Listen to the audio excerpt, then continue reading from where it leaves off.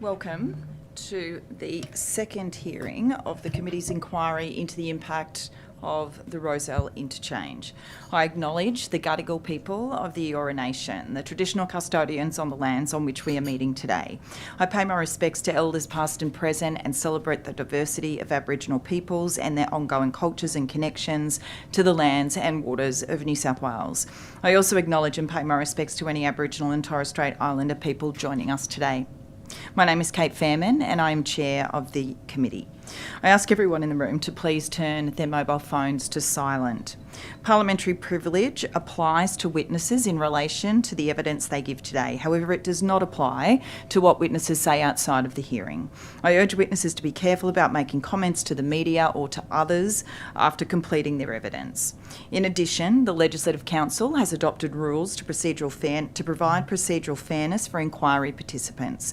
I encourage committee members and witnesses to be mindful of these procedures. Welcome and thank you for making the time to give evidence.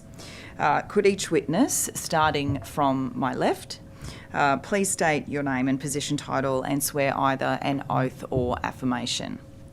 Elisa Hitchcock, Head of Public Affairs for Transurban. I swear that the evidence now about to be given by me shall be the truth, the whole truth and nothing but the truth, so help me God. Thank you. Ms Kelly.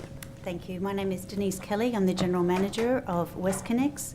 I swear that the evidence now to be given by me shall be the truth, the whole truth, and nothing but the truth, so help me God. Thank you very much. Now, would you care to make a short opening statement for the committee? Who's giving that? Thank you, Madam Chair. I'd like to give that statement. Thank you, Ms Kelly. Thank you.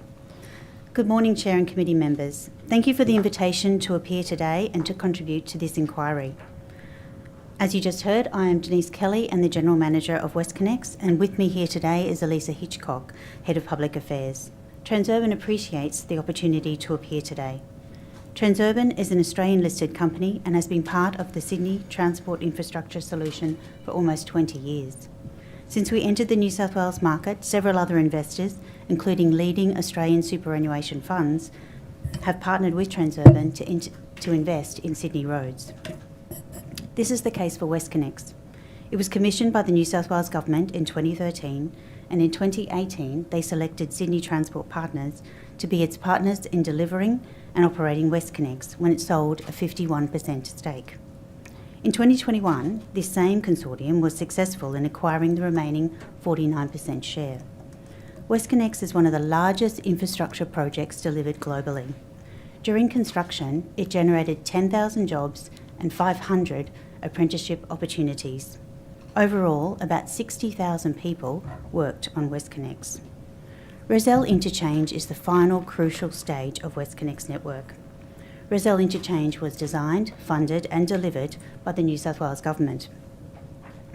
In 2017, the then New South Wales Government released its design for the Rozelle Interchange in the M4, M8 Environmental Impact Statement, or EIS. This was prior to Transurban and our partners' involvement in WestConnex. The surrounding road designs are included in the EIS, which showed the predicted traffic during construction and post-opening. Following completion of the interchange, the underground sections were handed over to Transurban to operate and maintain. We do not operate the surface roads or ramp meters. As experienced road operators and the fact that we have opened 4 roads in Sydney in the last 5 years, we know that communicating on-road changes to drivers is vitally important. So in the lead up to the opening, we supported Transport for New South Wales to deliver their communications campaign for Rozelle Interchange. This included providing drivers with a Plan Your Journey tool, allowing people to familiarise themselves with the road prior to travelling on it. Since November, 110,000 people have used this Plan Your Journey tool. We undertook an extensive marketing campaign, including billboards, radio, social media, and more than 1.5 million newsletters and emails were sent to educate people about WestConnex.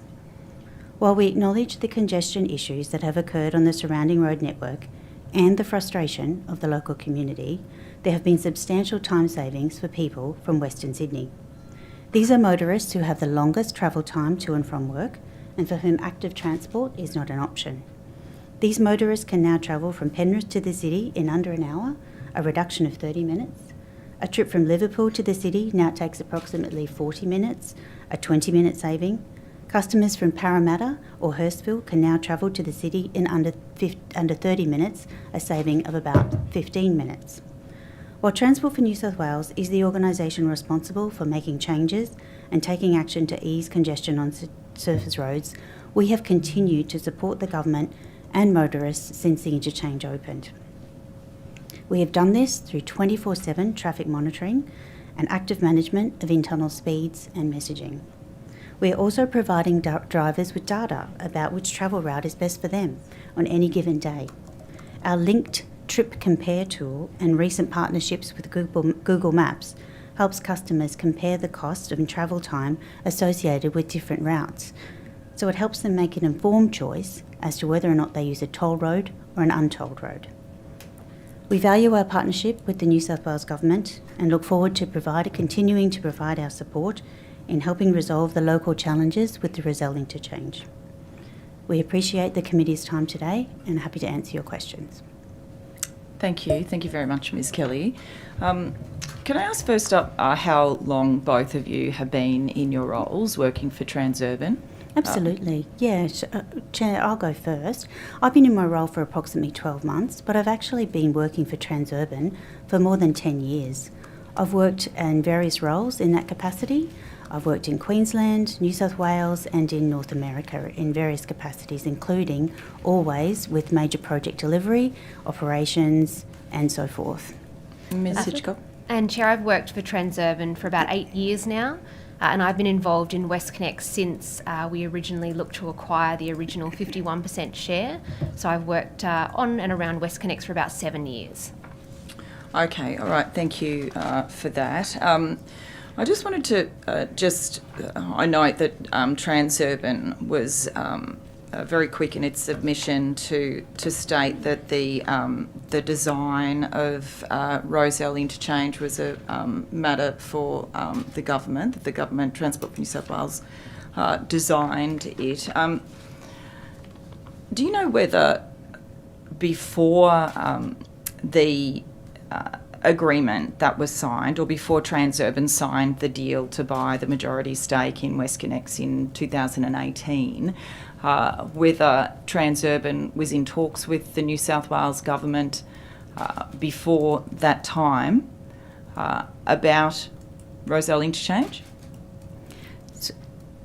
So in connection with that, the EIS and all of those documentations relating to the design were set in place well before the involvement of Transurban and the WestConnex partners in the Rozelle Interchange. So you're aware of discussions, though, that occurred between Transurban and the government before Transurban or Sydney Transport Partners, before they took that stake. Are you aware of any discussions that took place between Transurban and the government on the design of the interchange? No, I'm not aware of any. All I'd say to that, Chair, just to add to Denise, is that Transurban's been in Sydney for 20 years, and we've had many discussions with the government about all of the roads that we either own or operate or own with partners, so it's not unusual for us to have discussions with government. Whether they're design discussions, operational discussions, we have a whole range of conversations. During the transaction process itself, obviously we were in a competitive transaction. It was a bidding process that was subject to probity arrangements, so our discussions during that transaction were very limited, apart from what was allowed throughout the transaction, but we have had many conversations with government about a whole range of roads in Sydney over that 20-year period.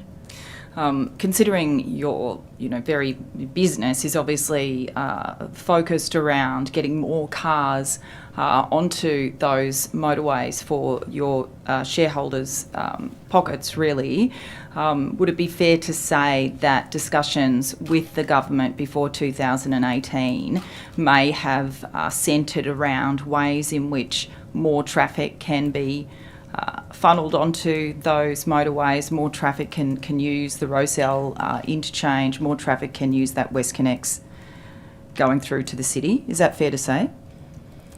Look, certainly I'm not aware of any discussions that would have talked about funnelling cars onto WestConnex. to be honest, WestConnex doesn't exist separately. So when we talk about Rozelle Interchange, Rozelle is part of the broader WestConnex network. So, WestConnex doesn't work and Rozelle doesn't work unless the broader network works. And that's just not WestConnex, that's the broader Sydney Road network. So we wouldn't be having discussions with the government about funneling cars onto our roads. We would be having discussions with the government about how the network can best operate, and certainly with all our other roads in Sydney, making sure that that entire network operates as one, and there's not congestion on one part that would impact another. So, do you get compensated if you don't have certain levels of traffic numbers? No, there is no contractual arrangements between the government and Transurban relating to the prioritisation or otherwise of cars onto WestConnex. The arrangements that we have were entered into in good faith, and the Premier has said that he will be honouring those. However, having said that, there is nothing in those agreements that prevent the government from taking any steps to relieve congestion on surface roads or anything like that. We do not control either traffic line sequencing, lane configuration or signage on the adjacent No, that's understood. Yeah. The government does that. That's been made very clear. Yes. So in terms of compensation principles within any agreements or contracts, I understand there was something entered into around the completion date of Rozelle Interchange that there would be compensation if it wasn't to be completed by a particular date. Is that correct?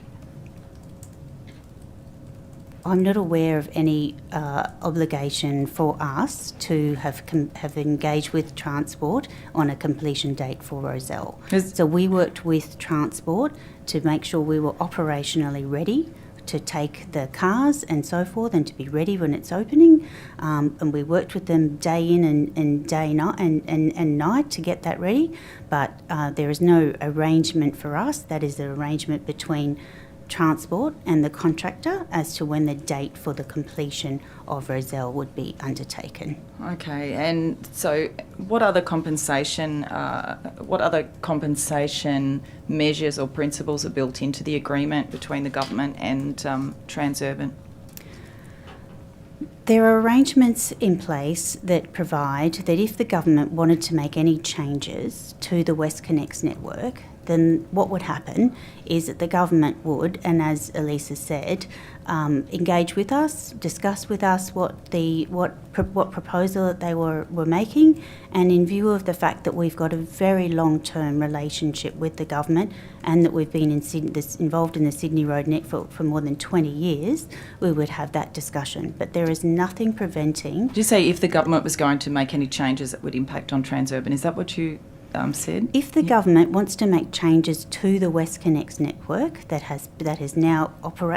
we operate and maintain, they will come and consult with us. Do changes mean impacting the ability for the amount of traffic that goes into WestConnex? Is that a change as well?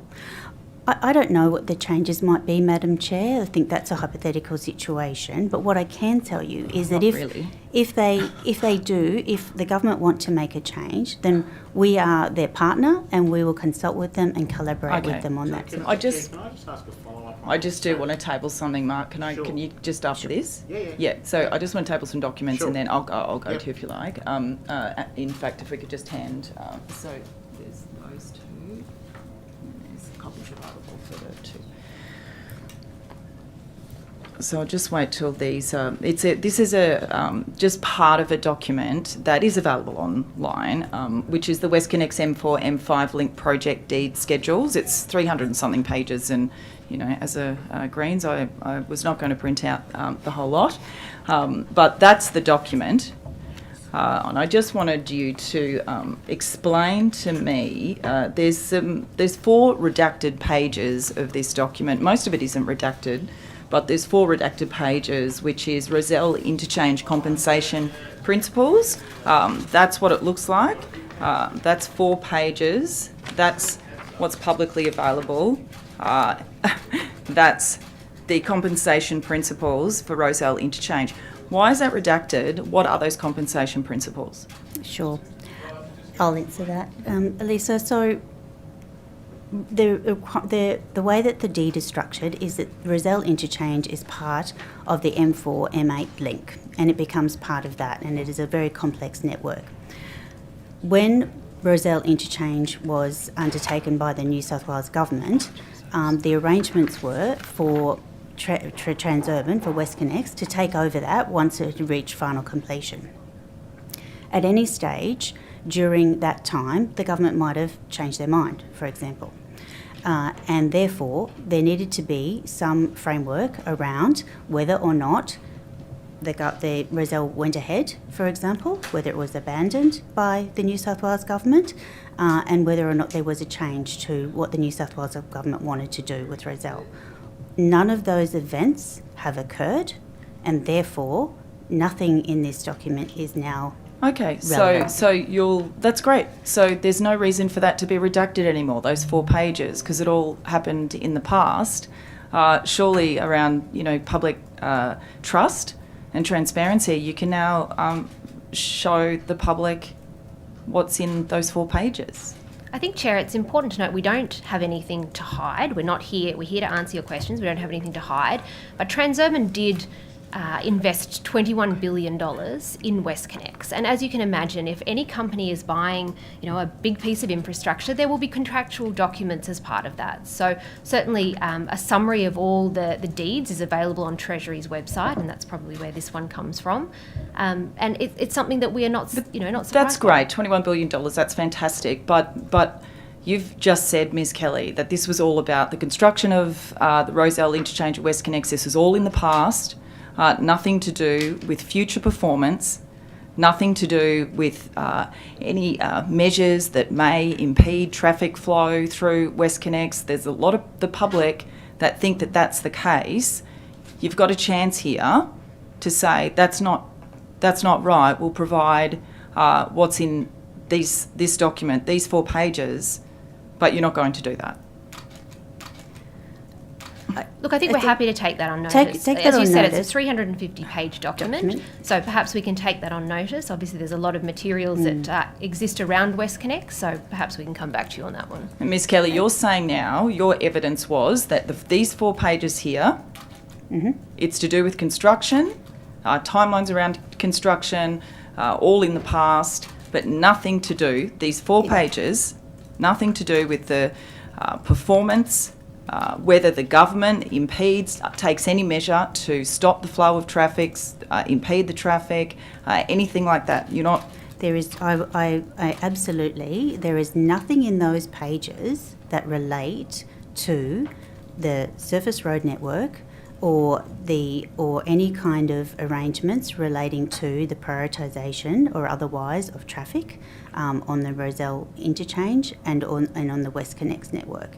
All of the things dealt with there are in the past and have no impact and no bearing on what we are seeing taking place right now. Last question before I throw to the government members. So why aren't you releasing it then? Why aren't you unredacting it if it relates to the past, given the complete lack of social licence that Transurban has, the anger in the community, the suspicion, frankly, that in terms of what is contained and what compensation principles there are, why won't you unredact these 4 pages? Chair, I actually think, just looking at the document, and my copy seems to have disappeared, but this is a Transport for New South Wales document. I think this might be better directed at our colleagues from Transport for New South Wales. This isn't a WestConnex or a Transurban document. We haven't redacted this document, so I think this might be better directed at Transport for New South Wales. It is a document that has been entered into with you. It is, but it's also a transport document, so their redacting may be a question for them. Thank you. I will go to Dr. Kane. Thank you. Thank you, Ms Hitchcock. I just wanted to follow up on one of your earlier comments, which was in talking about engaging with government, that it's a competitive environment. How competitive is it for Transurban? Who are your competitors? It's my understanding that perhaps at best the market is, it's an oligopoly. Who are you? Who's this competition with? Well, my reference was to when we were bidding on the initial stages of WestConnex. So, as Denise said, we had a consortium with a number of different companies as part of our Sydney Transport Partners. We entered into the competitive bidding process, which it was. Obviously, in a process like this, we aren't privy to all the other bidders that may be putting forward a bid to the New South Wales government. But, you know, there's a number of competitors, not just in the Sydney market. There's international toll road operators that exist around the world. So we know there are competitors in this market. And certainly as part of that process, the government did run a very highly probity managed competitive process for the sale of WestConnex, and we were one of those bidders. Okay, so competitive process rather than a competitive market. It is, to be honest, both a competitive process and a competitive market. Thank you. Chair, this document you've tabled, do we have a date for it? I will find that. Let me just have a look at the link I was again. just curious, is And it? if possible, can the opposition have a question? Yeah, sorry, we're just getting Yeah, no problem. So, while the chair's finding the date, so your involvement was circa 2018, is that correct? So, just from that previous sort of dialogue that we were having about, I think it was you, Ms Hitchcock, who said that if there were changes, then some of these things could be considered. But in the event there were no changes, so it went ahead as is, was there ever a dialogue between yourself and the previous government about potential issues with traffic congestion, and perhaps changes that could be made to ameliorate that, and then those changes were addressed or those issues were addressed? Were there any sort of interchange along those lines? There was absolutely discussion with the previous government prior to Rozelle opening. Can you just illuminate some of the details of that course. discussion in the context of the issues we're seeing now? Absolutely. So we've opened 4 roads in Sydney in the last 5 years, and before every one of those openings, we've had detailed discussions with government. That includes things like Denise mentioned, the operations, the maintenance, how these roads will be monitored. Obviously, we've got 24/7 monitoring, our incident response, and traffic is certainly one of those discussions as well. And we have traffic discussions ahead of every road opening, but it's very important to note that prior to Rozelle opening, the previous government, to be honest, and also the minister, talked about the fact that there would be a settling in period. There would be, and they spoke very publicly about the fact that new, very complex pieces of infrastructure take time to bed into the network. And that's why our communication with people and our campaign, as Denise mentioned, that we ran to educate people on how to use Rozelle, what entries, what exits they might want to take, was so important, because everyone spoke very openly about the fact that it would take time for Rozelle to become part of the network and to really, as I say, bed down. Sure, no, I understand what you're saying, Ms Hitchcock, but my question is more pertaining to,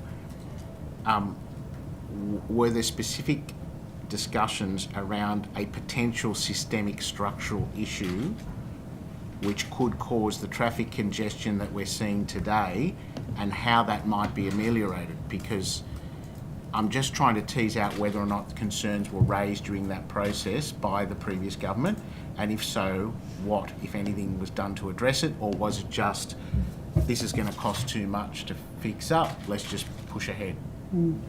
I suppose I might take that one if that's okay. Mr.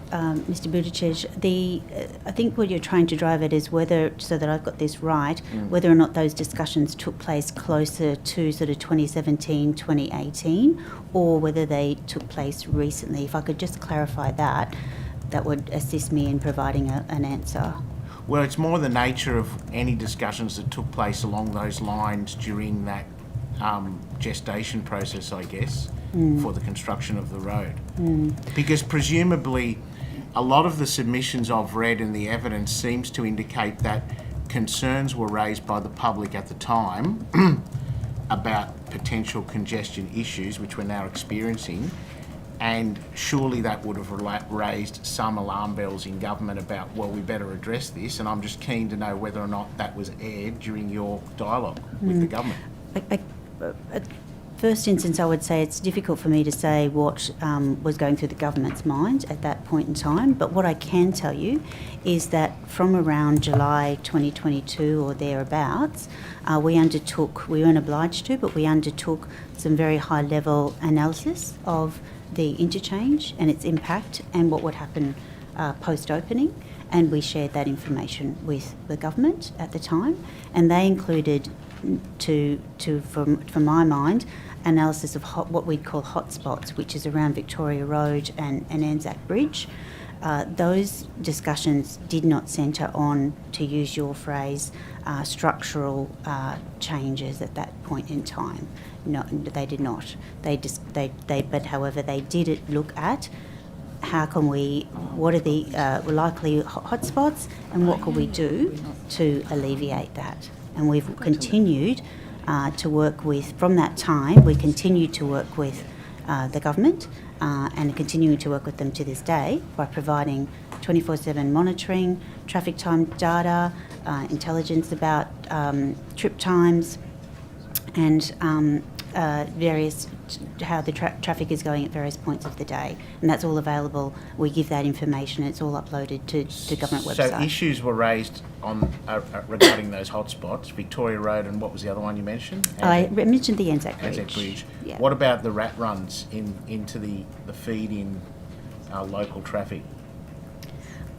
I can't speak specifically to the rat runs. However, I can say that all of the analysis at a high level would look at how the interchange works, because as we've said, the roads and the network are not individual parcels. They're all part of the same intertwined network. So no one benefits from having congestion. So No. we really do feel for the people of the Inner West and what they've suffered, and therefore we have tried and we're continuing to work solidly every day to look at what's happening with the traffic, analysing that data and providing that to the government. But was there ever a point in time where hotspots identified, rat runs identified, issues where the government said, is there a way we can fix this in the design and construction? Was there ever those specific questions raised with Transurban? Transurban wasn't involved in the design or the construction phase, so I think to the best of our knowledge we can say we didn't flag design or construction challenges with Transport for New South Wales. So let me get this right. So in 2018, when you come on board, the design and construction is set in stone. So the design is already complete as part Yep. of the environmental impact statement, of which Yep. there were some modifications later on, but largely the design was complete. We had no involvement in the procurement, the design, the delivery of the contract. Sorry, when That was did with construction start? Construction started on Rozelle Interchange, I think at around 2019. I'd have to take that on notice, but that was the Yeah. government's 29, project. so let's call it 12 months after you guys came on board. But so my point is this, if you've got a design and there's concerns being raised about the impacts of that design on local traffic and hotspots, then presumably if the government was availed of those concerns, it would have come to you as the owner-operator and said, is there anything we can do to fix this before we start shoveling dirt? That's really a question for the government, to be honest. That's not something for Transurban. But there was no dialogue with Transurban along those lines. There was no dialogue about changing the design or the construction. As Denise said, we did provide some feedback. What was throughout the nature of that process. feedback? As I said, feedback around the operations, the maintenance, and there was some feedback around traffic as well, absolutely. But the modelling that Transurban does is based on gantry data, so our ability to model the broader road network. So Victoria Road, the free roads, the rat runs that you talk about, is not sort of Transurban's focus. We are Okay. looking at the actual tunnels and the roads that we own. Which and is why operate. you've picked up these hotspots on Anzac Bridge and Victoria Road. So that was part of the all modelling part of the that we broader did. It's all- network, as Denise said. Yeah. Yeah. And it's all Might part just- of what we do. Sorry. Yeah, yeah. I can come back to Sorry. That's Simon. fine. Sorry, Madam Chair. No, Ms Kelly, complete.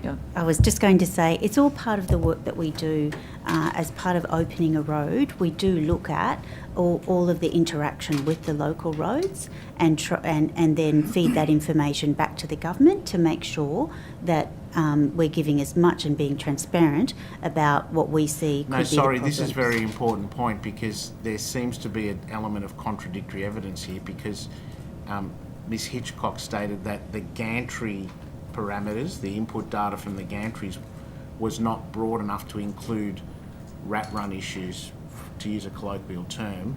Now, Ms Kelly, you seem to be indicating that that was factored in. Either it is or it isn't. The point is that the public, I think, would want to know that before these major projects go ahead, there is a thorough modelling analysis of the impacts of all traffic. And if there's not, why not? Because the government's representing their interests, presumably. I think there absolutely is, but as I said, that's really a question for Transport for New South Wales. Yeah. And Okay, we've got questions from the opposition. Ms Natalie Ward.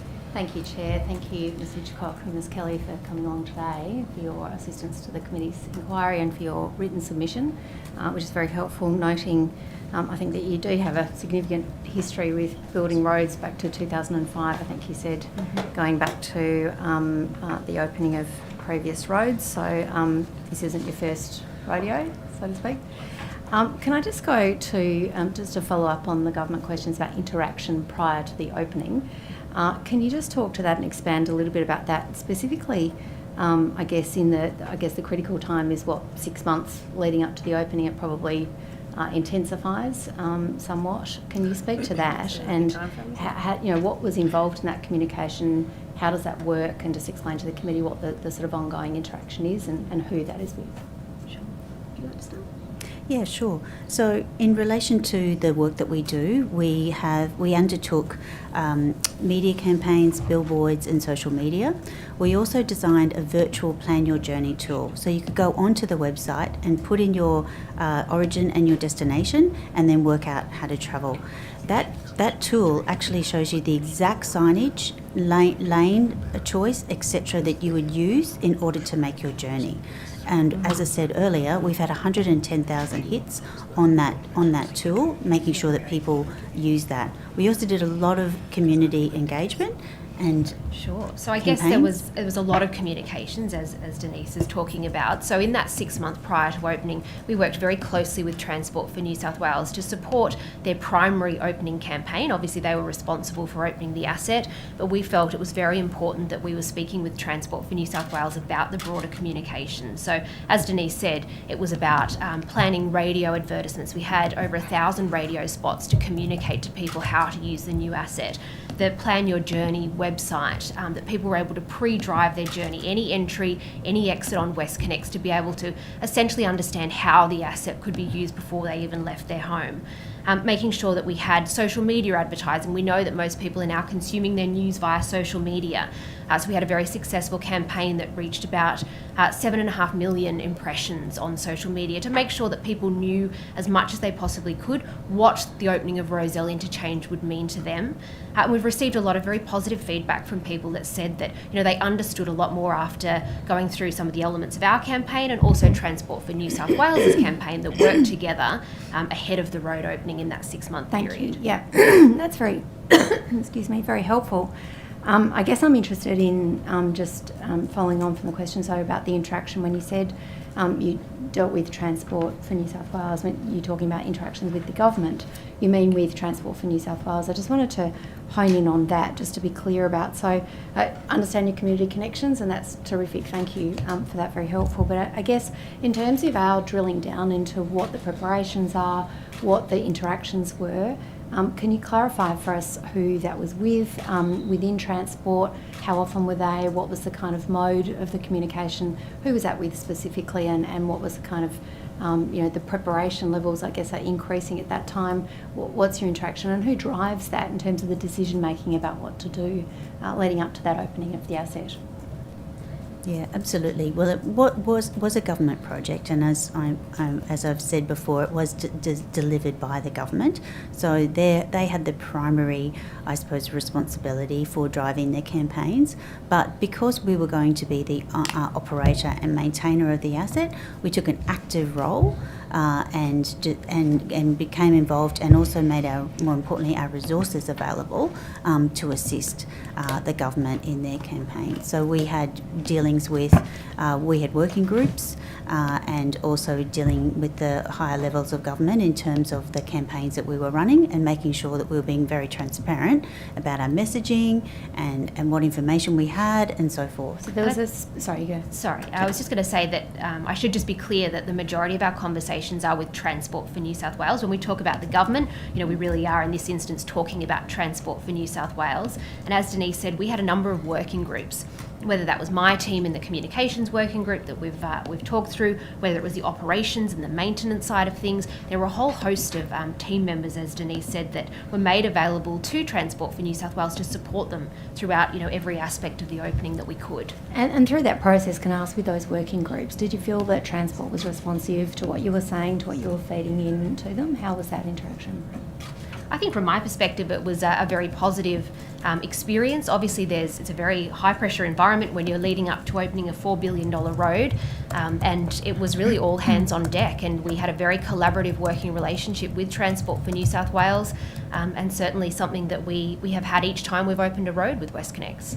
So if there was an issue raised, was it ultimately your decision or Transport's decision, or was that a collaborative process? If you raised, look, we're concerned about this, or in our experience in opening other roads projects, these have been some of the issues.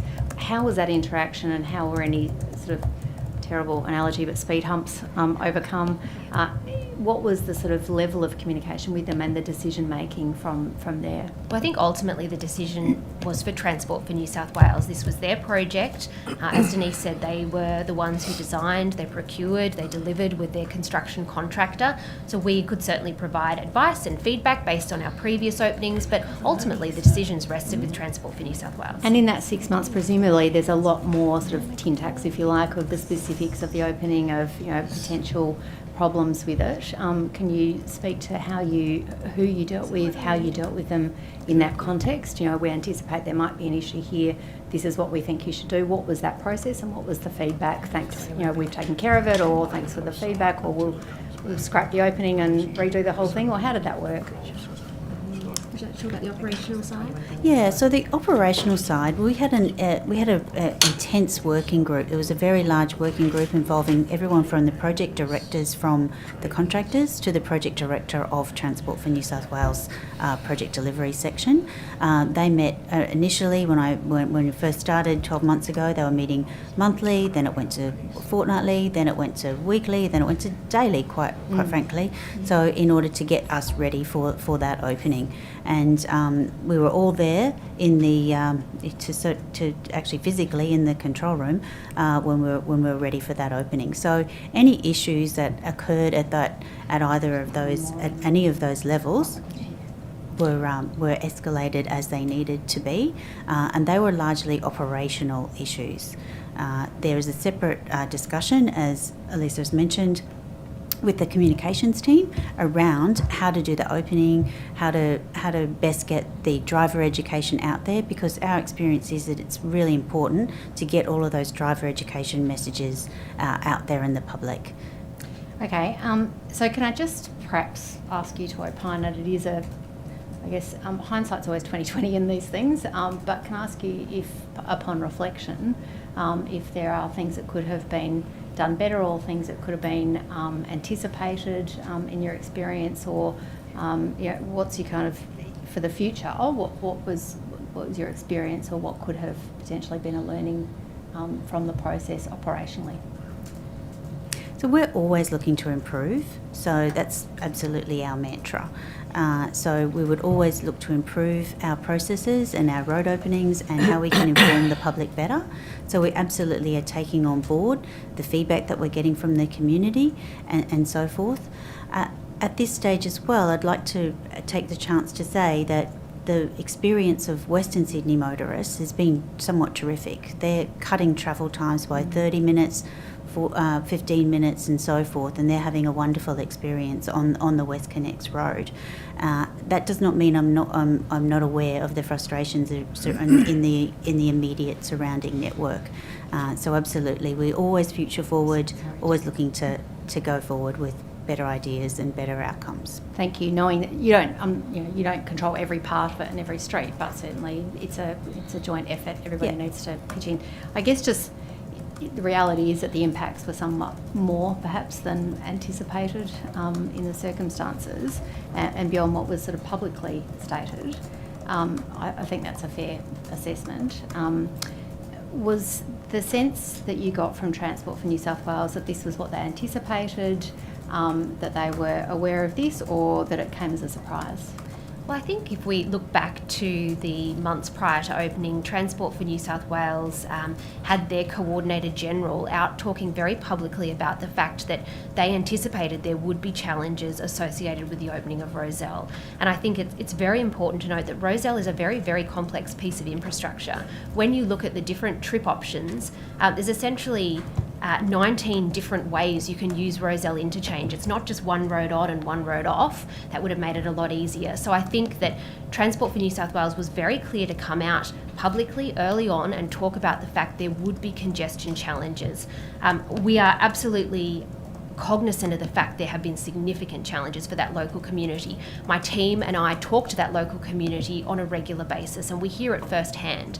But I am mindful that there was a lot of communication in that early pre-opening phase about the fact it would take time for this network to settle, and that's what we've seen. And just on the specifics of that challenge, there was sort of 25-minute delays. Did Transport for New South Wales anticipate and flag that there would be these 25-minute delays, or was that covered in the working groups, to your knowledge, or was it that level of specificity that was understood in that time just before the opening?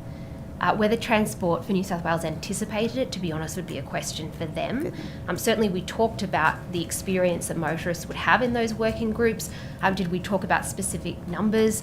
Not necessarily, but we talked about how we could make it better for people, and we knew that one of those ways was helping make sure people were as informed as possible, so that when they actually started to use the road, we didn't see what you sometimes see, the driver congestion, people not knowing which route, which entry, which exit to take. So we knew that the communication would be so important, and that was really a key focus of our working groups. And just to be clear on that, so it wasn't like you had a meeting where Transport said, oh, look, we've got a real problem, there's going to be these long delays, we're going to have to reroute, or we're going to have to do a staged opening, or we're going to have to...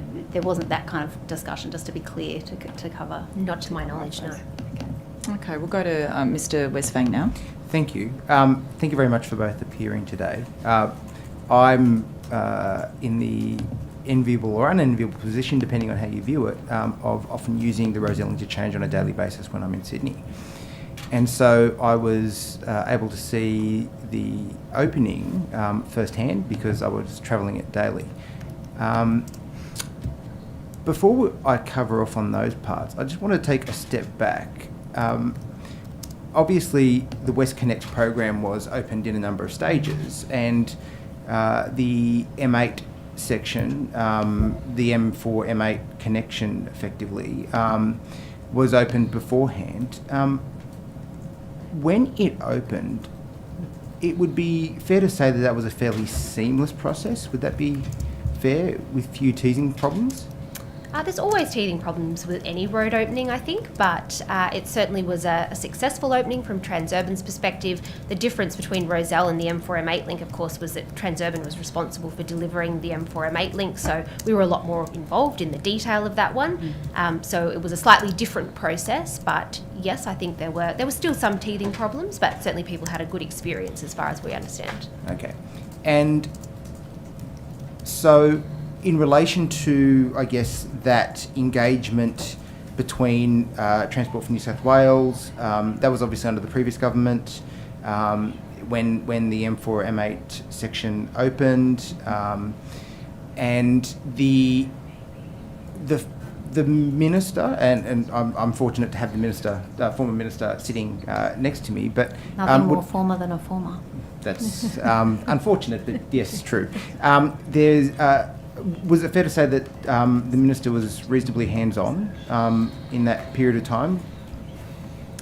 The Minister certainly came to the opening in terms of site visits and was very involved in understanding how the road would open and how certainly the asset would operate. Okay. We had full support of the government, Transport for New South Wales and the Minister. Beautiful. Just in relation to, I guess, the difference and going to the Rozelle Interchange, part of that, part of the issue, I think, came about on day one from the signage. And it was certainly unclear that the connection from Victoria Road to the Anzac Bridge was free. It was unclear that the two lanes that enter the tunnel both end up merging onto the Anzac Bridge, with the traffic that will enter WestConnex merging off the right-hand lane. There was signage that was projected inside the tunnel that says Anzac Bridge, stay left, which then forced everybody into the left-hand tunnel, not realising that the right-hand lane also went around to the Anzac Bridge. There was clearly people at the last minute trying to pull onto Victoria Road to get out of the way of the tunnel because the signage was unclear. The difference between the M8 opening and the Rozelle Interchange opening is in part because it was, I guess, the Transport for New South Wales delivery of that project and then the handover. At what stage did WestConnex take over the Rozelle Interchange asset? Okay, I can answer that one. So the operations and maintenance of the Rozelle Interchange passed into the hands of WestConnex on the eve of the 23rd of November 2023. However, final completion of the actual arrangements between the contractor and the government are still in progress. Okay. So it was Transport for New South Wales then who were responsible for the installation of signage? On all WestConnex assets, all signage is directed and agreed and approved by the New South Wales Government. Okay. I recall in the House during many of the discussions that we've had in relation to the Rozelle Interchange, the former Minister indicated that she personally looked at all the signage that was to be delivered for M8. It was to be looked at, travel the route. Are you aware if the Minister or the Secretary from Transport for New South Wales did something similar? Look, to be honest, that'd be a question for Transport for New South Wales. But what I would say, to your point, that there was confusion as a result of the signage. That's something that was updated as soon as we understood. People perhaps didn't understand their route journeys, didn't understand their lane choices. For Transurban, the in-tunnel signage that you talked about was able to be updated immediately so people could understand which lane was their best to be in if they were exiting at Anzac Bridge. And I understand Transport for New South Wales very quickly also implemented the free Iron Cove link sign as you're talking about at the Drummoyne end of the road. Yeah, but ultimately, I guess the responsibility for that would end up with the Secretary for Transport for New South Wales, given that they are the entity that is, I guess, delivering the project, overseeing the signage, overseeing the way that the project is prepared for operation. And I note that you did talk about the video sequences that were produced, and I did use them to actually understand which way the Rozelle Interchange would work. But the Secretary for Transport for New South Wales, I guess, bears ultimate responsibility in relation to issues such as signage, which declares that there will be a toll when clearly there is no toll, and there was clearly no communication to motorists prior to that section of tunnel was free. I think the communication to motorists about the Iron Cove link being free was something we certainly talked about. It was part of our communications, because ultimately people, we wanted people to use the Iron Cove link to be able to get into the city or, back to wherever they were going. So it certainly formed part of our communications campaign, and feedback was provided from motorists, from the community members to us and to Transport for New South Wales. So we certainly were very mindful of the changes that needed to be made, and I believe Transport were too. And you Last both question, indicated. Liz. Last Okay. question. You've both indicated that you've worked for Transurban for a number of years. There was criticism that the Secretary of Transport for New South Wales had no operational experience, and that would be a risk.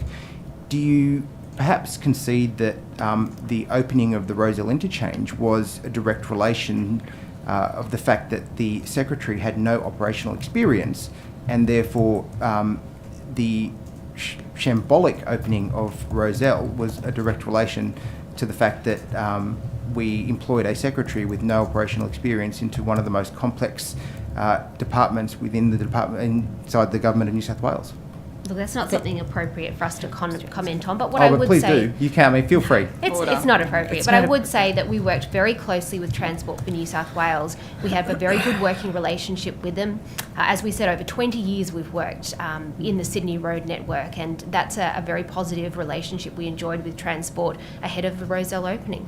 And it's very think important for us to work with government, all What levels of government. we have found with submissions to this inquiry, of course, and previous inquiries into the inquiry into WestConnex was in fact the submissions, the EISs, everything kind of predicted chaos in the side streets well before a change of government. I wanted to turn to another agreement that, again, has been held from the public. This time it's the ramp metering agreement. What's in that? So the ramp meters are operated by Transport for New South Wales. The location of them, the operation of them is all within the control of the government. It's in the control of the government, but there was an agreement. I'm talking about the agreement. Yep, sure. The agreement is between the government and, the consortium that you're a part of. I'm assuming that Transurban is a part of. You'd be very well aware that agreement is critical to the operation of WestConnex. I assume it's quite critical to the chaos as well that we've seen since the opening. What is in that agreement? So the agreement covers the maintenance of the actual ramp metering technology and systems. So there are important reasons for that to be kept secure, because if there was unauthorised access to that information and to those systems and to that technology, then that could actually impact tunnel safety and tunnel safe operations. So it's a ramp metering agreement that I understand as a result of an article in the Australian Financial Review on the 1st of March this year that the detail of this ramp metering agreement couldn't be revealed or made public because it involved significant commercial negotiation. So I would As a little bit more than safety. I would class it more related to maintenance, Madam Chair. The maintenance of those systems is the responsibility of WestConnex, and we've got to keep those safe and secure. The equipment is within the boundaries of WestConnex, and But we're the obliged to ramp keep that. metering agreement, though, a lot of that is happening on the surface roads. So there were 3 attachments to that ramp metering agreement that wasn't released to the journalists that obtained it through Freedom of Information laws, and that's an operations management plan. It's an operating procedure, and it's a fault management procedure. So 3 documents, and it was cited that the reason they're not being released and made public was because of significant commercial negotiation. Yeah. Sounds like there's a little bit more in that ramp metering agreement than just a few things to do with maintenance. There are very complex systems that relate to the ramp metering and keeping those safe. There are requirements for us to keep that equipment protected and make sure that there's no unauthorised access to that equipment. The agreements themselves do not deal with how the Transport for New South Wales is going to actually operate those ramp meters, and there are obligations on us to keep that protected. Was there any provision around the metering of public roads when WestConnex was sold to Transurban? I believe the ramp metering were actually documented in the EIS, in the original EIS back in 2017. So it's been in place for a very long time. The ramp meters on WestConnex operate no differently to how ramp meters operate in the broader Sydney network. And so would Transurban support the removal of some of those ramp meters? Well, as Denise said, we don't operate the ramp meters, so it's not really a question for us. Well, you've got an agreement. With respect, Ms Hitchcock, there is an agreement that you have kept secret, or somebody's kept secret, that you're not wanting to talk about. There's an agreement between Transurban and the government. You can't just say it's up to the government because they run it. You have an agreement in terms of the way in which they're run. My question is, would you support the removal, or is that in the agreement? They can't be removed. So, Madam Chair, the agreements relate to the maintenance of that equipment. It doesn't govern how Transport for New South Wales actually decides how to use the ramp meters in any given situation. However, what I can say is it is very important for traffic in tunnels to be kept moving and for their egress to be smooth, because otherwise, if there is a safety incident, then there could be some very major safety incident as a result of that. Okay, so the attachment that says an operating procedure to the ramp metering agreement, that attachment, the operating procedure, is all about maintenance of So the meters. It's about maintenance. It is not about how they operate. No, Oh. it's about the incredibly Transport for New South Wales operate frustrating. them. We maintain them. Yeah. So I apologise for any confusion. Would Transurban agree to provide the operating procedure, for example, to the committee? I would have to consult with, because given that's an agreement that we have with the government, that would be a matter that we would deal with the government. However, I can say that it is, as I said before, it does relate to the security of those systems and does not relate to any type of how the tunnel is operated from a ramp metering perspective. It is really about the equipment that runs the ramp meters and the technology and the safety systems associated with that. You know that the committee can request documents and keep them just confidential to the committee to assure ourselves that what you're suggesting is in these three attachments to the ramp metering agreement is all to do with maintenance and not release it publicly, because it certainly sounds very strange that you'd be keeping so much from the public if it was just about maintenance, frankly. I mean, that's the way it looks. It really does. Thank you, Madam Chair. I'm happy to take that on notice. You said before, Ms Kelly, that the drivers are, in your words, having a wonderful experience driving through WestConnex. Isn't that because the government has really had to offer cashbacks, cap tolls, because it's just so damn expensive going through all of the tollways that Transurban operates? If there were no cashbacks, if there were no government subsidies, you'd find a lot more drivers trying to avoid your toll roads, wouldn't you? Oh, so the way that WestConnex operates is that it's the first multi-concessional toll road that actually has a toll cap. So you can drive after you drive 16 kilometres on WestConnex, it is capped at $11.78 at the moment. And just to describe that cap, what that means is it's not Transurban offering a cap. It's the taxpayers' money going to Transurban? So no, Madam Chair, if I can just explain, that's actually the toll agreements that we have in place were put in place many years before WestConnex became involved, and the toll cap that I'm talking about is actually the toll people pay. It is not reimbursed, it is not the reimbursement of the cap, which is, I believe you, perhaps if I can clarify, you may be referring to the $60 rebate? Yes. Yes. So, no, you are correct. That is funded by the government, but what I'm talking about is if you travel on WestConnex Once you travel on WestConnex for over 16 kilometres, your toll is capped. It is a 33-kilometre network. And Yes. Your toll is capped at $11.78 if you're a car.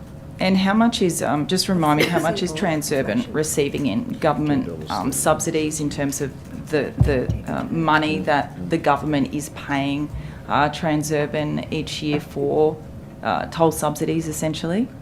How much is that figure? So Transurban doesn't actually receive any toll subsidies from the government. The way that and this is probably a question that is better answered by government, but we don't receive any toll subsidies from the government. But you have a guaranteed return, don't you? Don't you have a guaranteed return? And no, Ms. Kane, we do not have a guaranteed return from the government. We took traffic risk when we entered into the contracts. We took Okay. traffic I mean, risk. yeah.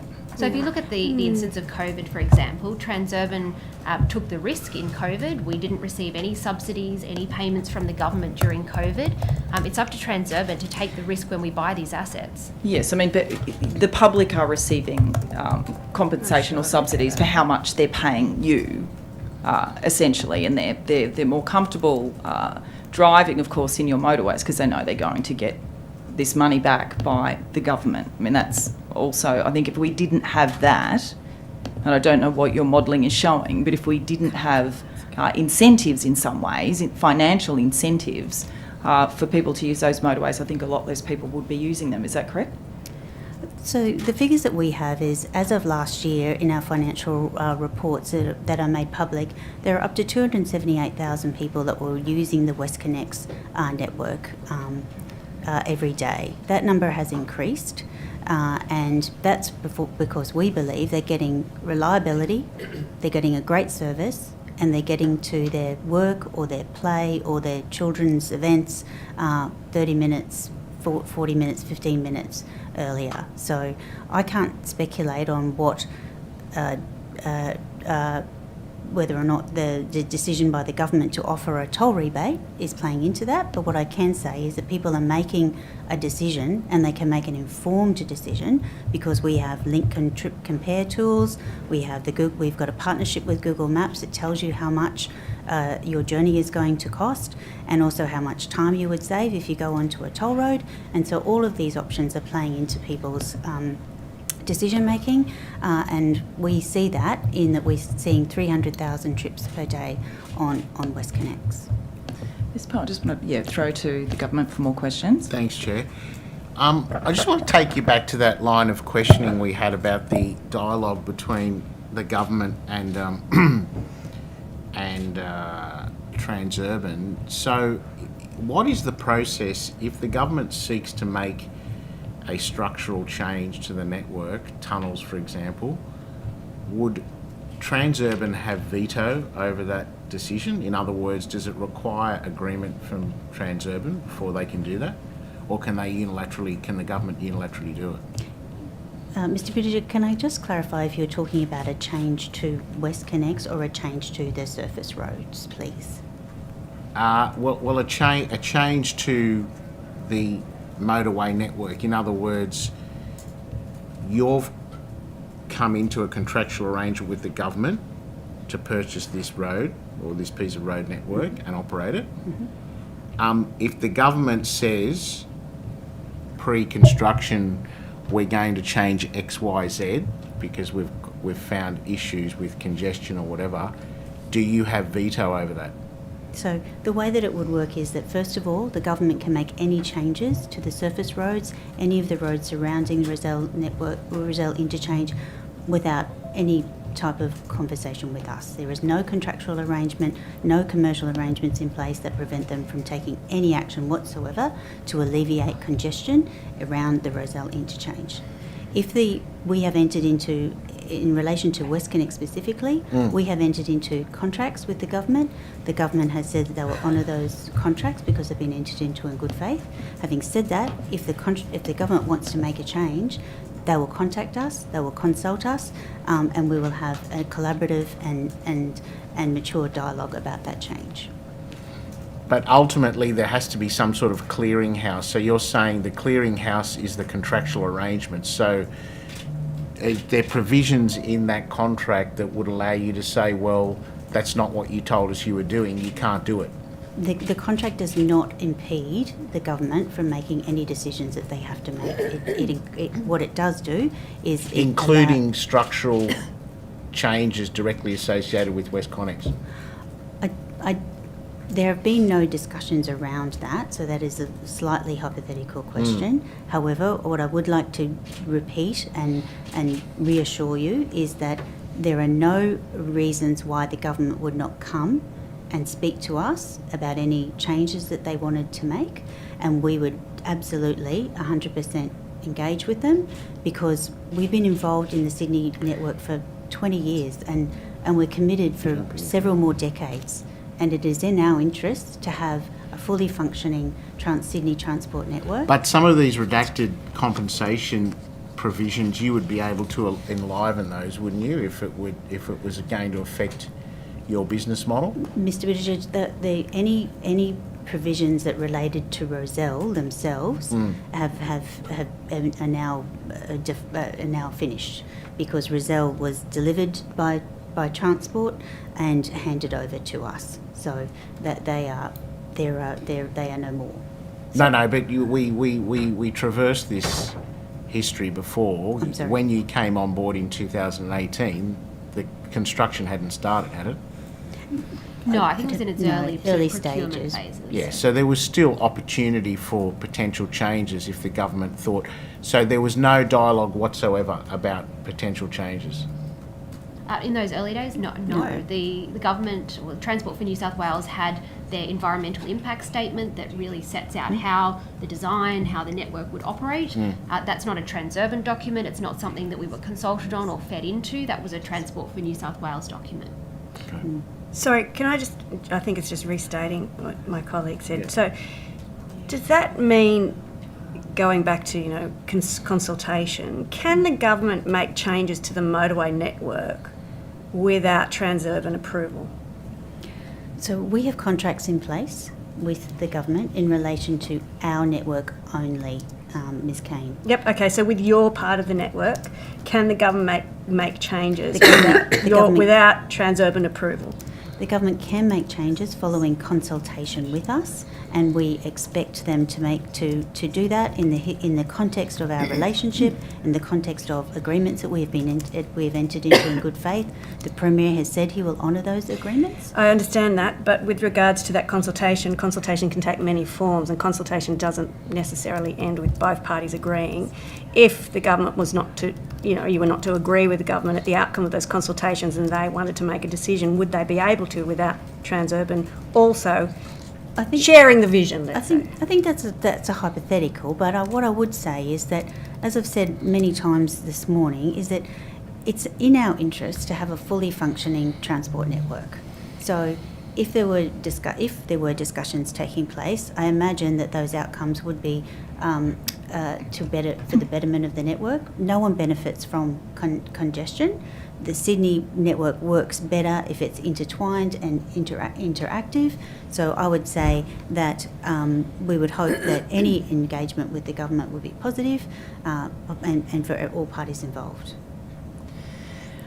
Just wanted to go back to the ramp meeting agreement. I'll just, and then you've got a couple. What this article in the Fin Review states is that the government's information access advisor. Actually, firstly, have either of you seen the ramp meeting agreement? I've seen parts of it. Okay, so the documents contain, this is the reason why they couldn't be released apparently, sensitive commercial information, including the business rules, key performance criteria, location of key infrastructure assets and technical information concerning the regulation of traffic in connection with the Rozelle Interchange and its connecting roadways. So let's think about key performance criteria. That doesn't sound like that's got anything to do with maintenance. Business rules, same thing. Ms. Kelly, what is contained in these ramp meeting agreements? What's the performance criteria? So the performance criteria will relate to how we have to maintain the equipment, as in we are we'll be under an obligation without checking and going back over the agreement, which I would like to take on notice, is that it still relate to our obligations to the government in relation to that equipment. Why did the advisor, Freedom of Information advisor, government access advisor, say that these documents and the operating procedures for the ramp meters was the subject of lengthy commercial negotiations with the trustees? Look, to be What's honest, that about? this is a document that we didn't classify. It is a government document, so the questions... No, it's an we can't agreement with answer. Transurban. And we didn't classify the document. The Freedom of Information Officer is not a Transurban person. So there We can't answer weren't that. lengthy commercial negotiations with the trustees in terms of how the ramp metering was operating, is going to Denise operate? said, we are absolutely responsible for the maintenance, the safety elements, making sure people can move through the tunnel safely, and those are the elements, as Denise said, contained in that document. But is it not the case that the another item, something else that is in these documents, is the way in which those ramp meters are operated in terms of the way in which it will influence the traffic in WestConnex, and to not impede that traffic? And that's what the commercial negotiations are about?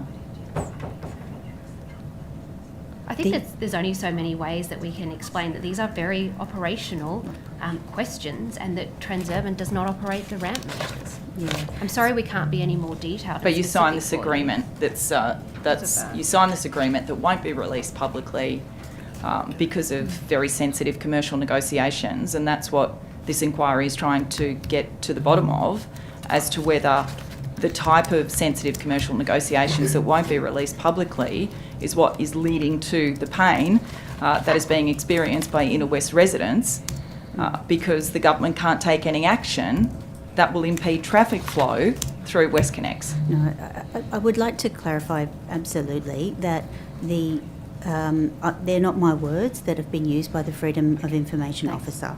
However, there is categorically the case that Transport for New South Wales operate those ramp meters. They operate them in accordance with traffic engineering principles that are well above any qualifications that I have, but they do not impede the way that traffic is flowing through that network.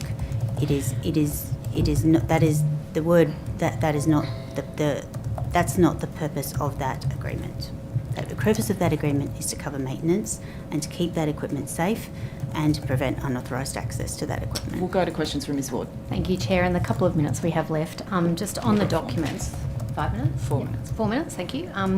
So just on these documents, just to be clear, the redactions are not Transurban redactions, and taking out the redactions is a matter for government, not for Transurban. Is that correct?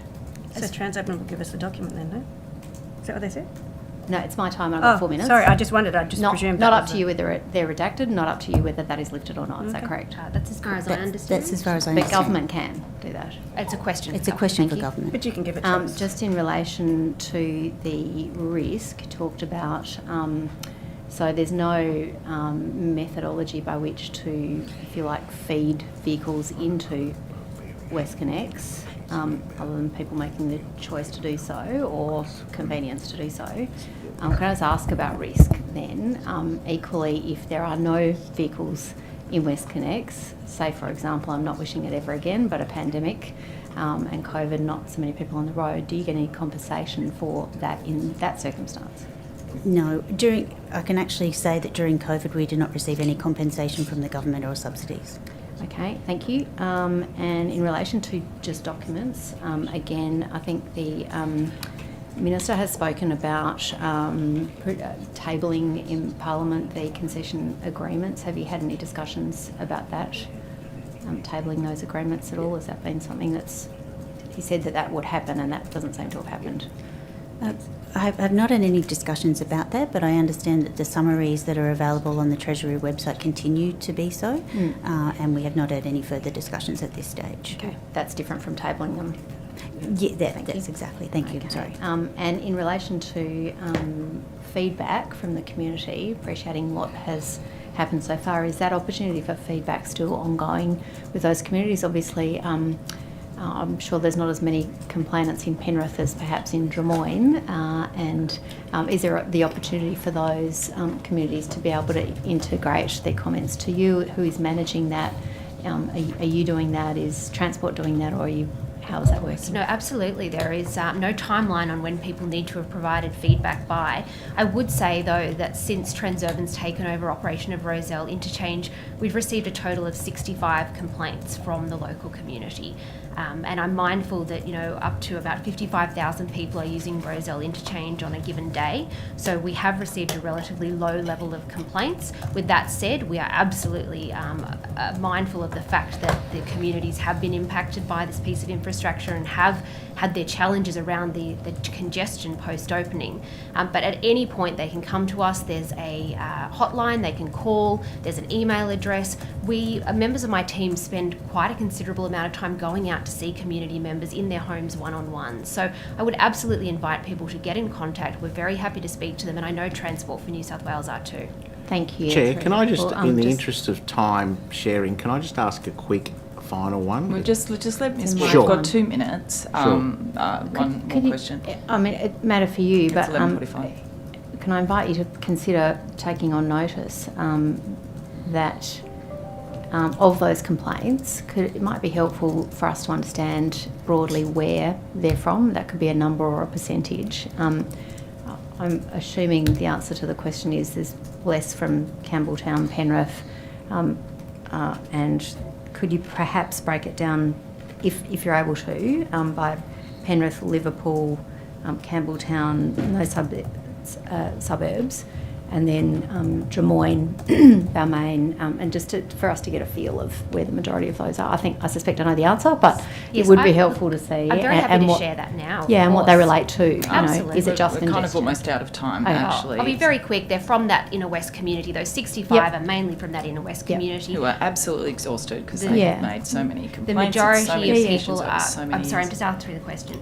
The majority of people are providing feedback on signage, as we've absolutely talked about, Yeah. and the congestion and how to use the asset. That's the main questions we're getting. We're out of time, Mark. Thank Is you. there anything? Just very Yeah. quickly, apparently there's an arrangement called the revenue upside sharing arrangement. What's all that about? Just very quickly, and obviously I'm happy Feel to free take to take that it on one notice. on notice. Yeah. Happy to take that okay. one on notice. Thank All right, Happy we to do answer need to You had finish time. up this session. So thank you both very much for appearing before today's inquiry. The committee really appreciates it. Thank you, Thanks Madam for having Chair. us. Thank you. We'll Thank call you, our next committee. witness.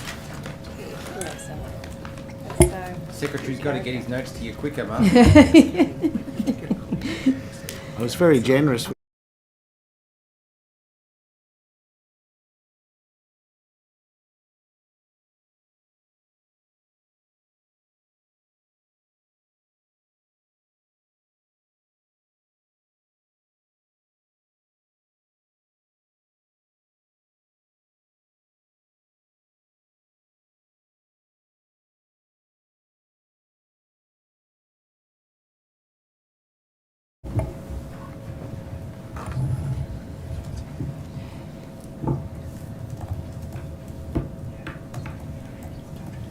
Okay. Thank we you. now have Professor Wendy Bacon. We'll just get you sworn in. If you could state your name and position title, please, and swear either an oath or affirmation.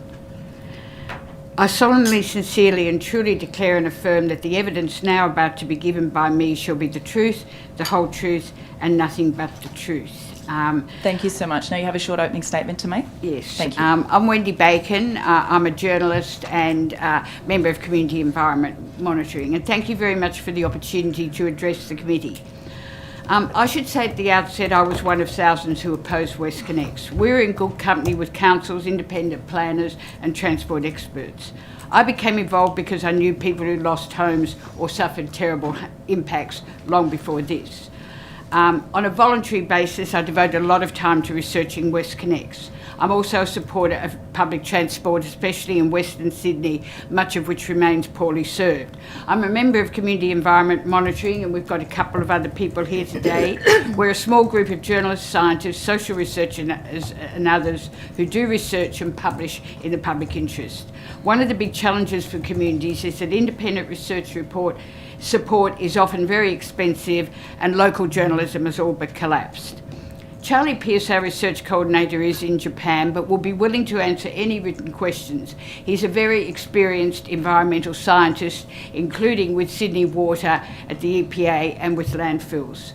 I can only mention a few aspects here, but I'd be happy to take any questions and, of course, any further questions on notice. Other witnesses have expressed surprise at what happened at Rozelle and surrounding areas and have called for accountability. But there can be no accountability of any kind unless we understand how the current situation was produced. Before speaking about Rozelle specifically, and two documents I'd like to refer you to, I want to explain why the St Peters Interchange and other WestConnex matters are related to this inquiry. The Rozelle Interchange was planned and remains part, as we've heard this morning, of the WestConnex network, which was announced in 2012. The planning, decision-making and impacts of the interchange are a reflection of the underlying problems with the whole project. Well, there were two major inner Sydney WestConnex interchange. If one has failed to deliver either one of two promised parks and the area is physically neglected and congested, surely that must be a related matter to the risks at Rozelle. The underlying cause of the problems at Rozelle and St Peters are relevant to the projects that will continue. The Western Harbour Tunnel, the M6 and the Sydney Gateway, which was supposed to be part of the original project but is still not open. The decision to proceed with WestConnex was taken behind closed doors on the advice of companies, some of which have played a major role in the project. These include Leighton's, which became CPB CIMIC, and ACOM, which did the EIS. An enormous amount of community energy has gone into this project, and many people feel that that energy was wasted. And I think in terms of costs of WestConnex, we must take into account the loss of trust and community faith in the planning process. Much of the communications about WestConnex are based not on evidence, but are generated for public relations purposes. And it's quite hard for the public to discern between those two things. For example, the Premier said in 2017, when this project is finished, not only will you have less traffic on local roads because the traffic will be underground, but you're also going to be given open space you didn't have before. Former industrial sites, former landfill sites are going to be converted into beautiful green parks for the community to use. I invite you to look at the PR pictures for the St Peters Interchange and go and visit there as I did last Friday. It's actually quite disgraceful, the state of the interchange. So I won't actually say more about St Peters Interchange here because I do want to mention specifically the paper trail that exists on the Rozelle Interchange, because I know this is a major focus for you. The EIS predicted, and I think you already understand this, some of the traffic impacts we're now seeing, including the flooding of the Anzac Bridge. The EPA actually advised against proceeding with stage 3 unless more work was done. The EPA was actually ignored and overridden. One of the things that has to happen is that under the conditions, you have to, first of all, there had to be a peer review. A very important document is the BITSIOS report. And I found this on the planning website. I'll just read you one quote from that. The 2023 AM peak modelling results show that soon after opening, queues will extend back across the Anzac Bridge and into the Rozelle Interchange. Also due to the faster and higher volume arrival rates from the M4, M5 link components of the interchange, inbound City West link travel could also be affected. I wonder whether the only result of that advice to planning was to make sure that nothing stopped within the interchange itself at the opening. This peer review, a serious peer review by transport experts, was delivered not long before the approval was given. We're talking a matter of weeks. I think there needs to be an investigation into what followed from that peer review and who took what actions. A second document I'd like you to refer to is the, and I think you will have this, the pre-opening. This is a question of the conditions. I think it's condition 63. The pre-opening plan had to review what was the existing state of the traffic not long before opening. Now, a preliminary plan has to be put out and sent to the councils. You will find on the City of Sydney website their submission back to that draft plan. And I think this is perhaps a most significant document. First of all, they said that the draft plan did not meet the conditions set down by the planning department. They said they hadn't been consulted in the development of the draft plan. That itself should have been a breach of conditions. They said that Transport New South Wales uses a modelling methodology that is not fit for purpose for assessing the impact of changes to a motorway interface on the surface roads adjacent to the off-ramps. The City has requested access to the assumptions and growth forecasts. Transport for New South Wales has refused to provide this information to the City. Well, is that statement true? Who made that decision? And what are going to be the consequences of that decision? Because it certainly flies in the face of the conditions. Now, that submission was actually presented last September, and then very quickly the final plan emerged very shortly before the Rozelle Interchange opened. So, everything is just following. You can see how the decisions become a matter of sort of procedure rather than having a real impact as they're meant to do. Transport for New South Wales was obliged to give the final report to councils and wait for more feedback. I haven't been able to find out if it was actually provided to the Inner West Council. I've asked questions and I haven't got a response. Did they also comment on the draft plan, and were they given an opportunity to comment on the final plan? And I also know, for example, that just on the question of communication with Transport for New South Wales, that the Inner West Council has passed 3 motions related to the St Peters Interchange. They have never got a response, a proper response from Transport New South Wales, any response in fact, and a letter sent on January the 31st, as far as I'm aware, as of last week, has still not been responded to. So there's, I noticed that the Mayor of the Inner West Council said everything was working fairly smoothly with Transport New South Wales. I think that statement should be further tested. And I think one of the problems with this is there's different levels of communication. In a sense, some levels aren't speaking to any other levels. Of course, it would be nice if there was a quick surgical fix to the traffic delays around Balmain, Drummoyne and other suburbs. And of course, everyone has sympathy. Any fix, however, will have impacts. The planning process in New South Wales is often reduced to the cosmetic. Unless the government is prepared to rethink transport decision-making and other planning in a way that decisions are responsive to expert evidence, there will be more fiascos like St Peters and Rozelle. I'd like to make some comments on the air quality that we've paid a fair amount of attention to, but I could take that in questions. Thank you. Thank you, Professor Bacon. I should say I'm not actively a working professor, I'm a retired professor. Well, that's the name on your plate. Ms Bacon, is that? Yeah.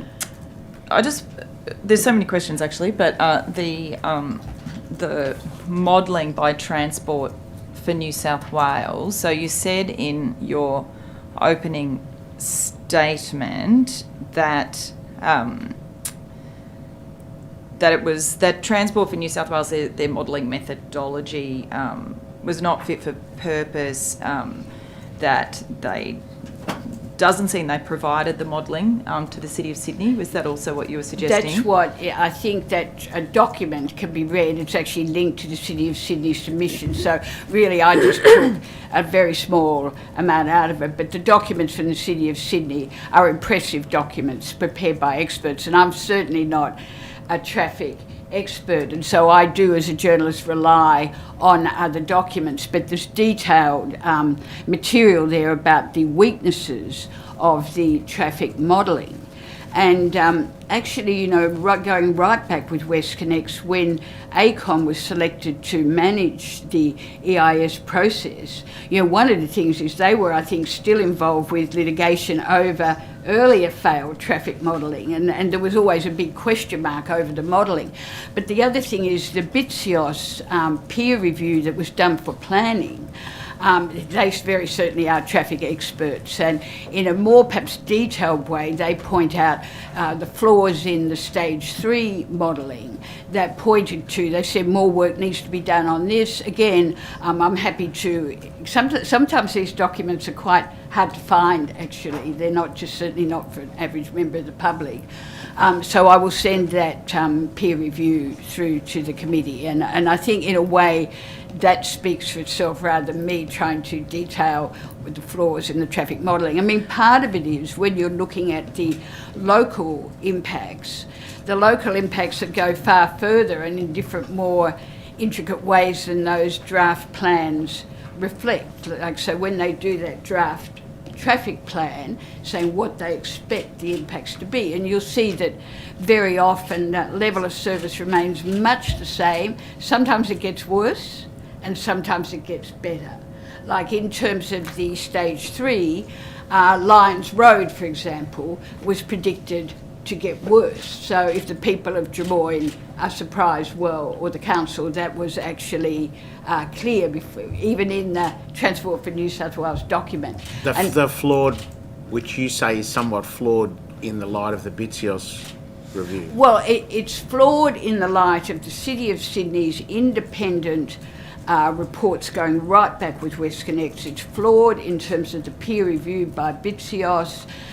Lots of criticisms in that. In the end, they recommended some changes, conditions, but you only have to read the document to understand there's a lot of problems. So just, sorry, You is this can okay? pick up, yep. So this is an important point. So using that Lyons Road as a microcosm example, was that ever, if that came out as part of T for New South Wales's modelling, was that communicated to the public? No, well, not. I think what government said, and I can't speak for the government, but my impression is what they were saying was there are going to be some difficulties, but all of this is sort of going to be bedded down. Now, I listened to the witnesses from Drummoyne, and they certainly seemed to be expressing surprise and feeling that the traffic had been sort of pushed back towards Drummoyne. Well, that was predicted that could happen, and certainly the Lyons Road. I mean, I don't want to divert from Rozelle, but another really good example of this, that some people on the committee may be aware, that Stony Creek Road over on the other side of the city was predicted to get worse, and believe me, it has. And, there's been loads of complaints about that. We know. Well, yes. So there's we been, both live in the St George area, so okay, we know. well, there's there are impacts there as well, but I think perhaps the Rozelle people, I mean, we all know that some communities have better media access than others, and I do think it was quite dramatic what happened in Rozelle as well. But that's not to say the impacts at St Peters are also really not good. I put up on Facebook last week, can you tell me what you see as the impacts? And I'll be writing an article based on what was fed back. But certainly, for example, Edgware Road on Saturday was completely clogged. I've got a photo of it. And that, in a way, that goes back to my original point, is that a lot of the this traffic planning assessment goes within a pretty narrow frame, and also just the level of service at the particular intersections. It's not looking at the minor roads, for example, that may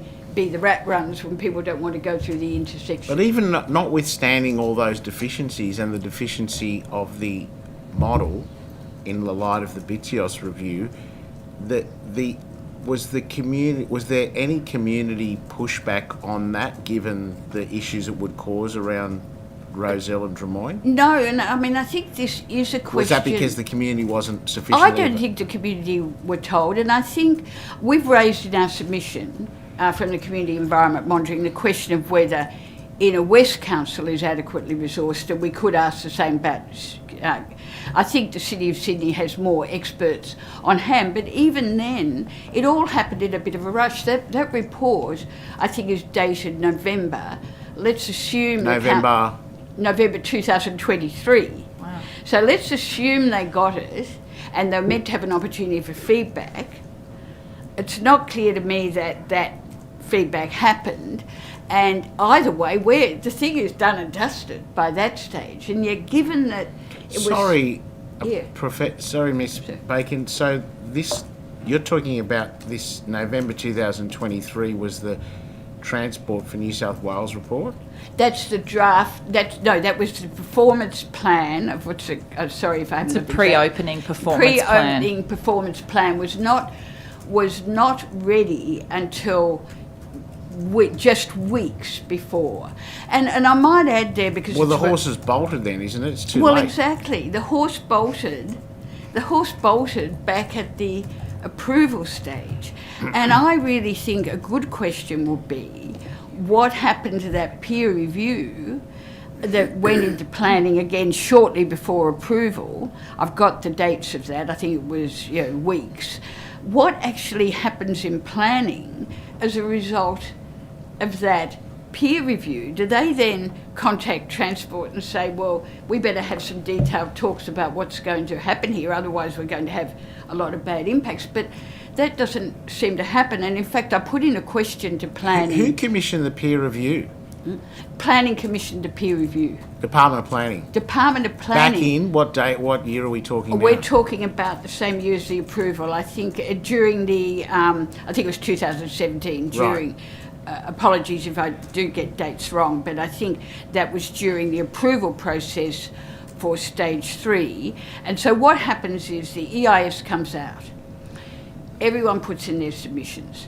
Realistically, the only ones that really count are the council ones or the agency ones, like EPA, water and that sort of thing. They all put in their submissions, and then they have to do a response to submissions. And you can track through in that document, okay, that point was made by City of Sydney, what was the answer to that in the response to submissions? So you find City of Sydney bitterly complaining that in their response to submissions, I've read that it was not responsive. It was not responsive. So there's a lack of engagement with critique at every process. So who was responding to these complaints by Sydney of City? Was it the planning or Transport for New South Wales? At that stage, it would have been planning, but then it has to go to the proponent, which is Transport for New South. It used to be RMS, Transport for New South Wales. So they're feeding into the process. But there's a huge problem with the fact they've already decided to do the project, and yet there's this approval process. And I think the best that could be said about it is some conditions get put in place, and sometimes there are minor changes. But if there are big flaws, they're likely not to be responsive. So I just want to make sure I'm clear here. So when the response to submissions comes back, that's really the end of the process from a public point of view.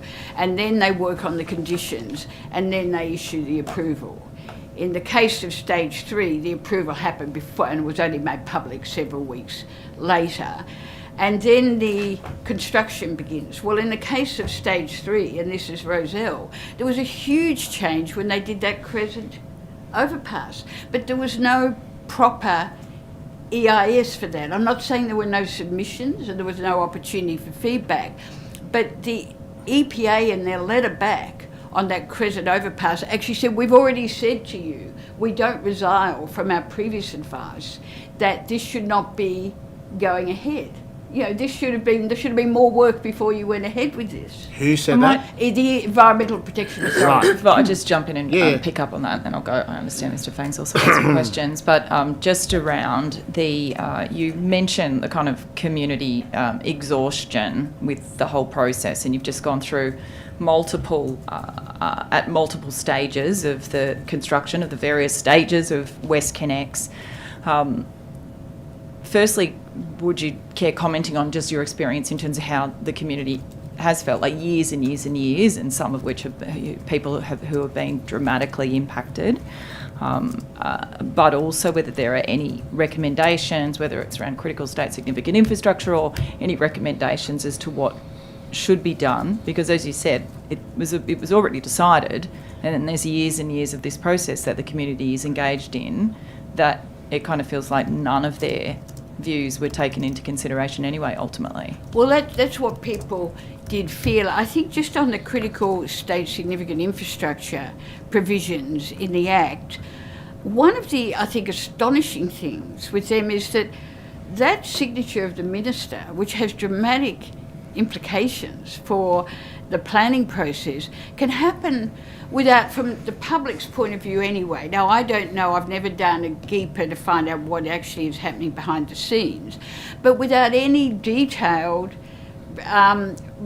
evidence being provided at all, like about why this is critical for the state. So that's one thing, and that sort of balances the whole process in one direction. As I've said, the decision's sort of made. Look, what I would say about the committee, I could personally name people, one person's, I don't want to do that, but there are people who put years of their life into writing, like, I'm not exaggerating here, into going to meetings, writing very detailed submissions, not just to the planning process, but also to the previous committee. And some of those people are the sort of people who keep going anyway and engage in other issues, but some of those people are deeply disillusioned, because I think you do have people who become involved in community issues.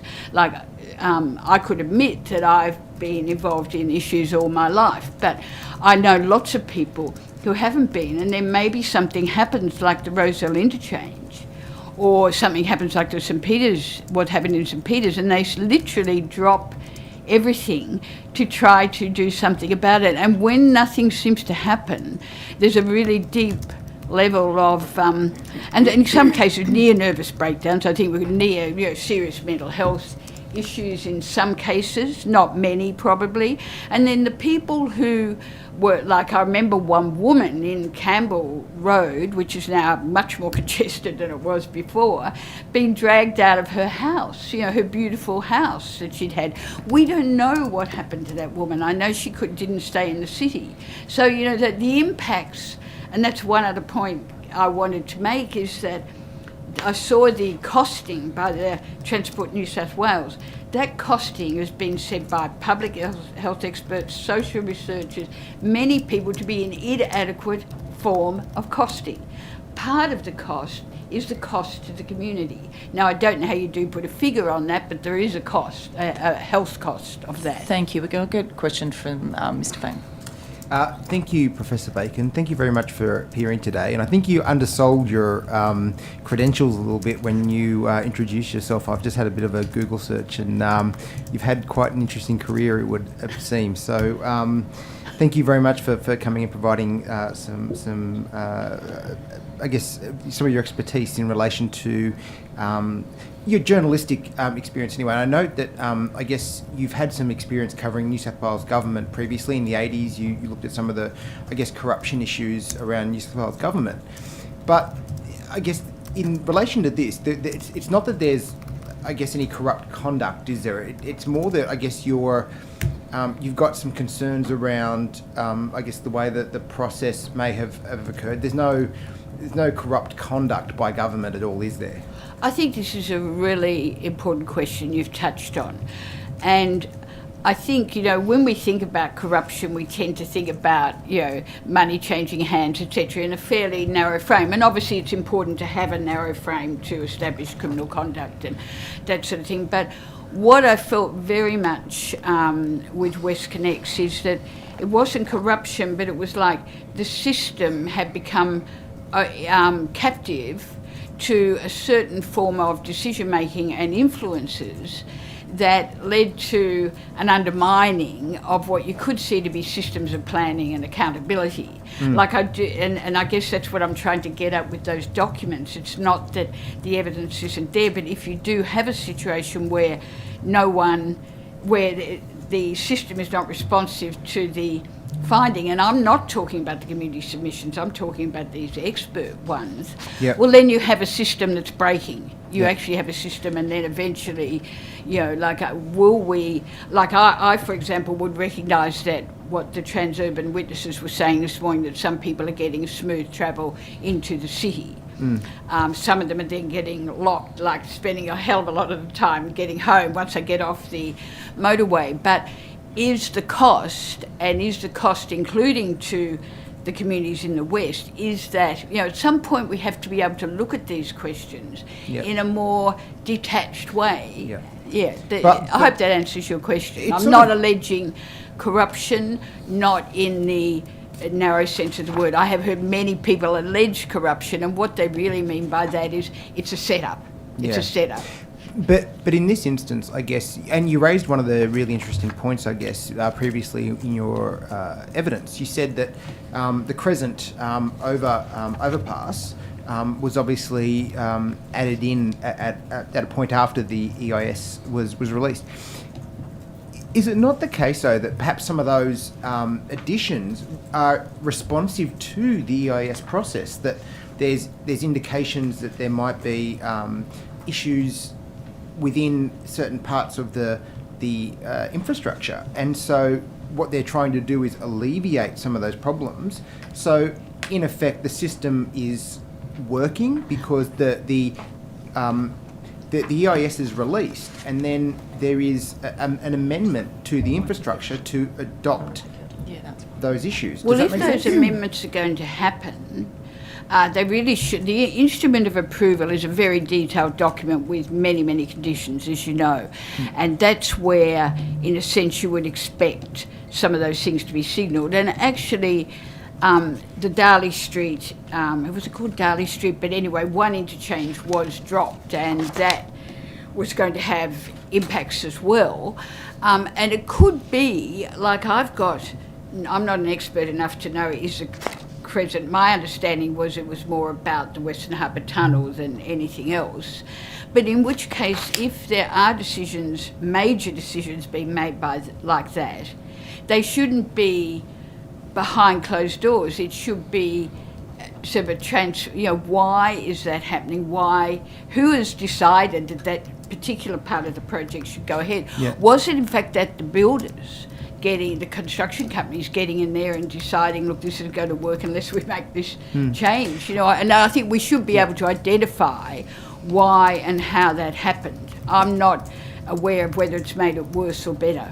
Yeah, I happen to remember that piece of infrastructure because prior to, I guess, moving to Drummoyne, for the time I'm in Sydney, I was in Annandale for a period of time, and so that Crescent overpass, I remember it being, I guess, unveiled as part of the thing. But there was certainly consultation around that when it was announced, and so I think again, isn't that perhaps you can, I guess, put one lens on it, but is it perhaps not? And the case that the other lens is that it was responsive to the EIS. It was then announced, and there was consultation around that process.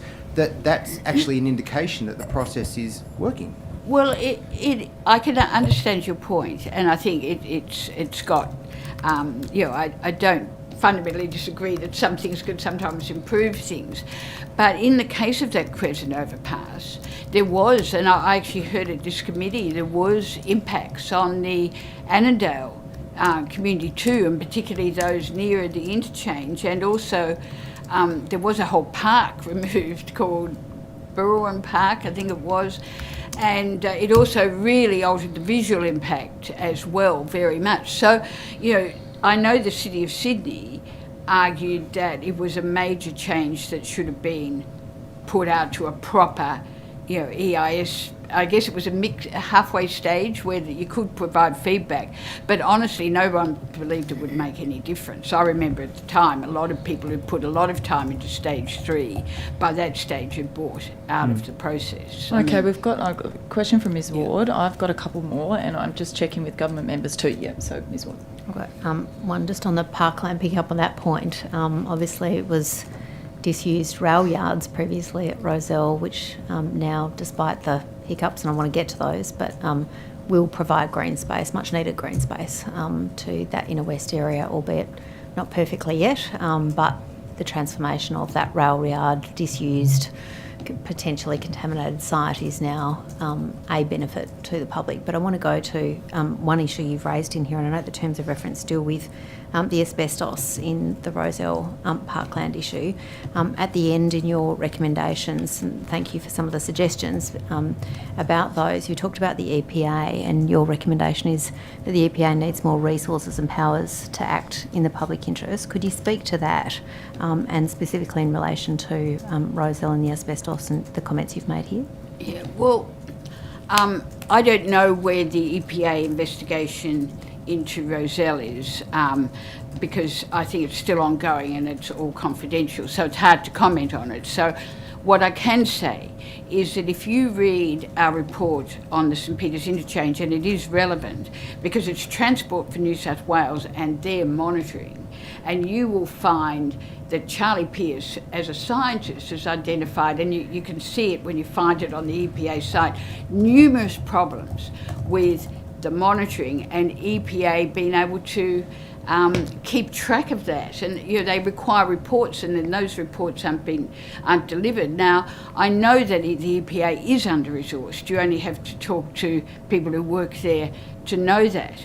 But it's and they're also dealing with the actual landfills that are handling the receipt of the asbestos. And in our submission, in our report, we give an example, and I think this should be investigated, of where the 730 report, I think this is 2018, came out with a serious report investigation about how WestConnex was using soil or materials with asbestos in it, and that was a whistleblower.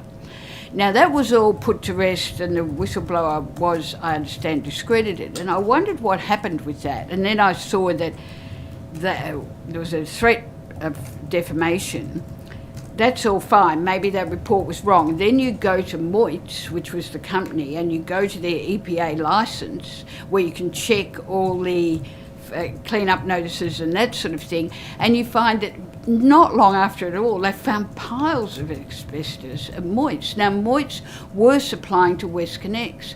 Now, so just from the point of view of the EPA, I think it is a huge ask, with the number of people they've got, to keep track of all these things. And it tends to result in crises, that like the asbestos gets found, and what's actually been uncovered by The Guardian in relation to the asbestos, and I highly recommend the investigation of Lisa Cox, which I think is still only developing, is that there's a major problem with the management of asbestos in New South Wales that's sort of come to light due to Rozelle. I think your point was more, you were advocating for more resources for the EPA. You're talking I about am sufficient advocating for powers more resources, and but also sufficient resources for staff. You talk about staff being under-resourced and insufficient numbers of staff, and you're advocating for further resources for the EPA. Is that correct? Yes, and providing they have the powers to prosecute and all that sort of thing as well. I'm not. Thank you. And also the EPA, you sometimes find excellent reviews of projects written by EPA staff, but they're in the section reviewing the planning documents, they're not in the enforcement section. So I just want to add something to that, because just recently, and again, everything is sort of related with WestConnex, is that there's a landfill at Erskine Park run by Bingo. They have recently been convicted and fined about $250,000 for odours. Those odours are still continuing if you go to the Facebook page of that community. So how effective is our regulation system? Anyway, I agree. I do think more resources is a good idea. I want to get to, I think you've noted as well that CPB contractors are doing the monitoring of the groundwater contamination that's happening at St Peters Interchange. That's Transport for New South Wales. Transport for New South Wales is doing that? Yes. CPB are actually still on that site due to remediation works, but actually that's Transport for New South Wales. Yeah, okay. And so just to be clear, that St Peters, there were two parks that were promised to the community as a result of the incredible Absolutely. destruction, really, of the community and the streets, the neighbourhood that St Peter's Interchange did. They haven't been opened. There's no parks. No, one was meant to be opened, I think, in 2020 or 21. It's well off opening due to contamination. And it's hard to know whether Transport for New South Wales knew about that or they didn't. But they certainly prepared it was going to open and then it didn't. And the other one is on Campbell Road and is in the City of Sydney area. And last Thursday or Friday, the City of Sydney told me that should have been open last year, that they've sort of said the site is very contaminated, and they've written to know, like, for discussions about what could it be used for, what is happening with the remediation. That letter a year ago, Transport for New South Wales has not responded to the City of Sydney. Yeah. I mean, that's pretty extraordinary when you think, as a member of the public, you might not get a response if people are too busy, but we're talking about the City of Sydney. They can't even get a response. Thank you. I'll jump in. I've got one more question, then go to government members, and it's about air quality monitoring. We could have spent 45 minutes on this, of course. That now, has WestConnex offered to do air quality monitoring? What's the situation with kind of roadside monitoring around the motorways? Could you just talk us through that and what needs to happen in your view? Well, in the lead up to opening, Transurban WestConnex had to do some ambient air monitoring, and there were sort of committees that involved some community people who selected those sites. Very often the sites the community wanted were not the ones that are chosen. There's, I think, 3 around Rozelle. And there's no detailed analysis of what's coming through, even from those monitoring sites. I mean, yes, there's monthly reports, but what is actually needed is to find out what times of the day, to do some detailed data analysis. So that doesn't happen, and within 2 years, those monitoring sites can be removed. And the committees are fairly difficult things as well, because they often are not very well equipped to critique it all.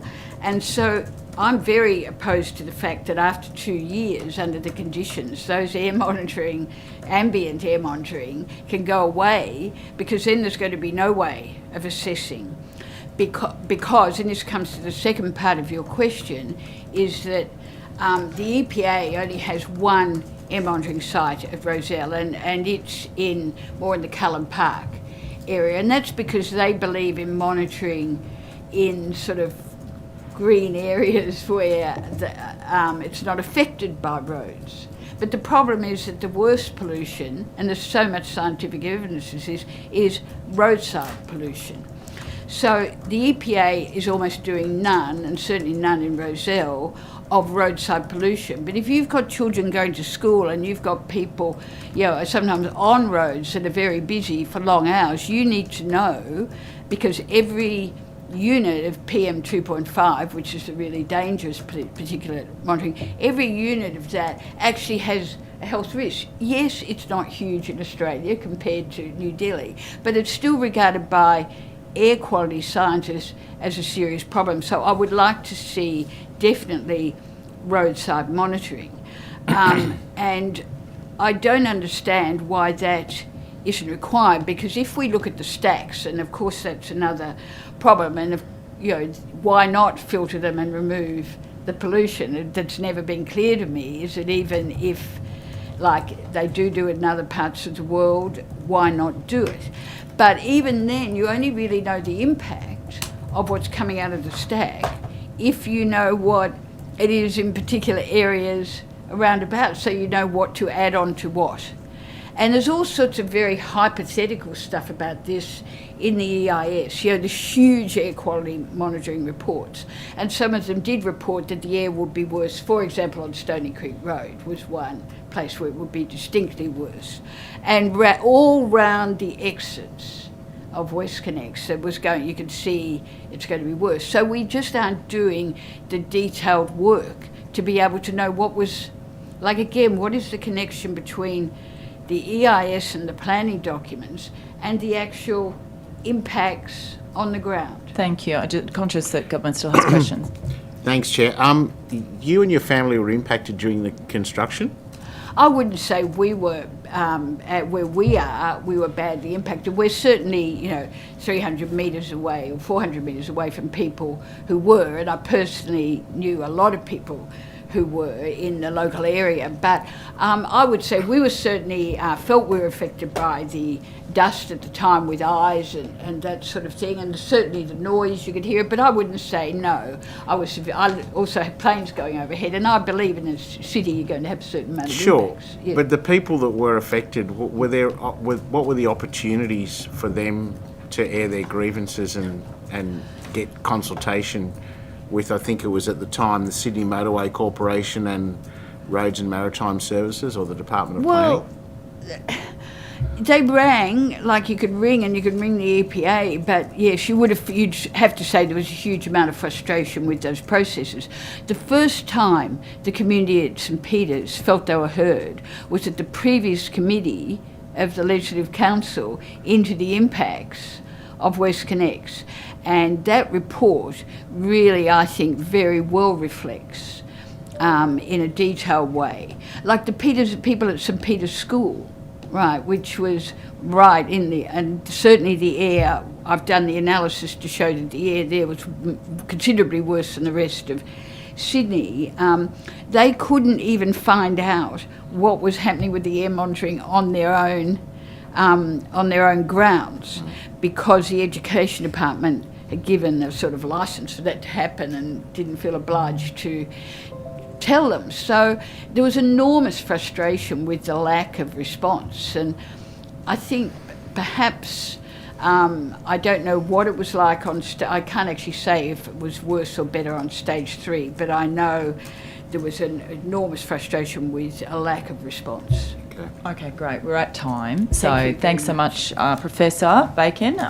Thanks for appearing today. We appreciate your very detailed submission as well by the Community Environment Monitoring Organisation. Thank you very much for letting me. Thank you. We'll break. The committee will now break for lunch and be back at 1:30.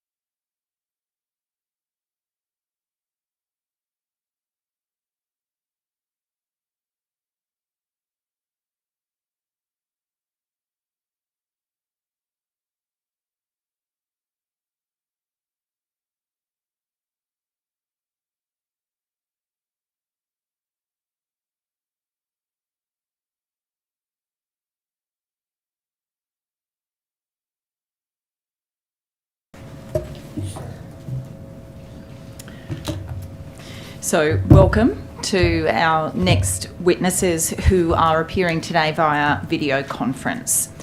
So what we'll do before we get started is to get each of you to be officially sworn in. So if you could please state, and we'll start with you, Mr. Salmon. If you could please state your name and position, title, and swear either an oath or affirmation. I understand you'll be given those words. Yes, good afternoon, Chair and the committee. My name is Jim Salmon. I'm the Executive General Manager for Major Project Support at John Holland. I swear that the evidence now about to be given by me shall be the truth, the whole truth, and nothing but the truth. So help me God. Thank you very much. And over to you, Mr. Sylvester, to do the same. Thank you, Chair. My name is Graham Sylvester. I'm General Manager of Safety, Health, Environment, Quality, Sustainability and Rail Safety for CPB contractors. Thank you. I swear, No, sorry, continue. I swear that the evidence now about to be given by me shall be the truth, the whole truth, and nothing but the truth. So help me God. Thank you very much. Now, do either of you or both of you have a short opening statement to make?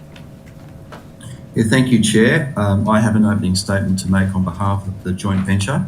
Thank you. And Mr. Salmon, at this point, if I can just ask both of you before you do begin speaking today, if you could both at the beginning just state who you are for the purposes of Hansard and the recording. It's going to be a lot easier. Similarly, with committee members, if we could clearly state if we are directing our question to one of the witnesses in particular.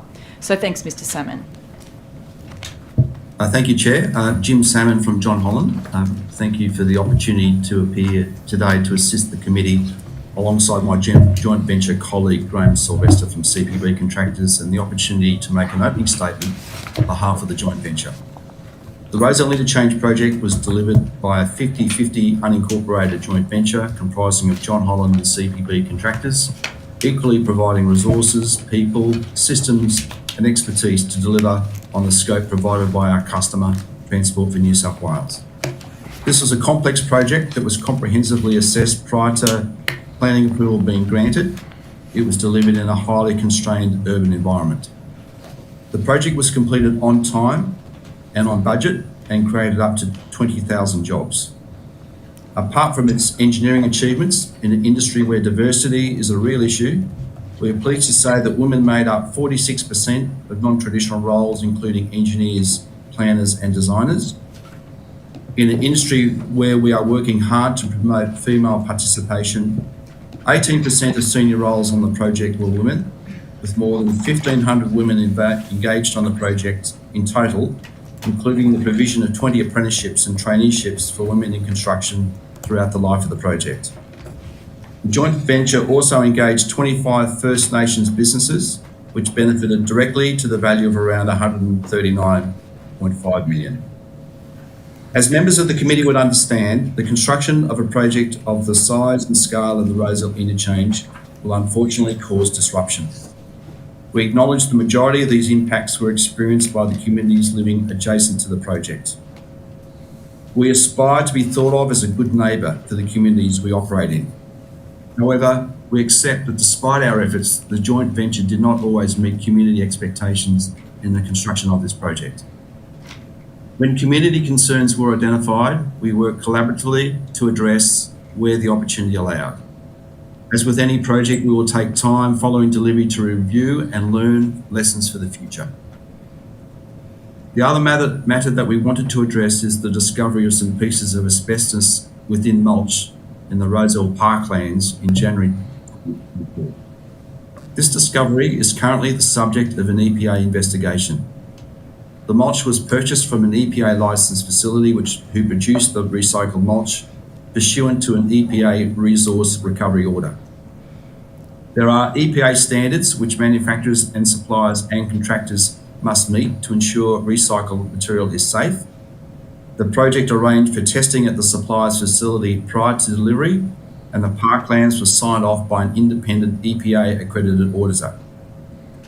Once the joint venture was made aware of the concerns by Transport for New South Wales, we responded quickly to communicate the news and actions to the public and we employed a team to close off the Rozelle parklands.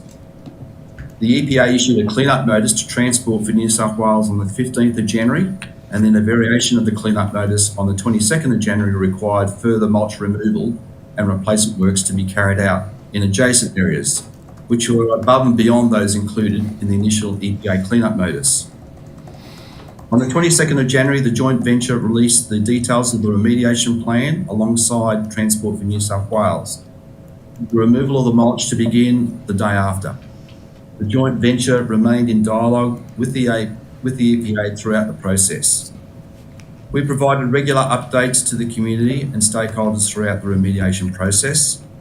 Briefings were offered and delivered by the project director to the local council, the local state member, consistent with the approach during the project's delivery. On Friday, the 22nd of March, Transport for New South Wales confirmed parts of the parkland would gradually reopen as most of the mulch was removed from accessible areas, and the EPA was satisfied with the progress made to date. We certainly appreciate the community is frustrated, and they have a right to be. The situation is not ideal, but despite this, we are proud of the work we have done to remove some 1,600 tonnes of recycled mulch in a short period of time to expedite the opening of the Rozelle parklands for the public to enjoy. We're happy to take questions from the committee to assist in its deliberations. Thank you. Thank you. Thank you, Magic. That I understand that was for both of you. Is that correct? Yes, that's right. Yes, yeah, that's on behalf of the JV, yes. Thank you. Okay, I'll stick with the mulch contamination issue as you are finished on that one. So, who's paying for the rehabilitation? Is the consortium paying for any of those costs? Look, I might answer that question, Chair. Sorry, that I instructed people to direct their question to somebody and I failed to do it on the first question. Mr. Salmon. So, Jim Salmon from John Holland. Thank you, Chair. As my colleague said in a press announcement on the 22nd of January when speaking to the media about the remediation plan, the joint venture will be covering the cost of the remediation under the existing contract that we have with Transport for New South Wales. Okay, thank you. And to you again, Mr. Salmon, is there, I understand that not all of the park is open at this point, so maybe about 40% of Rozelle Parkland has been opened to the public again. What's the delay in opening the rest of the park? So the final opening of the park is imminent. The delay at the moment is with respect to the process of the asbestos removal is this sourcing of new mulch to go into the park. And the team are working around the clock to get the new supply of the material into the parkland and open this up as quickly as possible. Is that because it's difficult in the supply chain to find any mulch in New South Wales that isn't contaminated? What's the delay? No, it's because we are sourcing hardwood mulch rather than the organic mulch. So we've moved away from recycled mulch. So it is new mulch that is created, I guess, the source of the delivery concern. So, but that seems to be as though that's causing a fair bit of delay getting, so hardwood mulch, you're saying, that's essentially what, forest scraps or something? What's the hardwood mulch? Is that coming from New South Wales or? The mulch supplies from New South Wales, yes. Yes, but it's taking so much longer than, like, you've never done this before, is that correct? Is this a new supplier? It's a current supplier. It's just the volume of mulch required is certainly a strain on the supplier's ability to provide that in time. So can I check, so with CPB and all of the other projects that you're working on, is this now company policy to source this mulch? Are you not going with recycled mulch everywhere else? Chair, if I could step in and answer that question. Mr. Sylvester? Thank you. Graham Sylvester from CPB Contractors. We have taken a decision as a business to only use natural mulch because of the issues that have been highlighted on Rozelle. The difficulty, as my colleague Jim has pointed out, is the availability of the natural mulch, and so we are delayed more than we would want in order to resolve this. But we want and we will put the safety of our workers and the community first, and make sure that whatever we deliver to the people of New South Wales is safe for use. Were you aware of any potential contamination or any issues in relation to the mulch before it became public on January the 8th, I think it was? We were aware of a couple of instances of contamination which, as I understand, didn't relate to asbestos. So it was material that didn't meet the recycled mulch order 2016, and we took immediate steps to segregate that mulch away so we didn't use it. Had CPB Contractors or the consortium had ever had anybody express concern to them that asbestos was potentially in recycled mulch? Had that been an issue before for the company? Sure. Chair, it's Graham Sylvester from CPB Contractors. Not that I'm aware of. We would never have used any mulch that was contaminated with asbestos, had we known. What date were you made aware of the contamination? So we're aware that Transport for New South Wales was notified on the 2nd of January by a member of the public that they had found some suspected asbestos material. We had no one on the project until the 8th of January.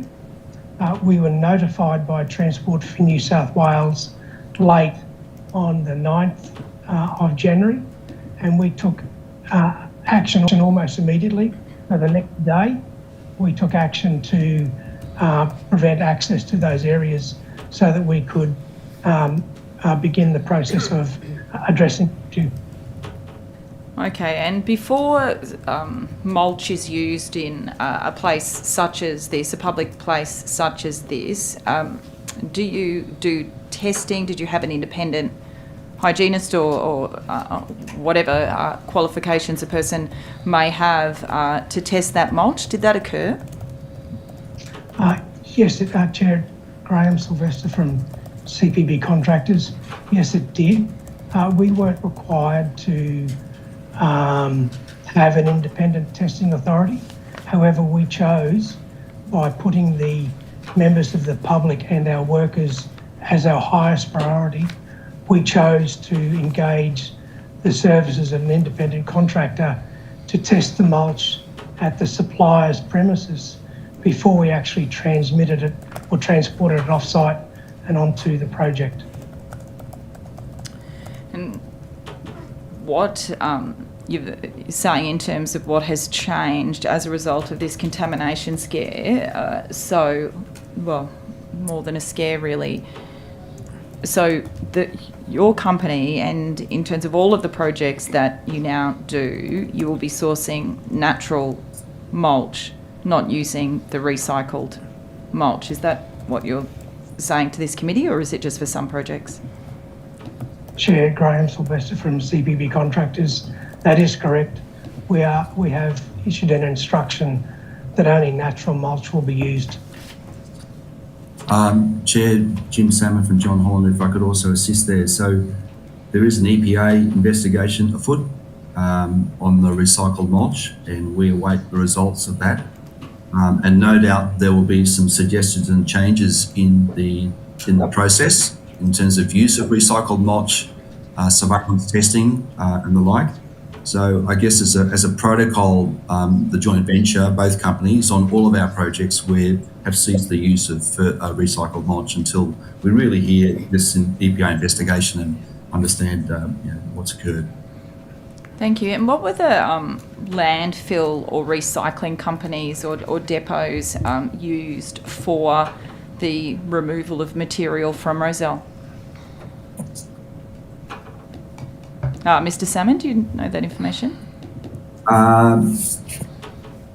The Chair, Jim Salmon from John Holland, do you mean the supplier of the mulch?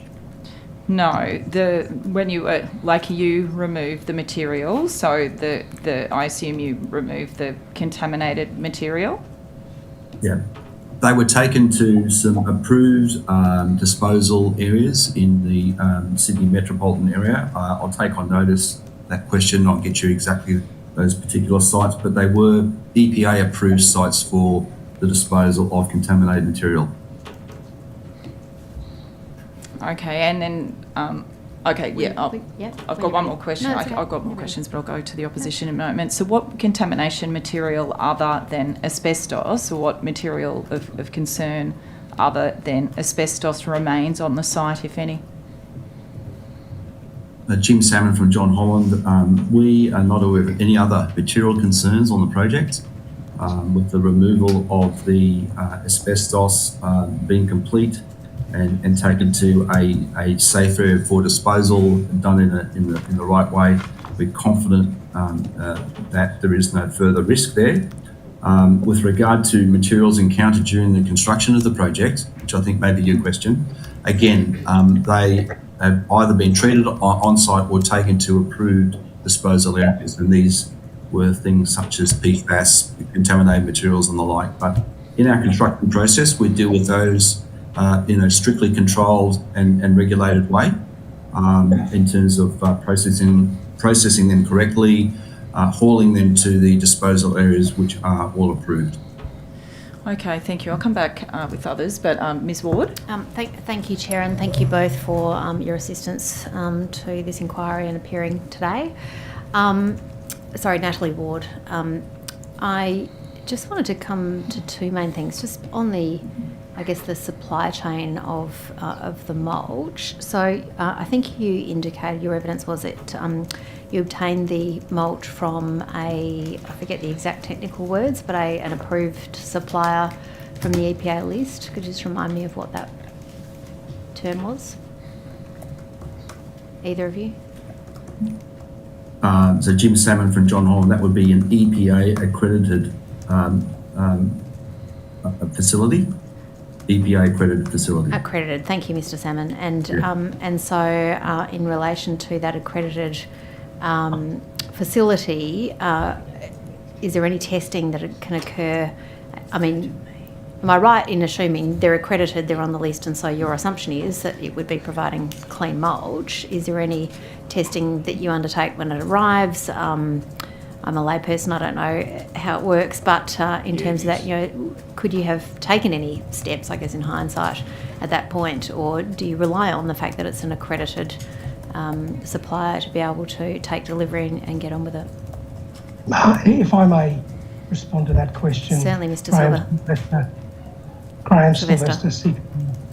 That's okay. Graham Sylvester, CPB Contractors.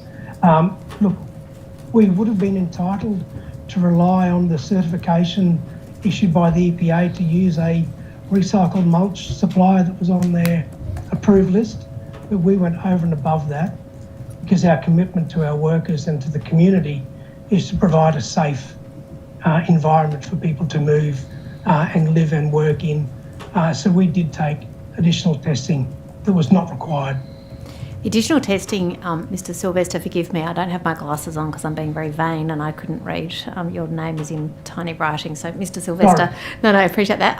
So what were those additional steps that you took on receipt of the mulch?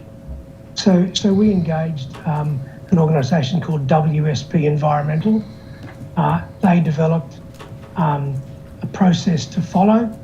That process was approved by the EPA accredited site environmental auditor, and then we followed that process, including sending samples away to a NATA approved laboratory to identify the presence of any material that was outside the mulch order, including asbestos. and we're really, forgive the pun, we're really getting into the weeds here, but so you sent that off, and am I right in understanding that that was tested and must have come back clear? Correct. So it comes back and then you proceed on the basis of that assurance and go ahead and spread it, if you like, or put it on the site. Correct. But in conveying it to the site and then laying it out across the site, there's obviously surveillance undertaken by the contractor we used for the landscaping. There was surveillance by members of the JV, the site environmental auditor, to make sure, as far as we could, that it was really what we'd paid for. And it's in your interest, it's in the public's interest to get that right. No one wants to skip a step because it's going to be more expensive. Can I just ask, though, on this supply chain timeline, it looks like you've taken the steps, and I'm not having a go at you, but I'm just asking so we can be clear about this. So despite all of those steps, an accredited certified applier, you took the extra step to test it, it was sent away, it came back, you proceeded. It then came to a member of the public, essentially, to identify an item of asbestos there. Can I ask then, given that we note that Transport was notified by that member of the public on the 2nd of January, and it took some time, a week or so, for that to be actioned. You said that you were notified on the 9th. Was that directly from Transport? You got no other notification, obviously, or not obviously. Did you get any other notification prior to that time? No. Sorry, Graham Sylvester, CPB Contractors, no. Thank you. Can I just go back to the timing of the opening? You said in your opening statement that, Mr. Salmon, that you were asked to expedite the opening of the Rozelle Parklands. Am I correct in understanding that was somehow time was of the essence to get it opened, or what am I to take from that word? Jim Salmon from John Holland. No, there was, I guess, we under our contract we have a date for practical completion. Yep. And we were complying with that contract date, and we were wanting to obviously ensure that all the parkland as well as all the motorway was opened up on that date and in a form that the public could immediately enjoy at the completion when the completion date was achieved. So that was the essence of that comment. Were you under an obligation to open them both at the same time, the parklands and the motorway, or was that something that you chose to do, or? There was an obligation to open both. That was definitely here in the deed, yes. Okay, so that wasn't brought forward or anything, there's no sort of conspiracy there, it was just the date that you were expected to open it? Correct. Okay, but just to make, I guess from expedite you mean just open it within the requirement to open it on that date? I think some context, Jim Salmon from John Holland, some context there is that, 5 years is a long time in construction, and it's a long time for the community to live alongside a construction site, a very, very active construction site. So we did have some empathy there, and we're all parties, Transport for New South Wales, the JV, all of our supply chain, all very keen to open it up, so it was complete on that day. Given that, and knowing the amount of work that goes into it, the reputational risk, all of those things, it's fair to assume that people wanted this to happen, and it wasn't, I'm assuming you weren't skipping steps to try and make it faster or skip over a compliance issue. It sounds like you've done the things that you needed to do, but I guess just if we are to take some learnings from this, was there anything that you could have done better, or that you think that the process could have done better, or the EPA or any sort of coordination body could have done in hindsight, or that we can learn from? Jim Salmon from John Holland. I think as far as project completion goes, we got lots of things correct in terms of completion of the motorway, completion of and commissioning of the motorway operating systems, completion of the parkland. So it was obviously incredibly disappointing to receive the news on the 8th of January about the asbestos fine. So it did certainly, concern us. So, but as my colleague Graham Sylvester has articulated, we did go through a very thorough process of working with an EPA accredited supplier testing that's supply at source and at the site. I guess a surveillance regime, and unfortunately there's been a contamination event. We're still trying to find out what has occurred, and we are well aware there is an EPA investigation afoot at the moment. And we hope that, it very much will be an industry response, particularly with the EPA, to find out, well, look, how did this occur and what can we do in terms of lessons learned going forward to make sure we don't have a repeat? Because, it is very, very disappointing after all the hard work that has been done to unfortunately be faced with this, I guess, concerning incident. And we have a lot of empathy for the community in Rozelle for the disruption caused. Yeah, and it's not the first time. Obviously, we don't want this to be happening again, but there was the Penrith Lakes example many years ago, and that was spread all over that site. So there's obviously a supply chain issue here and testing issue. Okay, I might come back. Okay. Questions from government members? Yes, thanks, Chair. In terms of the design changes for the Rozelle Interchange, how are they documented? So the joint venture receives from Transport for New South Wales a reference design and a scope of work which is defined under a document called the SWTC, which is a scope of work and technical criteria. And on the basis of that, we then take that and we are obliged to complete a detailed design to ensure that it complies with the reference design and the scope and criteria from Transport for New South Wales. And then once we've completed the design, there is a verification done by Transport, as well as finally an independent certifier with respect to the design that's been completed. Right. So were there changes involved in that initial scope of works and design subsequent to that? No, there were no changes pertaining to the functionality of the reference design and the scope of work and technical criteria. In fact, that's prescribed by Transport and we comply with that. So there was no functional changes at all. I might refer the committee to one change that was made, and that was within the project area, and that pertained to the parkland. So the original design had some 5 hectares of parkland, and what we did is we worked with Transport and we moved our ventilation facility underground, which is a value for money offering, which then unlocked the parkland to create 10 hectares of parkland, which is of a measurable benefit to the community. So that's an example of a change that was done within the project area. In terms of where the project connected into, the local network, we comply with the reference design as prescribed. Okay. And what role did John Holland play in having the planning approval process approved? Was there any, in terms of the interchange, was there any role that John Holland CPB played in that? Jim Salmon from John Holland. So once we receive the reference design and scope of work criteria, there is a process that Transport runs to get EIS approval or the EIS statement, and we need to comply with that. So in terms of amending the EIS, no, but in terms of complying with the EIS, yes, we need to submit documentation that validates that. Okay. Was there any discussion around?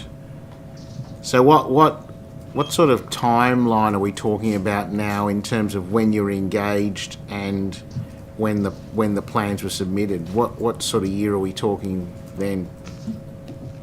So the project kicked off in 2018. Yep. And in the first year of the construction project, which lasted 5 years, the effort is around the submission for planning approval in terms of I call compliance with the planning approval, as well as completion of the design for approval by the Transport SME and the independent certifier. So both those activities happen in the first year of the project.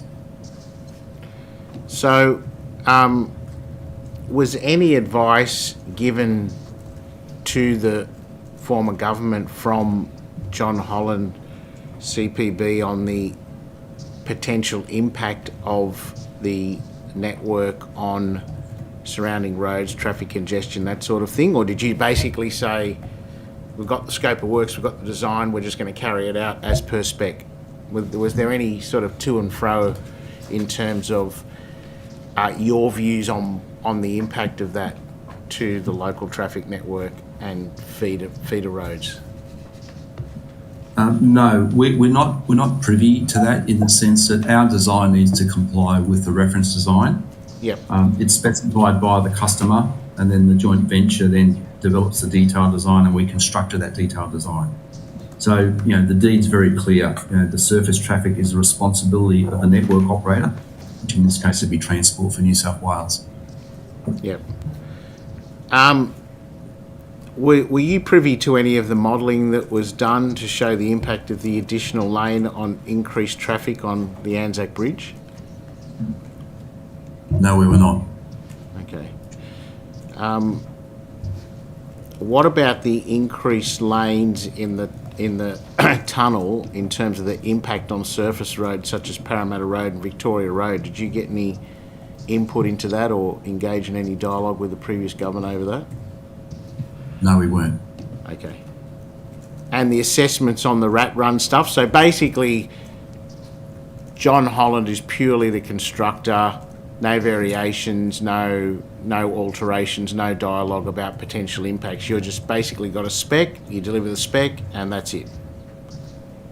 That's correct. But for construction, in terms of working through the phases of construction, because there are a number of phases in terms of various intersections that needed to be closed and upgraded and the like, for example, Johnson Street, whereby we would do some specific traffic switches and temporary traffic arrangements to enable us to complete the construction works in that area.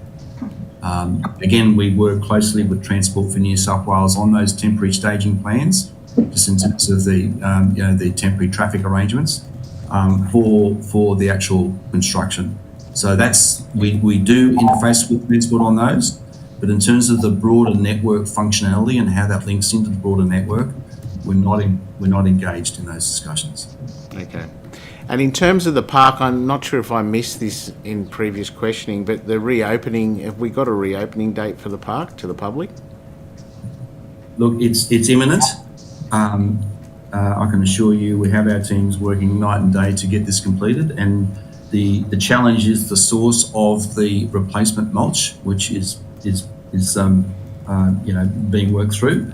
I'll take on notice that question, and we can actually get to you the projected date for the parkland completion, because we are working very closely with Transport on that and enabling opening up of the parkland in phases. So as mentioned, part of the parkland has been opened up, and we're currently working at the moment in the child's playground area, which we hope to open up very quickly as well. But again, as my colleague Graham Sylvester has suggested, we need to do this in a safe way to make sure that there's no risk to the community as well as our workers in that process. And just to clarify, all the asbestos has been removed from the park? That's correct. Yep. Yes, that's correct. Okay. Mr. Salmon, before the asbestos was discovered in Rozelle Parklands, there has been issues with some of the mulch that has been provided to John Holland in the past, though. That's correct, isn't it? That it hasn't had a completely clean track record? Jim Salmon from John Holland. The JV had no concerns about the standard mulch product before January 23, and this is the product where asbestos was detected. So prior to that, I'll take on notice the question, but to my knowledge, we have no issues with supply on mulch on other projects. Yeah, so Green Life Resource Recovery has provided mulch, haven't they? And I do understand that at least once in 2021, but I think on more occasions the testing of their mulch supply did not meet EPA guidelines. There was a article in on the ABC about a month ago covering all of this, and I think it says here John Holland declined to comment on the testing issues, but basically it was being conducted, this mulch was being provided on behalf, or the sampling, was undertaken on behalf of the contractor, John Holland, and it was labelled as non-compliant. You're aware of that history? Jim Salmon from John Holland. My understanding that this mulch was from a different supplier, not the supplier we use for Rozelle. And the issue that was, as you suggested, is the sampling methodology was not consistent. But there, again, as my colleague Graham has mentioned, there was no asbestos found on site in these batches. So what is happening? I understand at St Peter's, we still haven't, the public, the community still hasn't seen the park opened due to contamination issues, and I do understand CPB is working on that, whether you're still trying to remediate the park there. Is that correct? Could you give us an update on what's happening there? Mr. Sam? Sure. Oh, okay. No, Mr. Sylvester this time. Thank you, Chair. Graham Sylvester, CPB Contractors. St Peter's Interchange was an issue that was caused as a result of a significant rain event some years ago, and the water treatment plant struggled to treat the volume of water. In many parts of Sydney were flooded at the same time. But we are working with the client to progress those things. I'm happy to take the question on notice and provide more detail. So by progress the issue, is this, because I understand it's in a bit of a sorry state actually, that area that is supposed, those two areas that were supposed to be provided to the public years ago, I think actually now. We're not sure when the public is going to have access to that park, so there's no update in relation to that. I think that it's clear there's an issue. It's clear that there is contamination. I'm not sure it's just from that rain event. So there's no update as to whether the public is going to get their much promised park soon. Graham Sylvester, CPB Contractors. Look, I don't have that information in front of me at the moment, but I'm happy to respond on notice. Okay, we'll stick with St Peter's Interchange then. I also have one of our submissions here, in fact, suggests that CPB is currently fixing something in relation to St Peter's Interchange. There may be a crack in a wall somewhere. Now, is this part of the park remediation, or is this a different issue entirely?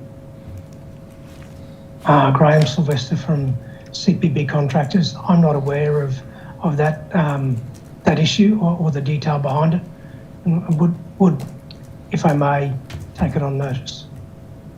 Okay, so just to be clear, so the couple of questions that I've asked in relation to remediation works that CPB is currently undertaking at St Peter's Interchange, you have no information for this committee today? Chair Graham Sylvester, CPB Contractors. No, unfortunately, I came prepared to respond to questions around Rozelle. I didn't perceive or expect questions about St Peter's. I apologise. Okay, no, that's okay. I mean, that's a little bit connected because it is WestConnex as well, of course. Why during the kind of the Rozelle Interchange construction phase, I understand that there were various members of the community who had complaints, who were very impacted by construction. I'm sure you're, of course, aware of this.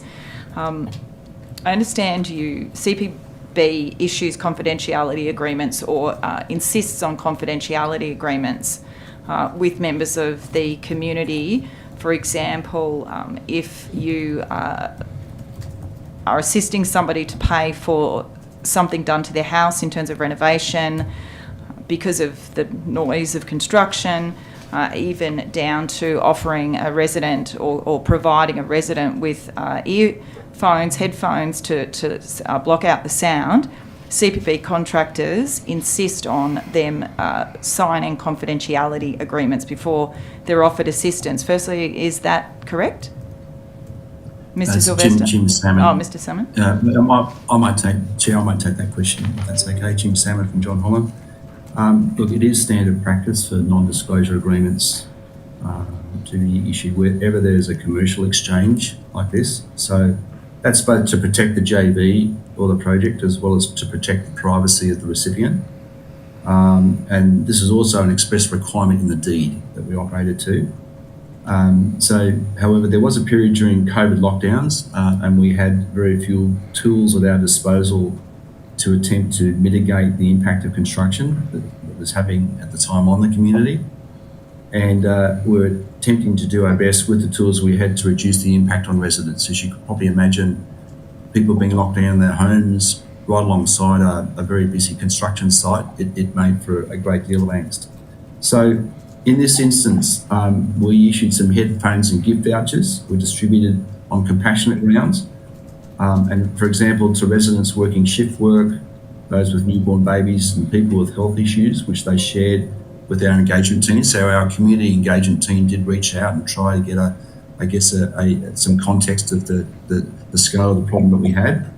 But so we did that using our standard practice of NDAs. However, in consultation later with Transport, they felt, look, these ultimately weren't necessary and they were happy to make that change, which they did so in the deed. So that requirement for NDAs was in fact withdrawn later. Right. When was that? Do you have the date of when that was withdrawn? Chair, I'm sorry, I don't have that information. I'll take that on my notice and get that to you. Right, but before it was withdrawn, when you're saying providing money, cash for people impacted, even down to headphones, the recipient needed to sign a non-disclosure agreement. If they didn't sign that at the time, I assume they weren't offered any assistance?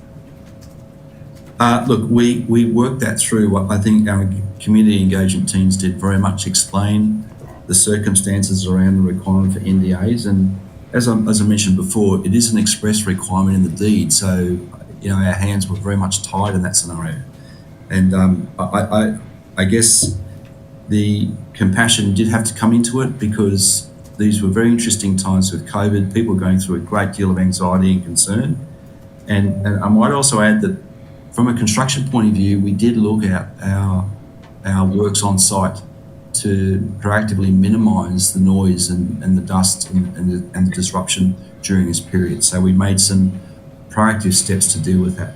So look, NDAs were issued.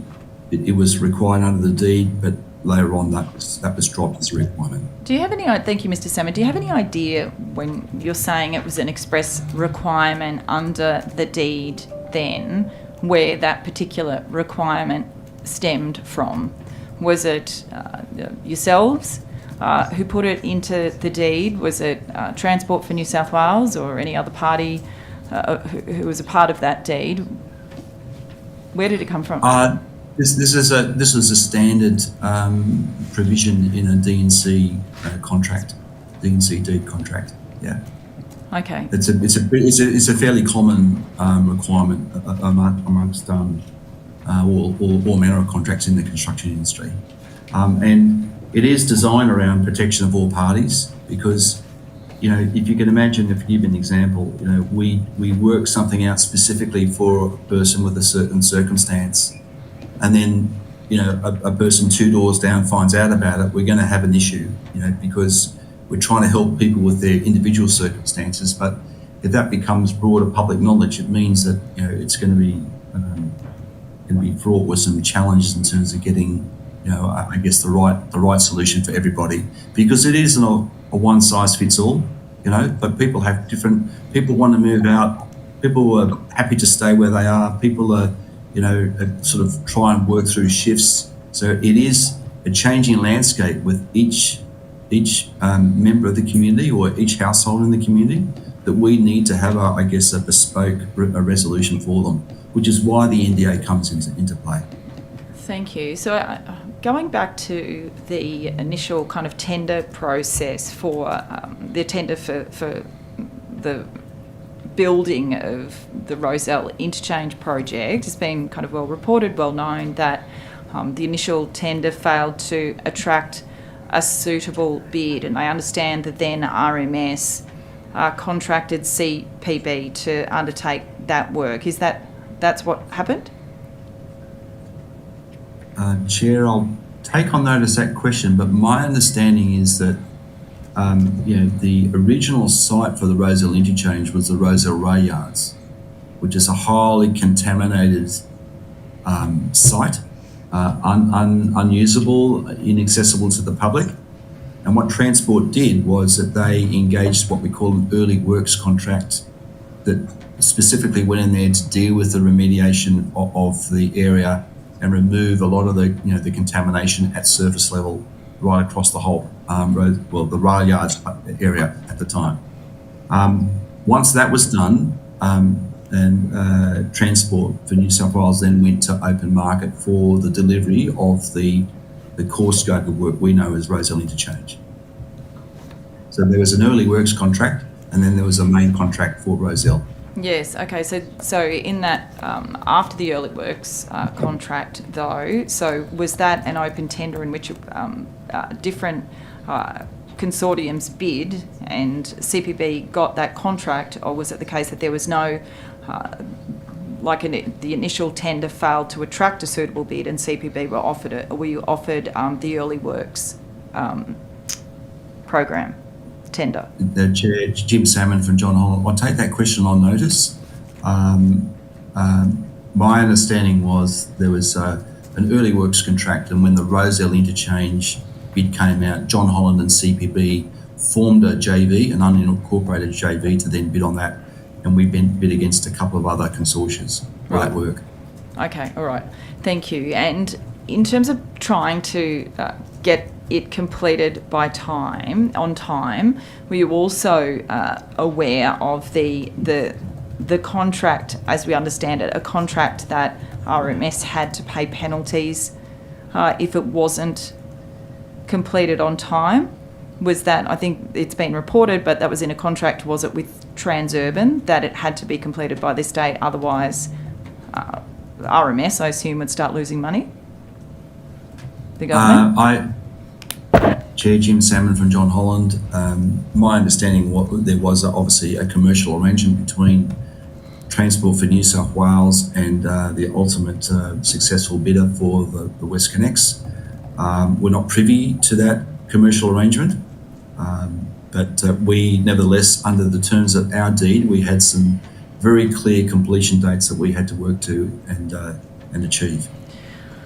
Okay, because I did want to just push around the potential rush nature of the completion of the project and some of the disappointment that we've heard from active transport advocates, cyclists, around what seems to be a very incomplete cycle network.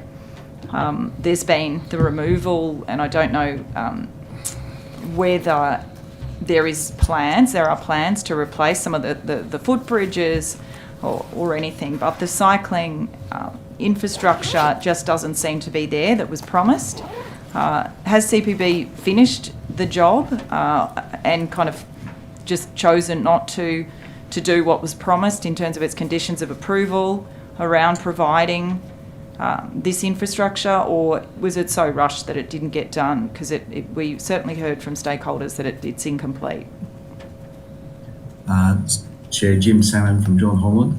Just on active transport, at all times the JV attempted to find solutions to the concerns along and around the site. particularly throughout the delivery of the project in terms of the temporary arrangements needed at various traffic switches and stages. And we worked alongside Transport for New South Wales, the community and other stakeholders to I guess, identify issues and concerns and deal with them. And this naturally included constant engagement with the relevant councils, as well as Cycling New South Wales to understand any concerns they had and how we might resolve them. So, for example, the removal of the Beatrice Bush Bridge, Berwyn Park and the Victoria Road overbridge, which connects Littlefield Road and Anzac Ridge soon after construction commenced, that did impact people walking and cycling. And we acknowledge that. And alongside Transport for New South Wales, we worked with the local groups to understand those concerns and came up with some options to provide temporary solution until the project progressed more significantly. And eventually we installed a temporary bridge connecting Victoria Road and Anzac Bridge, which was welcomed by council and the community. So that's for the delivery stage. And for the completion, again, we have worked with Transport to, I guess, detail up the proposed urban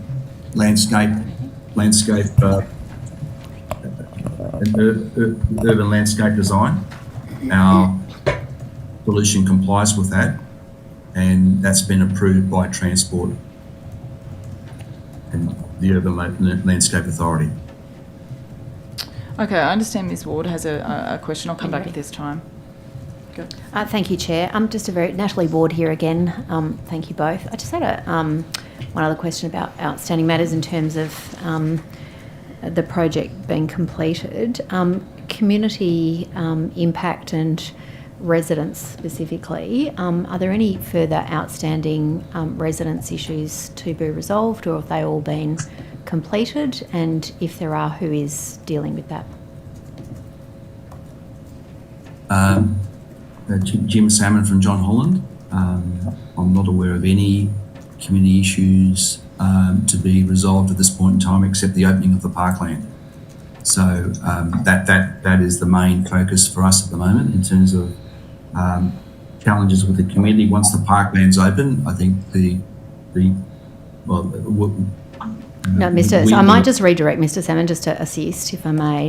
If you would like to take it on notice, that's perfectly fine. I suggest you might perhaps want to. Yeah, in terms of residents near the interchange and impact on their properties, housing, those sorts of outstanding claims.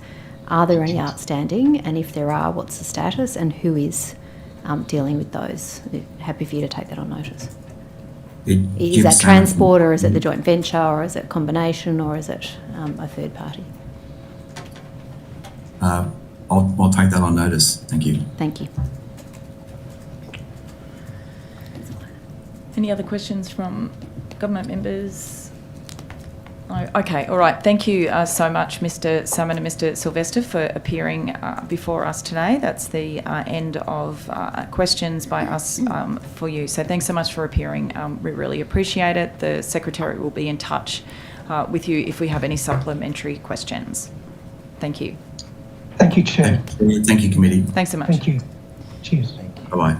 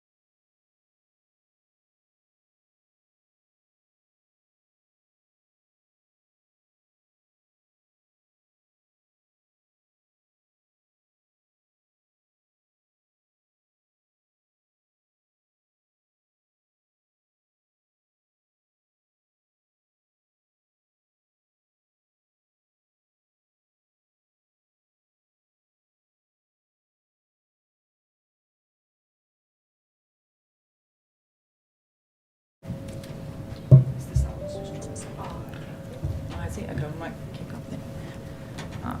Hi, Mr. Stallard. Can you hear me? That's good. We thought we might only have you on our phone, so you managed to connect. That's great. We are live, so we'll just begin this next session by swearing you both in. We have Mr. Hedge, is it? Yeah. Hedge. Yes.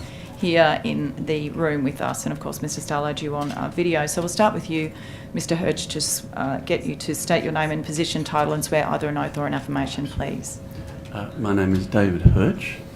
I'm here representing Walk Sydney. I'm the honorary treasurer, and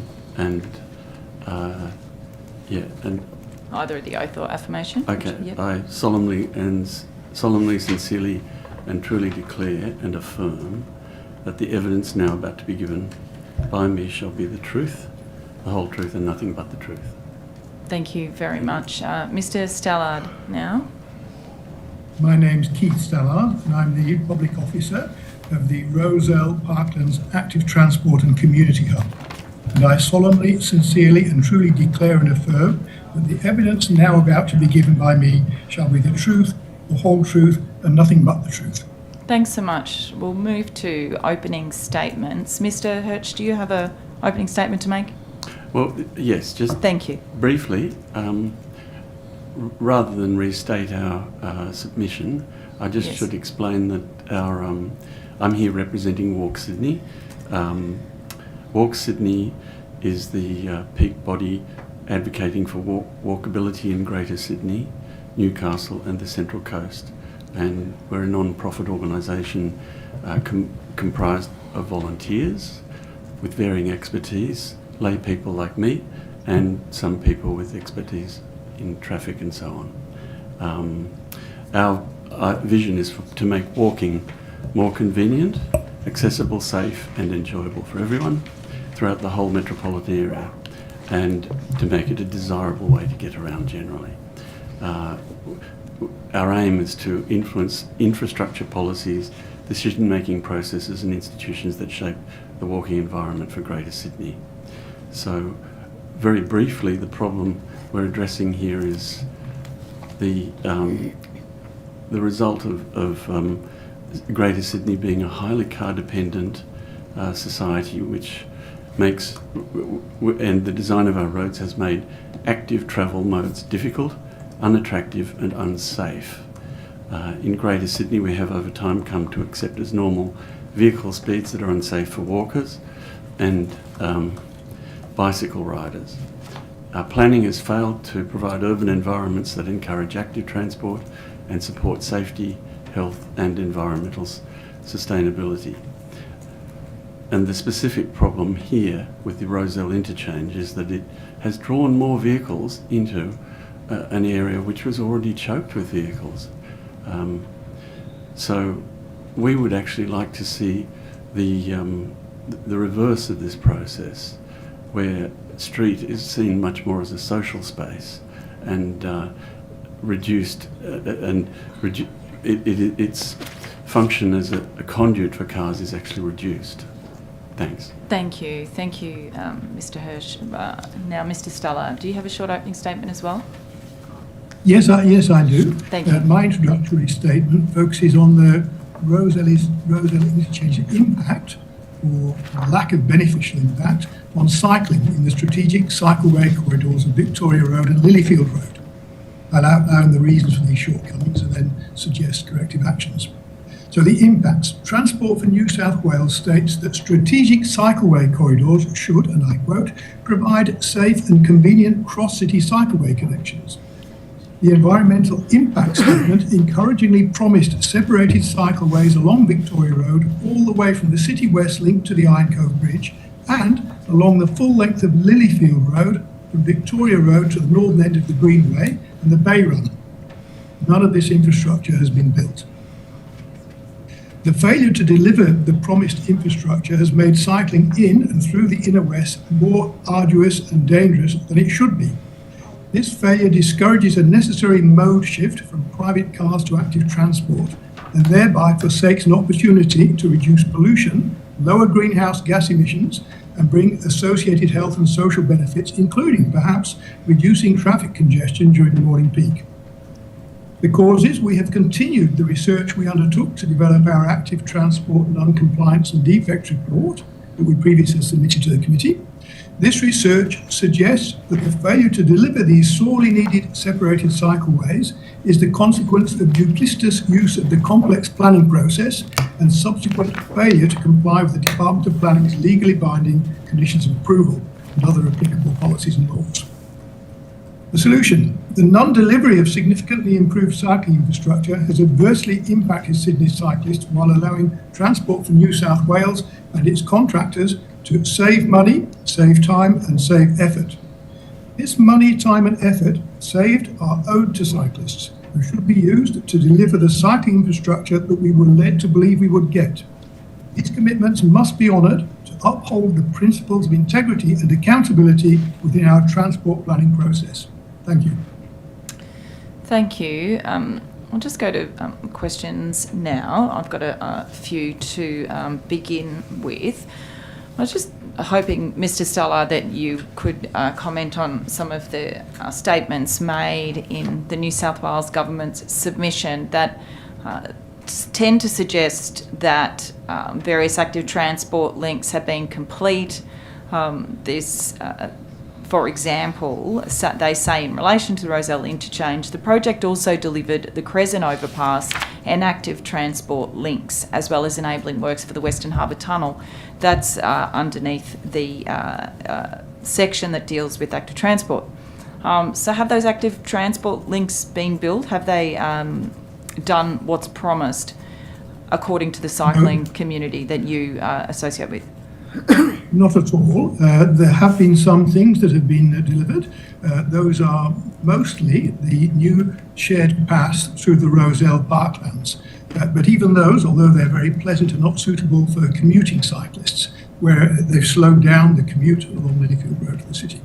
They've made some other minor improvements to routes on the western side of Victoria Road, and also some mostly cosmetic improvements to the shared path up the right side of Victoria Road. But the main objectives, which were to provide better cycling links through separated paths along both Victoria and Lilyfield Road, have not even been started. And so is that what was promised during the approval process in terms of the design of the interchange? The links that were promised. So you just talked about on Victoria Road, and what was the other one? Lilyfield Road. Lilyfield Road. These were separated cycleways? Yep. What about... It should be. Yes, and then what about getting onto the Anzac Bridge from kind of all directions? Because that's not ideal now either, is it? Well, that link existed before Rozelle Interchange was started. So they've done very little to modify that. They've added maybe about 50 metres at one end of Victoria Road, but that's supposed to be a separated cycle path as well, not a narrow shared path. And that separated cycle path, just to be clear, to get onto the Anzac Bridge comes from where? What side?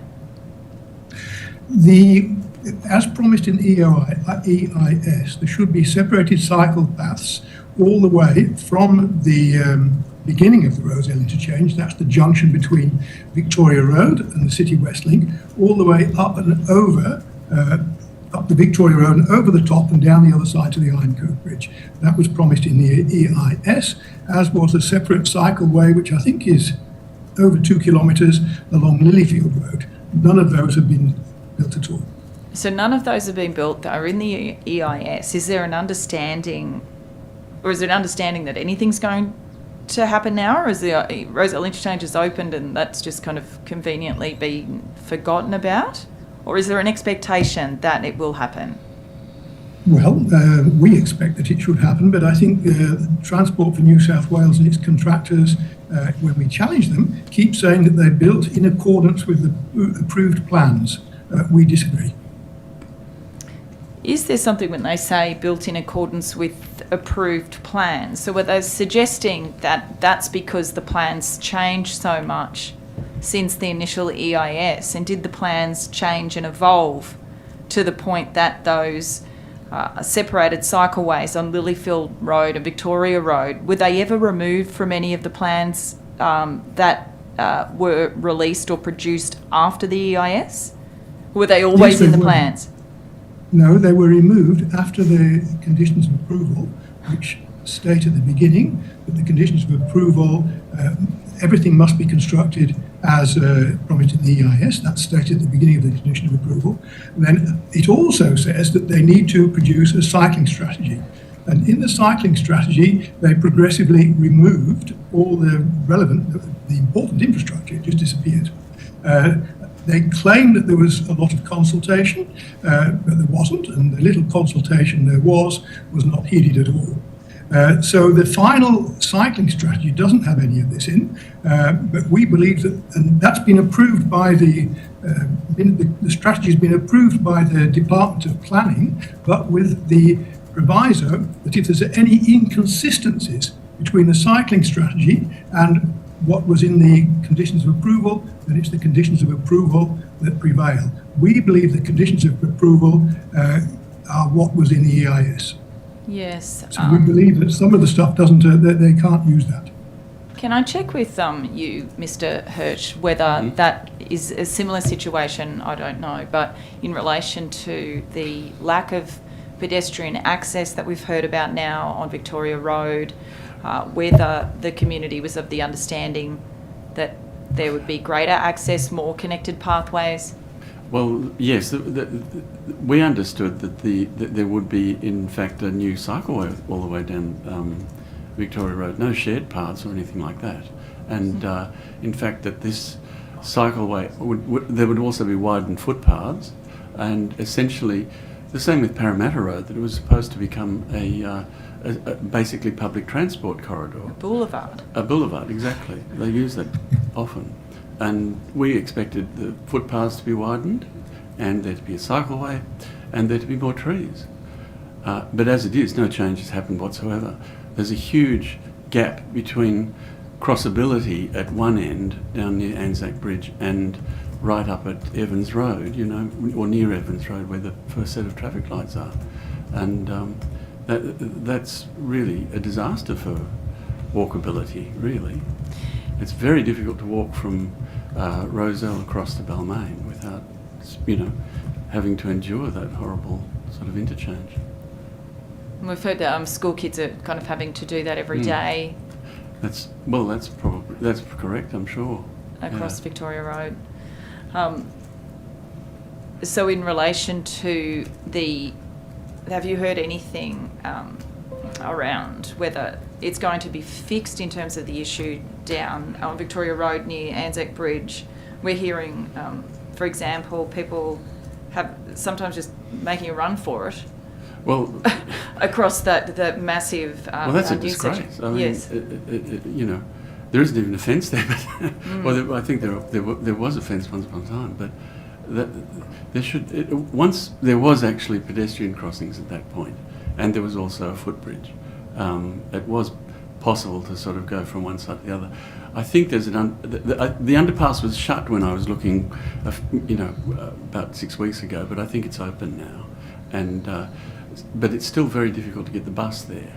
Where's the underpass to and from? Could you I think the explain? underpass goes under Victoria Road and across to the Parklands, but it might have been shut because the Parklands were shut. Can I check, is that a pedestrian and cycle? I think it's a cycleway as well. I think it's a shared way. Yeah. Okay.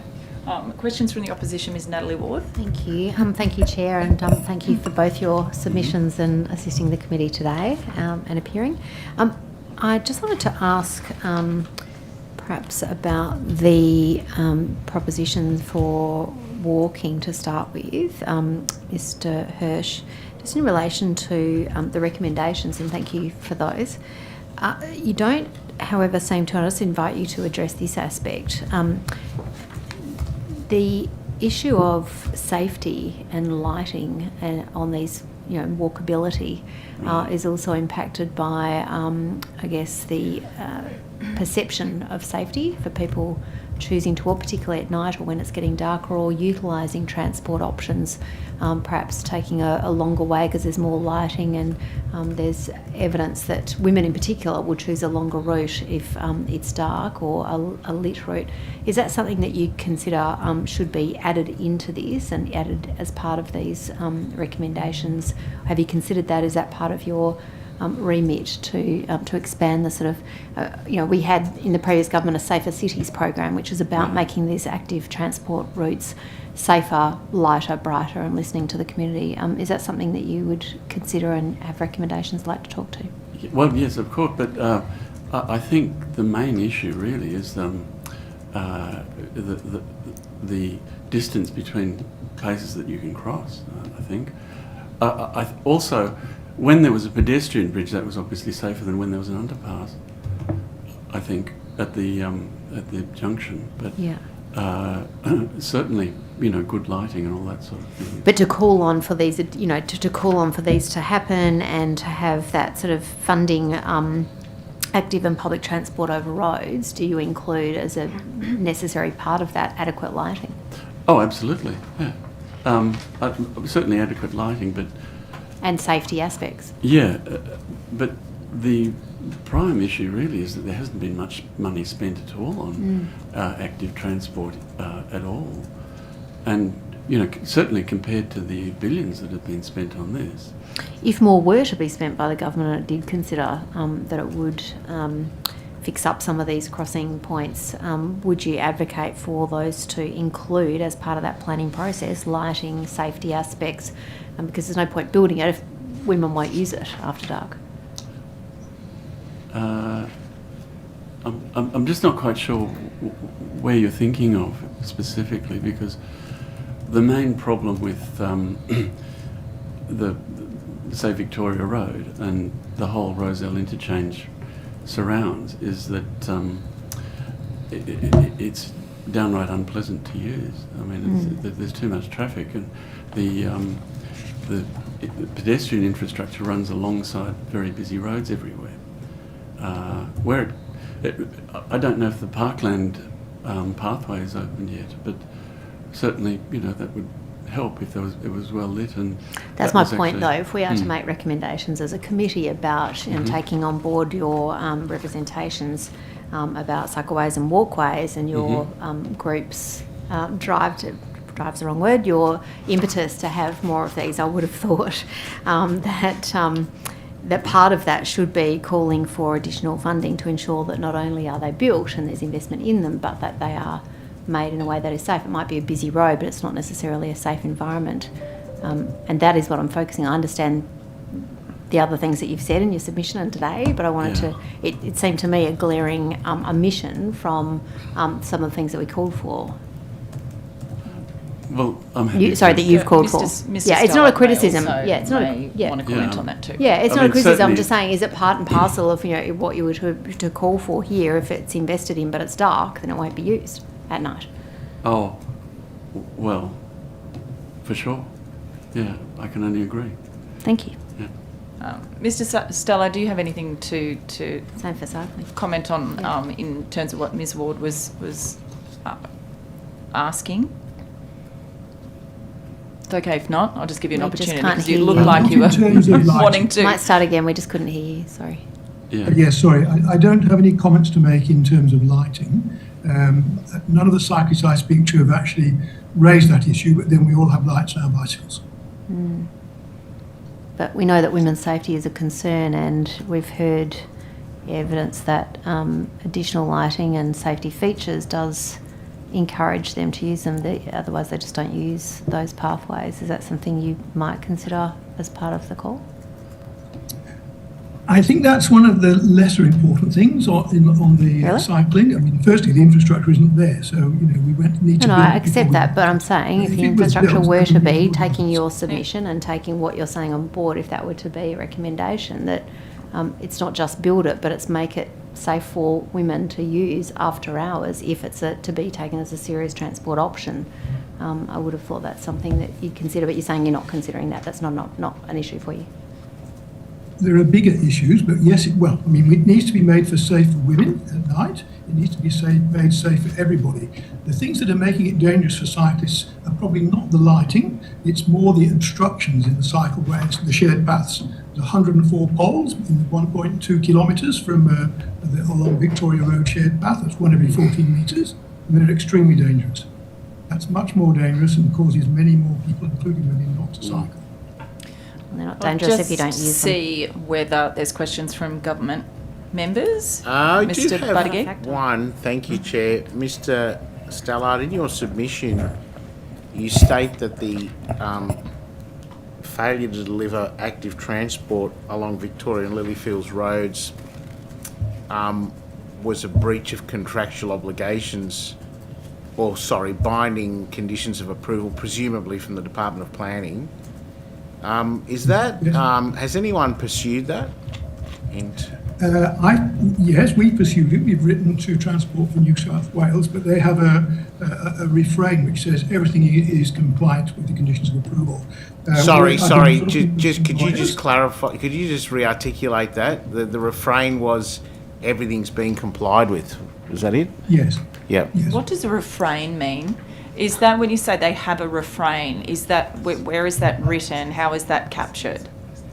Well, I can read the last one to you if you wish, but it's about half a page at least.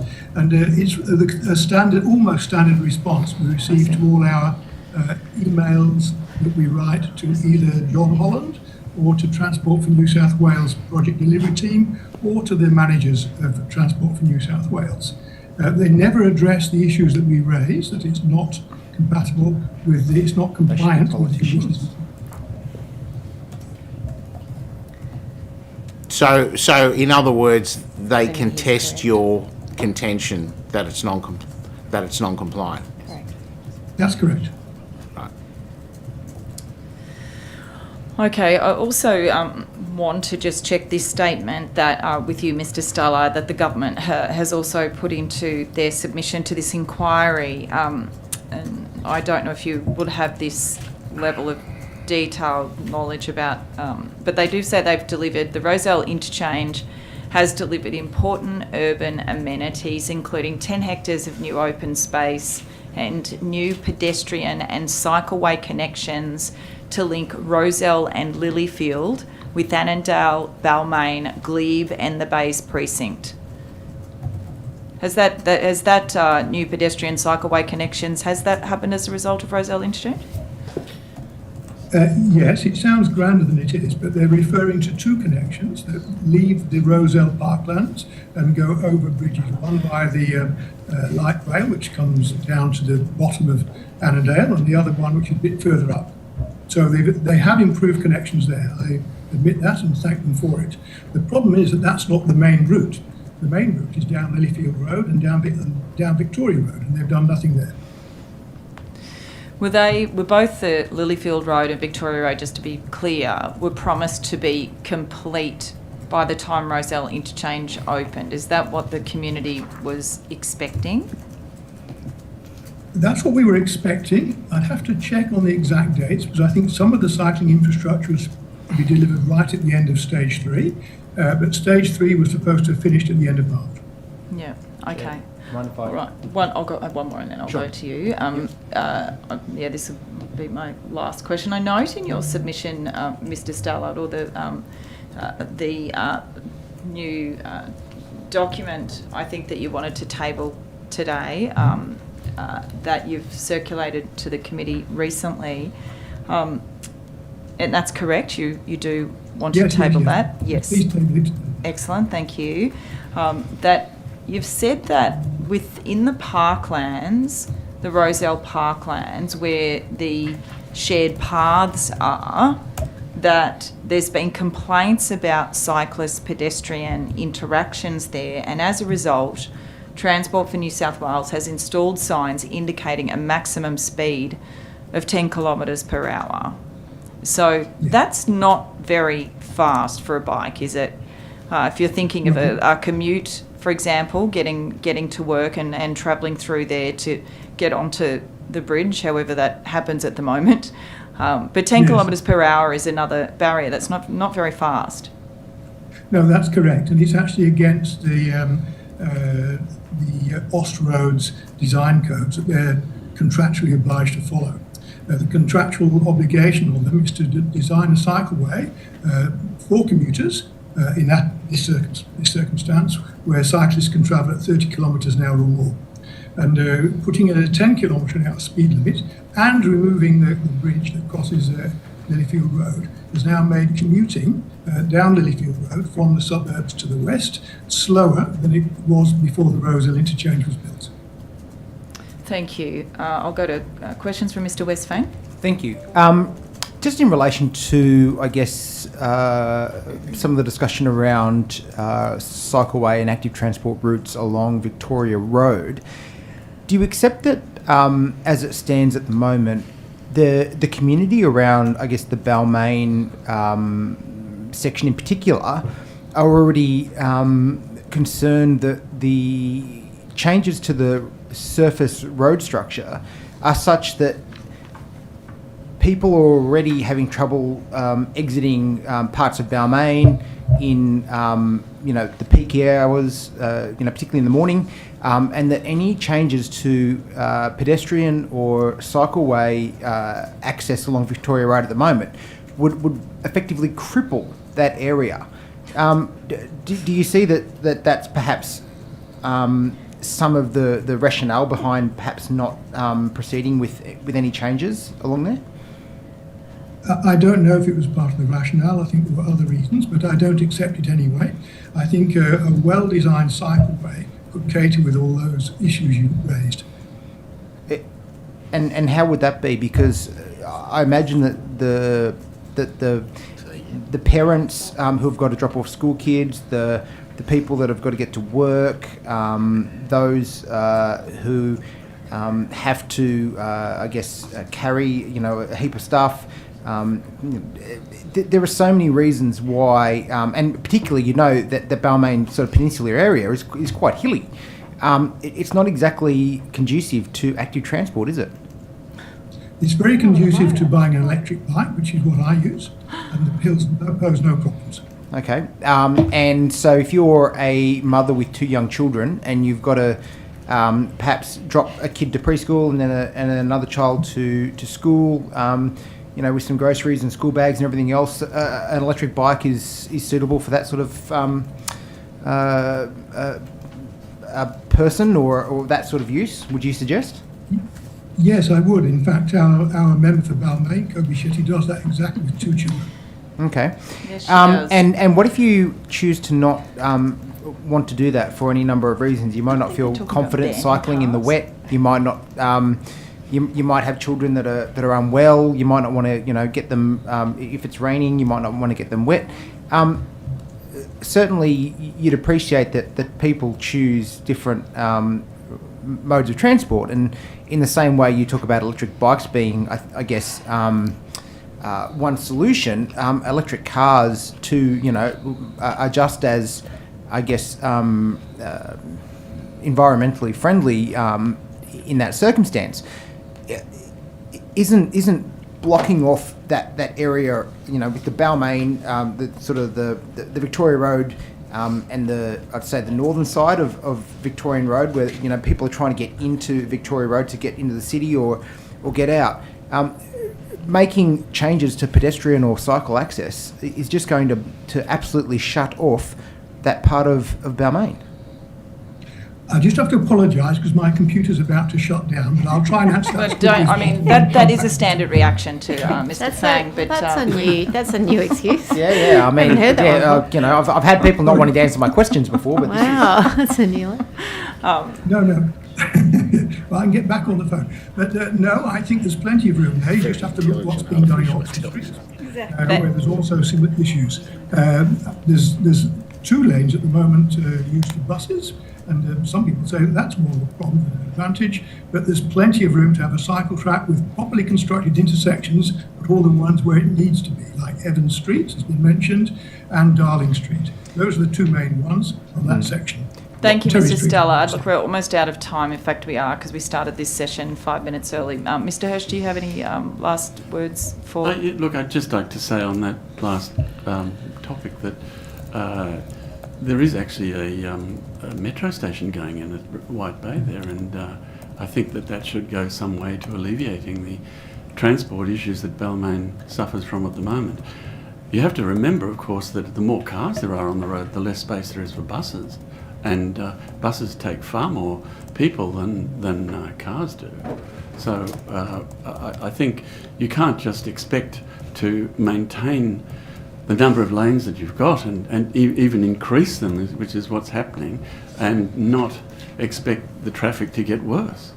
Thank you. That's what happens. Granted, which Thanks, is why it's Mr. worse if Hirsch, you delete on that them. note. Thank you very much. We're out of time for this session. Thank you so much for your submissions and your contribution, and the committee secretary will be in touch if members have any supplementary questions for you. Thank you. Thank We'll you. now call our next witnesses. Thanks.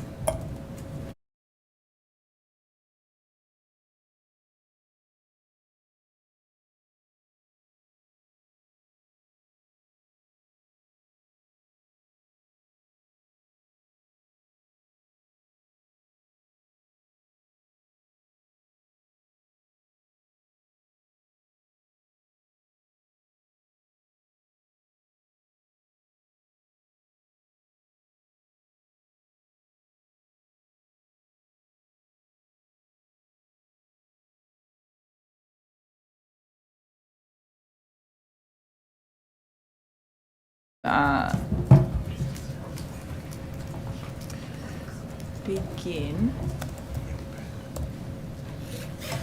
Okay. So now welcome our next witnesses. We'll begin by swearing you all in. We'll start with you, Mr. Woodbury, if you're ready to state your name and position title, please, and swear either an oath or an affirmation. Thank you. Kim Woodbury, I'm the Chief Operating Officer with the City of Sydney. I solely, sincerely and truly declare and affirm that the evidence now to be given shall be the truth, by me shall be the truth, the whole truth and nothing but the truth. Thank you very much. Councillor, Mayor Baker. Thank you. My name is Councillor Zoe Baker. I'm the Mayor of North Sydney, and I too solemnly and sincerely and truly declare and affirm that the evidence that I am about to give will be the truth, the whole truth and nothing but the truth. Thanks so much. And Councillor Miles. Thank you, Madam Chair. I'm Zach Miles, Mayor of Hunters Hill Council, and I solemnly, sincerely and truly declare and affirm that the evidence now about to be given by me shall be the truth, the whole truth and nothing but the truth. Thank you. And I assume you all have short opening statements. So I'll start with you, Mr. Woodbury. Yes, thank you for the opportunity to make a submission on WestConnex and the Rozelle Interchange. Other global cities have abandoned large-scale inner-city motorway constructions as inefficient, ineffective and a waste of money. No modern democracy has been able to address urban traffic congestion through investment in motorways. More people using public transport, walking and riding are the only feasible solution for the inner city. Transport for New South Wales data continues to show that within the inner city area, there has been no measurable increase in driving despite significant increases in jobs and housing. And this was the case even before COVID lockdowns and subsequent changes to traffic behaviours. Before WestConnex, the city centre had already ample motorway connectivity and bypass network to serve its current and future traffic needs.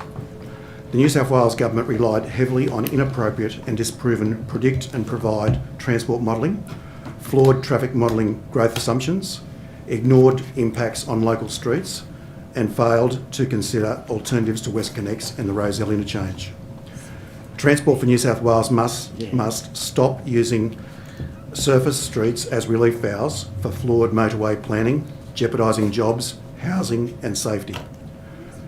They should also fund place-making initiatives on Broadway, Parramatta Road and Victoria Road to improve walking, riding and public transport. And they should rebuild the Glebe Island Bridge as a walking and riding connection between the inner west and the city. In relation to the New South Wales Government investment process, Transport for New South Wales decision-making process for WestConnex have not been transparent. The project and objectives have changed substantially over time.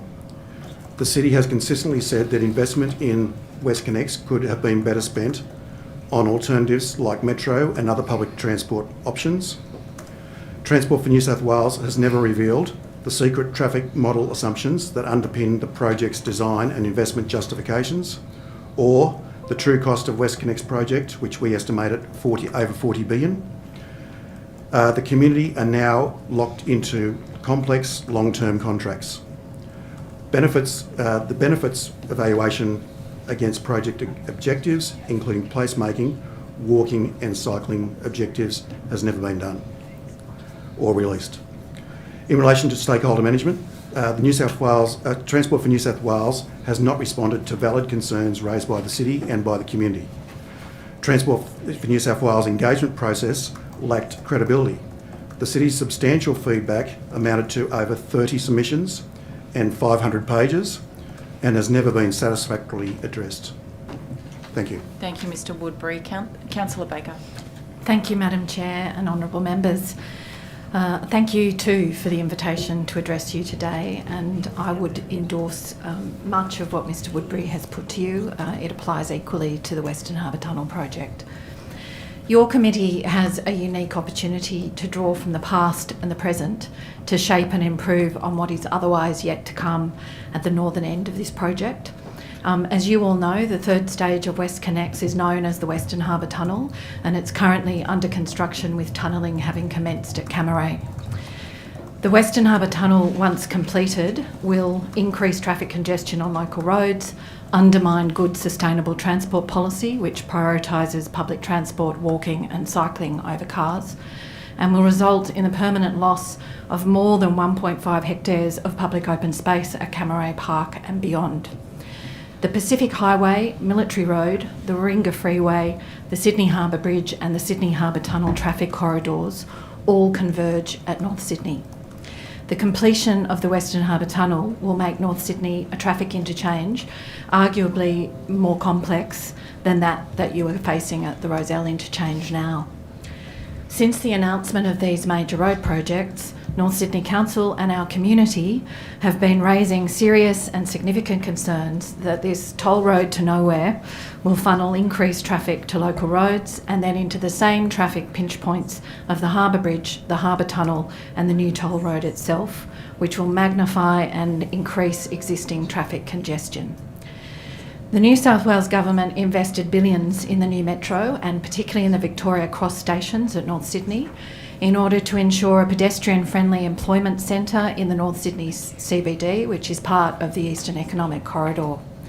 Whilst on the one hand, Transport for New South Wales is increasing and encouraging pedestrian movement from the metro on North Sydney streets, on the other, it is channelling cars accessing the Western Harbour Tunnel directly through the middle of the very same CBD.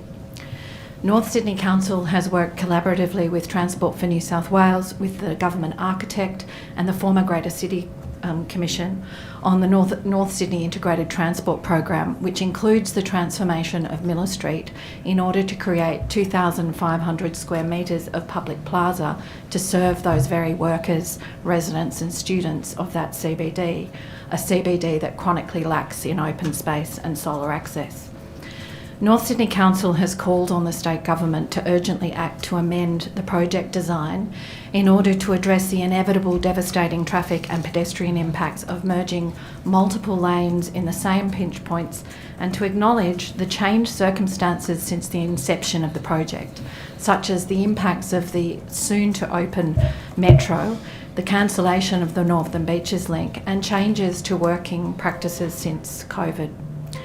Without amendment, informed by new traffic modelling that is released to the Council and the public, the impacts on the community that we're seeing as a result of the Rozelle Interchange will be replicated at the northern end of the project. North Sydney Council therefore urges your committee to make recommendations in your final report that guide Transport for New South Wales in its design and dealings with the Western Harbour Tunnel project to ensure that we are not here once again in 4 years' time with an inquiry into the impacts of the Western Harbour Tunnel operations. We hope that can be avoided. Thank you. Thank you very much. Councillor Miles. Thank you, Madam Chair, and members of the committee for allowing me to provide evidence at this hearing. I've provided you all with a copy of my transcript. I'm here today to speak on behalf of the Hunters Hill community, who have endured the knock-on effects of the opening of the Rozelle Interchange since December. Victoria Road is the main city-bound thoroughfare for most travelling in and out of our community. While we patiently waited for the teething issues to resolve, it soon became clear that there is no relief in sight and that the project is flawed in achieving its original goal of relieving traffic congestion on our roads. Statements made in the media prior to the opening of the interchange were that traffic would be reduced by 50% on Victoria Road. A community notice about night work, updated 14th of April 2021, specifically says the toll-free connection between Ironcote Bridge and Anzac Bridge has been forecast to reduce traffic along Victoria Road by up to 50%. Similarly, a media release dated 4th of August 2020 inviting people to have their say on the new industrial park says that the Rozelle Interchange will reduce traffic on Victoria Road by 50%. Fast forward to today, and this could not be further from what the reality is. The Rozelle Interchange has created chaos on and off peak times, and at times both city-bound and returning to the northwest. The traffic gridlock cannot continue. It is affecting our community here and communities in Ryde, Lane Cove, Drummoyne and the Inner West. Our constituents can't get to work and they can't get their kids to school on time, and they can't move freely on what is meant to be the main thoroughfare for most of their journeys. Transport for New South Wales has been publishing data on the Rozelle Interchange website to show traffic at peak hour times. Data suggests it now takes 3 times longer to travel from Gladesville Bridge to the Anzac Bridge on Victoria Road in peak hour than it does from Beverly Hills on the new motorway. On Tuesday the 20th of February, what would have been a 10-minute trip on this part of Victoria Road prior to the opening of the interchange took more than 55 minutes for commuters because of an accident that put even more pressure on the system. It is clear that any benefits from the new road infrastructure comes at the expense of communities in the northwest and inner west access to the road network. It's not fair that our communities suffer the consequences of poor implementation of this road infrastructure. We must find and implement a regional solution to this ongoing problem.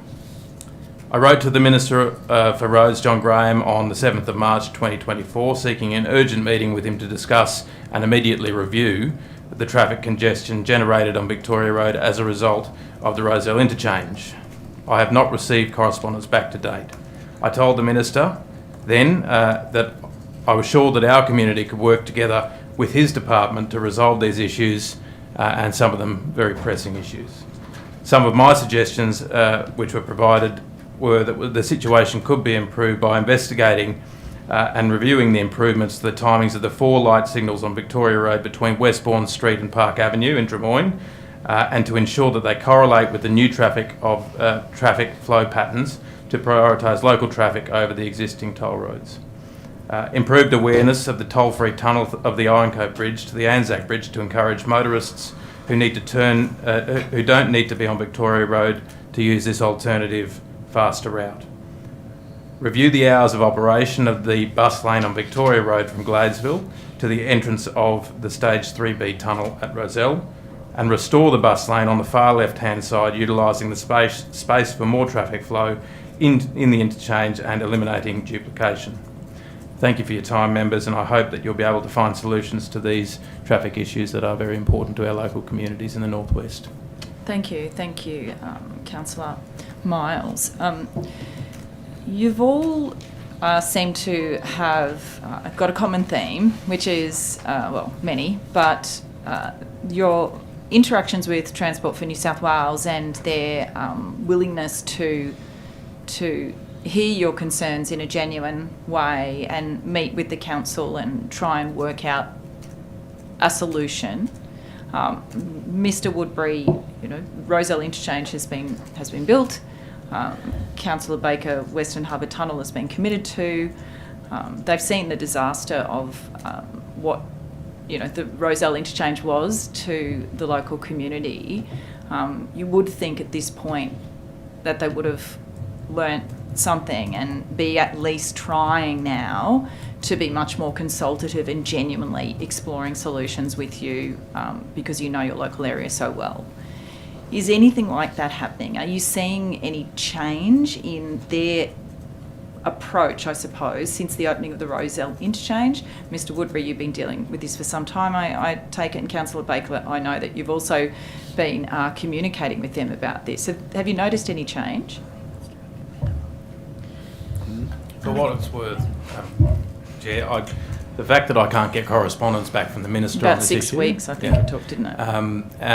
the fact that post the public meeting that was held for residents in Drummoyne, which I attended, where I invited the departmental reps, who I assume were from the communications team, to interact with our community in Hunters Hill, or even just give a briefing to our council, and we still haven't heard from them.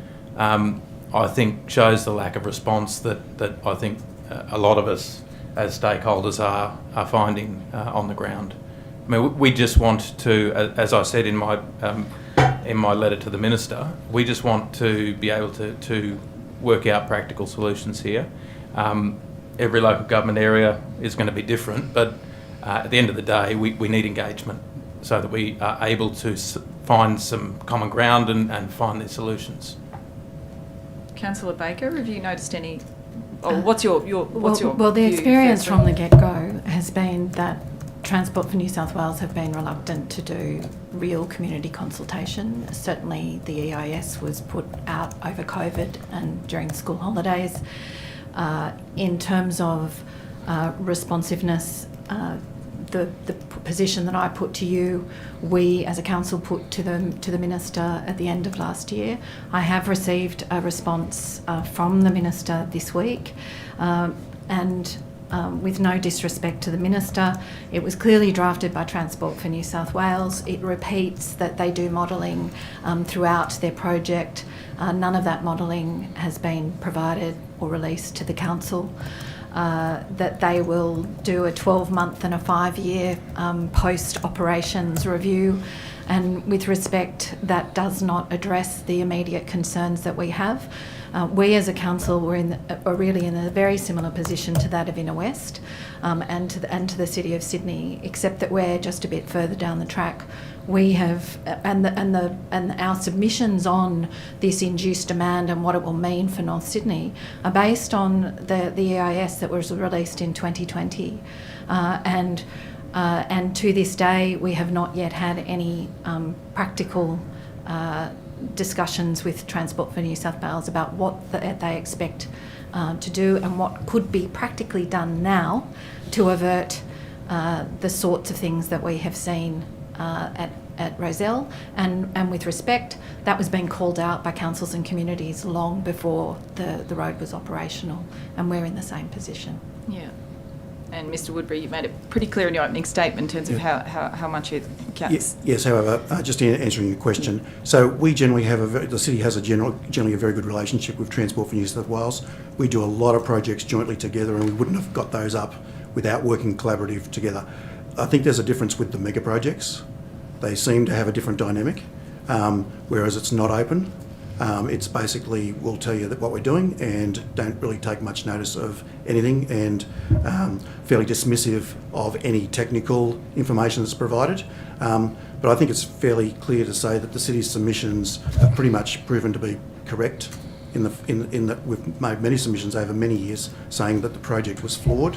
The Lord Mayor and I were at a previous forum like this in the past, and the Lord Mayor asked the question, the original purpose of WestConnex was to get trucks off the West and Inner West to the port, and asked the then Minister at the time, who was actually chairing the meeting, as to what the current objective is, because obviously that objective wasn't being met. This is quite some time ago. We couldn't get an answer. So the project has been a problem from the start. It never had proper objectives. The objectives have never been, the benefits and how those objectives have been met have never been done. The other thing that was back from that was the government was saying at the time, and Transport, that we're not trying to bring extra vehicles into the City of Sydney, okay, into the inner city. But however, what we've got is the opposite of exactly what was the case.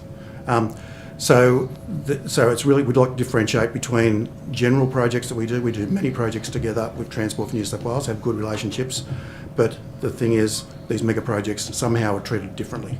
Thank you. And traffic modelling. So the City of Sydney has requested multiple times to see the detailed traffic modelling, I take it. Yes. Yes, we have. And you haven't seen it? So they give us limited data, That's right. trying to get assumptions, but we can then try and back calculate what those assumptions are, and they are based on, as I mentioned before, a flawed model, which is basically traffic generation is which is basically generic stuff, not from inner city kind of reality. It's never been tested against cities around the world or within Sydney. The fact is we've got more jobs, more housing, and we've got less road traffic. So we have in the inner city, different story for other parts of Sydney, but that's the case. But the modelling consistently, and even the works that Transport are doing at the moment with the Western Distributor upgrade and Allen Street off-ramp, the city's position on that, with a recent submission, was basically they're taking pedestrian space to provide more traffic to feed into Pyrmont. At the same time, the New South Wales government has a jobs and housing plan to increase that, and you can only increase that by having more pedestrian access. So we've got one document that's coming from the Department of Planning, which is saying one thing, which the city fully supports, and something from Transport that they're implementing, which goes exactly the opposite against those. So the approach of build it and they will come is not the approach to apply to inner cities or actually for the Greater Sydney. And Mayor Baker, I noticed that there was a mayoral minute as well that was moved, that was passed in relation to calling on the state government to commission new traffic modelling. I mean, that just makes perfect sense, particularly after what we've seen with Rozelle Interchange and the impacts of that. Would you care to comment on that?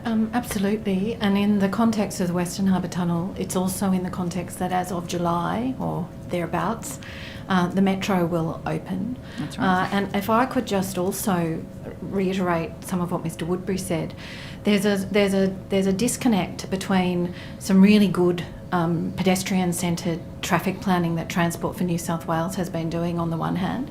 So as one of the conditions of consent of the Western Harbour Tunnel is that the work should not be inconsistent with the North Sydney Integrated Transport Program. And that was what the document I was saying in the opening statement was worked on with Transport for New South Wales, the government architect and the Greater Sydney Commission. And that is doing exactly what we should be doing, planning around transport hubs to increase pedestrianisation and to support it. And on the other hand, the Western Harbour Tunnel is deliberately channeling it's widening Berry Street, which is on the doorstep of the metro station, and they're expecting between 12 and 16,000 pedestrians once the metro is up to be coming out at peak and at AM and PM peak into a very constrained CBD.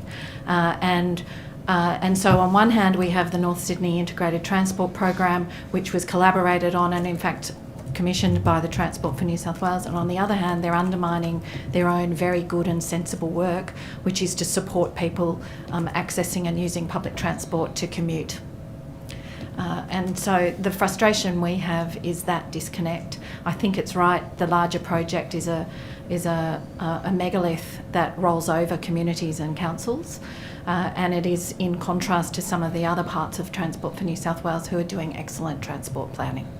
Thank you. And I just note that you also say you've also got in the mayoral minute to prepare, calling on the state government to prepare a new business case. Yes. As a result of all these, what you would think would be new inputs. Absolutely. We think that the world has moved on and they really should be doing a pause and reflect on whether the Western Harbour Tunnel works, which are at a very early stage, can be justified in the context of constrained state government budgets, but also the necessity we know that they did not include modelling for the use of for the metro and the impacts there, and the Metro West more generally, and so we've read with a great deal of interest that Transport have suggested that the opening of the Western Harbour Tunnel is the solution to the Rozelle Interchange and congestion in the inner west and northwestern Sydney. I think any one who understands these projects knows that that will just not be the case. And with the cancellation of the Beaches Link, which was the justification for much of the Western Harbour Tunnel, was to serve to pull traffic from Rozelle through into the Beaches Link. Now it's pulling it into the Warringah Freeway. And the circumstances have changed, and they ought to be doing proper modelling and rethinking whether it's now necessary. Thank you. I'll go to questions from the opposition. Ms Natalie Ward. Thank you very much, Chair, and thank you all for your submissions and for coming along today to assist the committee. We very much appreciate your time. Can I go to a couple of themes? First of all, each of you is here representing, in the case of both of you mayors and Mr Woodbury, your communities respectively.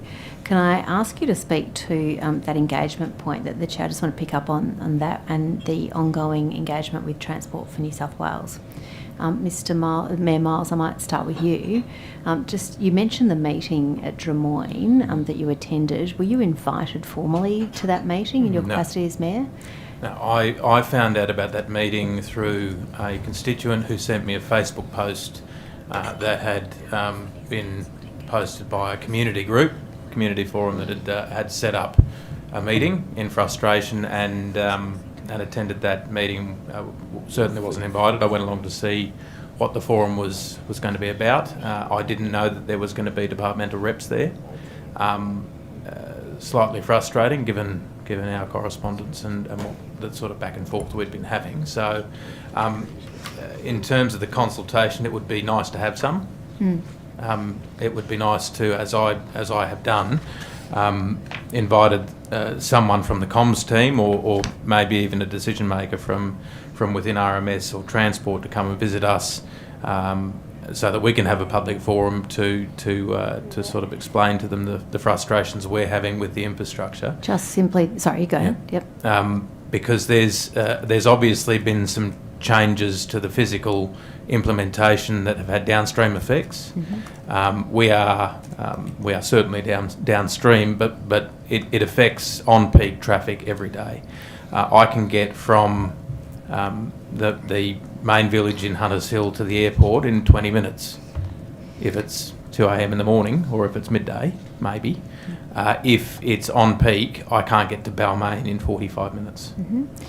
In terms of that, if I can just come back to that meeting though, my understanding is, and the evidence before this committee is, that the member for Drummoyne was also not invited to that meeting, although she similarly found out and attended, but that she had similarly written to Transport and asked for such a forum and requested such a forum happen with the community, and that found out through a community member that a meeting had been granted to a Labor councillor at a pub on a Monday upstairs.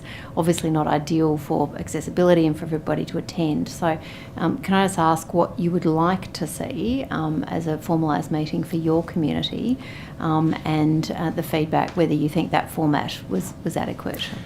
No, I think that it would have been more appropriate for council to have held it in a civic space, or for somewhere where, as you say, it could have been potentially a bit more accessible. It was packed. I think that from no lack of interest. Yeah, well, no, not at all. No, and I think that the organisers that put that together probably didn't expect that volume of people. For our council, I'm very comfortable to say that we're happy to offer our town hall or one of our civic spaces to hold such a forum, and we're desperate to hold one because I think that the department needs to hear the experiences that are being felt by the community in the implementation of the opening of the interchange, because they've had significant knock-on effects that I don't think, especially from that community meeting, that they're recognising. There have been some very strange things come out of particularly the light timings in Drummoyne. It means that often on peak hour you will have traffic up to the sort of peak of the Gladesville Bridge, and it will take at least an hour to get from there to the opening of the interchange at Iron Cove. But strangely, so the problem seemed to have moved further out. Is that absolutely my lay understanding? But then strangely, we're having issues that we've never had in the past, like in afternoon peak, which is not what happens at morning peak.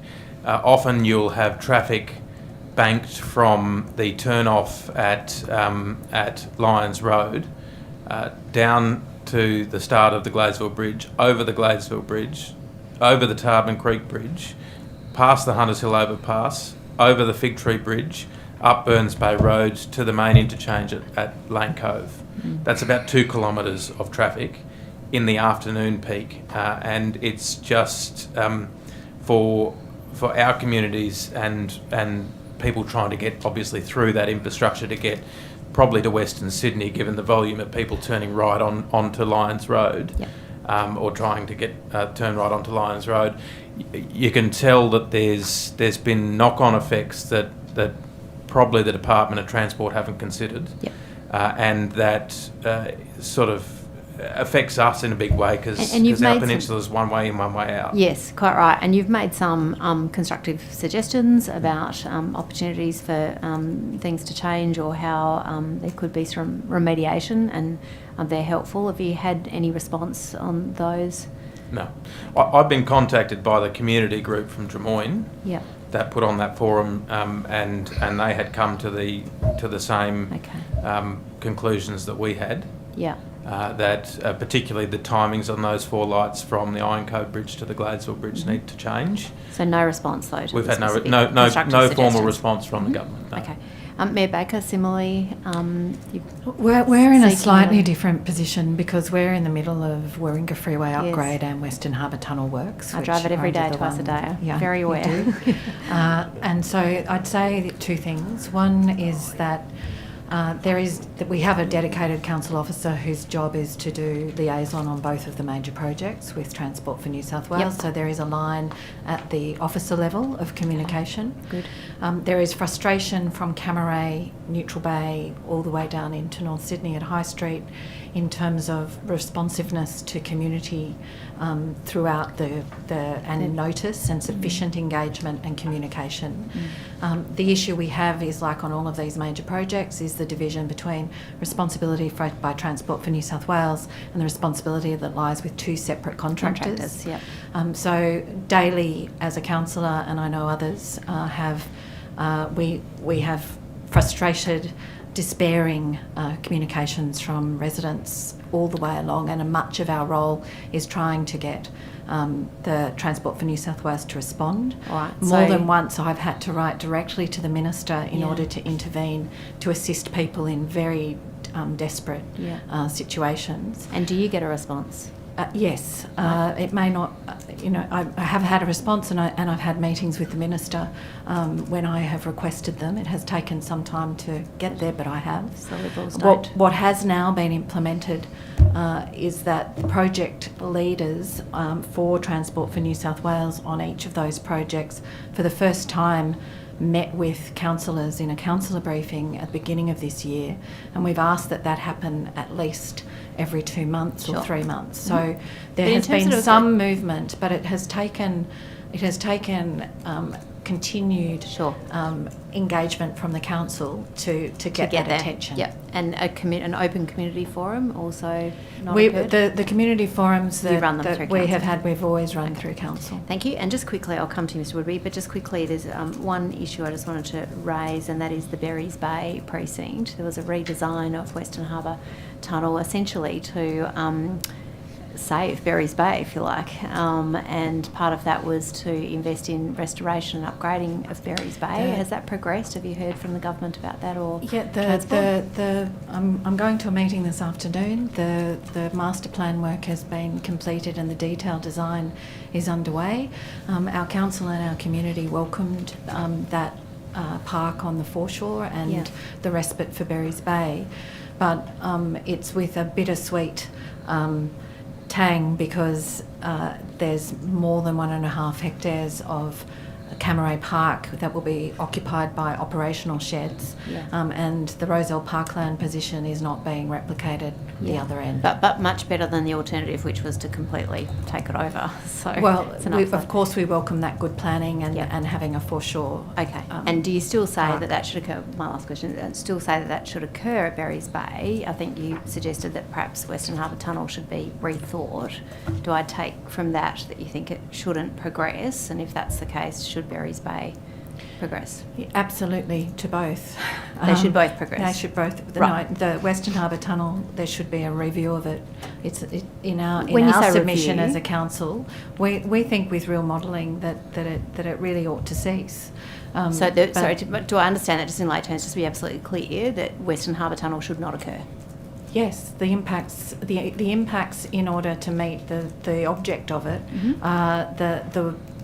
the weight there is so far that the impacts are so devastating compared to what it purports to be going to deliver, that it really needs to have a rethink about whether it ought to proceed at all. And just, sorry, I don't mean to be pedantic, but we should be clear that that means to stop and not that's the Resolve crossing. Council position. All right, thank you. Okay, I do need to check with government members now. Thanks, Chair. Mr. Woodbury,